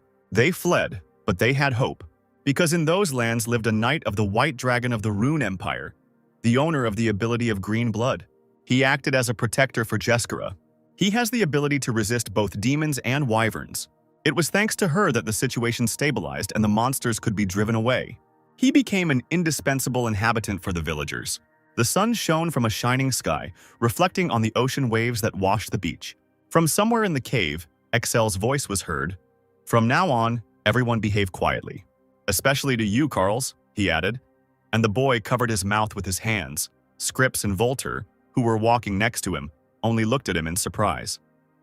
He whispered to the princess why His Majesty was so cruel to him, to which she advised him to understand him, because in this place there lived many wyverns with a keen sense of smell. At this time, the emperor was looking closely at the sky, and he ordered that he be immediately informed when a wyvern was discovered. The princess and the prince immediately agreed. Not hearing any confirmation from Carls, Excel turned around, asking for his answer. However, he was no longer nearby, although he had just been standing there. A boy's voice came from above. "Your Majesty, there is a wyvern here," he shouted, hanging from the ceiling of the cave. Carls pointed his finger at a monster with huge wings flying nearby, carrying the body of a demon in its paws. The emperor immediately exclaimed, "Carls, come down, right now!" But the boy was too far away to hear him. The wyvern immediately spotted the strangers with its keen eye. Throwing the demon aside, she flapped her wings and flew after her prey. There was an angry roar, and the wyvern bared its huge fangs. Excel ordered the boy to fly down quickly, but he did not obey, because there was only one monster and he could deal with it. Carls hit the wyvern hard in the face. Oda flew back in shock and opened her mouth wide. A piercing scream was heard all along the coast. The confident boy said that he would take care of her and come down immediately. The emperor was angry and exclaimed, "Stop all action!" Many shadows with wings appeared on the horizon. Carl froze in shock. Apparently the wyvern was with friends. The terrible open mouth rushed after its target. The travelers fled, and irritated Excel scolded the boy. "I told you to be quiet." And he closed his eyes and apologized endlessly. Scripps and Volter used magic in an attempt to hold off the monsters. However, they covered themselves with their wings, creating an invisible shield. The wyvern's eyes glowed maliciously, and she didn't let anyone near her. The emperor knew that such attacks would not defeat them. To begin with, they were going to hide in the forest. A cave was visible in the thicket, where the fugitives headed. Excel entered first, followed by the prince and princess. Having caught his breath, the man looked to see if everyone had arrived. And then he realized that someone was missing. "Carls, where the hell is he again?" the emperor exclaimed angrily. It turns out that he was grabbed by the wing, and the boy tried to get out, assuring that it would happen soon. He pounded on the clawed paw, screaming to be let go. And when Carls was finally free, he immediately flew into the cave. But then a magical light began to emanate from the wyverns, and the boy didn't even see it. Scripps tried to warn him of the danger. However, the bright light from the throats of the monsters had already struck Carls. But something strange happened. Huge roots started crawling along the walls. The prince kept his magic ready, intending to cover them. But the emperor stopped him. There was no need for that. A man was hiding in the shadows. The divine guardian of the forest had appeared. It seemed like the magic would hit the boy right on target. But roots and vines were already crawling around him. The blow found its target. An explosion was heard. Leaves and wood fragments flew in all directions. But Carl still remained alive and looked around the area with surprise. He didn't know what it was, but it saved him. A long-haired man standing on a tree branch shouted, "It's dangerous here. Leave quickly before the others arrive." Indeed, the wyverns outside were trying their best to get into the wooden dome. The boy waved his hands, saying, "Wait, there's still a group of people with me." The man did not expect that the child was not alone. Looking around, he noticed the emperor, and it shocked him. How did he end up here? Excel greeted Just and said he was looking for him. "I have received no information about your arrival," the keeper said. And with the help of a scan, the emperor saw that his indicators were all S rank and greatly exceeded the norm. The wyverns in the sky continued to attack them with magic. Now the people had protection, but the power still penetrated, forcing them to cover their eyes. Realizing that they wouldn't last long, just called them to shelter. The travelers followed the guard deeper into the cave. There, among the greenery and mushrooms, a wooden hut was hidden, and voices were heard nearby. Excel ordered them to be taken to the ruins of the stone ore. But Just was worried it was too dangerous to enter the ruins without some preparation. But the emperor was sure. "You have excellent information about this area, and besides, talented people of the empire have arrived with me." Just claimed, "The remains of stone ores contain a lot of light-absorbing element. It is more difficult to find there than in other runes. while Scripps was meanwhile enthusiastically examining Carl's wings. In response, Excel asked Walter to demonstrate his powers. A bright flame lit up on his hands. With its help, the Emperor was going to illuminate the ruins. The Guardian was still unsure, because maintaining magic required a lot of mana, and he would have to fight monsters in the dark. Then Excel turned to Carls and asked him to come over. As he approached, he immediately began to ask for forgiveness for his behavior. But the Emperor grabbed him by the hands and ordered him to come to just, and the boy was angry that he was being pulled by his new clothes. Looking at the child with curiosity, the keeper asked, "Is he really a demon?" Excel clarified that he is a half-demon and can clearly distinguish things even in the dark. Laughing, Carls boasted, "I have excellent night vision." But the Emperor, holding him by the scruff of the neck, corrected him that it was not a compliment. The boy was offended, and Excel threatened to return him to Dekel. "A lot has changed in the Empire while I was away. I think your preparation is sufficient," concluded the thoughtful Just. Having released Carls, the Emperor also added that Princess Sapifigolda, Scripps, was with them. He praised her handling of dragon blood and her fighting skills, which greatly embarrassed the girl. Bowing slightly to her, the keeper said, "I have heard of Ingress, and you handle chains easily." However, the modest girl believed that she was far from the Knights of the White Dragon. Finishing the conversation, Excel ordered them to rest today, and tomorrow they would move out into the ruins. The next day, the sun was still shining and exotic plants were growing all around. The team followed Just, and they still had a little way to go. Seeing the princess looking around, the Emperor told her not to get carried away by the scenery, because these were the second most dangerous ruins. "Yes, Your Highness, this time I will not be a burden to you," Scripps assured. Little by little, they moved further and further into the forest. There were dangerous plants along the way, and the absent-minded Carls had to be protected. And then their guide froze. The travelers finally arrived. They stood in front of a huge tree, in the trunk of which there was an entrance, and above it hung someone's skull. Excel gave the order to enter and for everyone to be on the alert. So the team obediently entered the terrible opening following the Emperor. It was already dark at the entrance. Walter asked if he should use magic, but the Emperor told him to save mana. Shivering Carls complained of the cold, and the princess advised him to fold his wings. When the Emperor shouted at him to go on foot, he obeyed. And with surprise, I saw something strange ahead. It was a huge expanse. It seemed like a small mining village. While walking down the stairs, Scripps stumbled and Excel noticed it. He grabbed her hand and advised her to be more careful, and the princess thanked the man. Looking at their clasped hands, Carls was offended that he did not receive so much kindness from the Emperor. Just looked around in confusion, feeling something strange. When he reported this to the Emperor, he agreed with him, also feeling the aura. There were shadows in the ruins, and he remembered there were wolves at the entrance to the ruins. And indeed, they were met by a whole flock with glowing yellow eyes. There was a cry, "Volter, fire!" and the prince immediately summoned magic. The wolf was very close. It seemed like he was about to attack.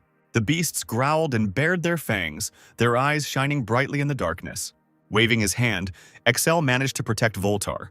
Scripps was worried about the trap, and Carls was ready to fight. The Emperor ordered, "Scripps and Carls take care of the wolves, Volter. Cover the area around the princess with fireballs." The wolves began to act, trying to attack people. However, following Excel's order, they were able to defend themselves. The princess wielded the chain perfectly, leaving the wolves no chance. The boy nearby also fought well, killing them with his bare hands. An animal was sneaking up on the girl from behind, but she was warned in time.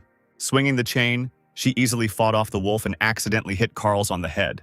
"Sorry, are you okay? I didn't see you in the dark," Scripps admitted. But other than a little pain, the boy was fine. Volter, covering them with fire magic, warned that the beasts were attacking again. The boy and the princess set to work destroying the enemy.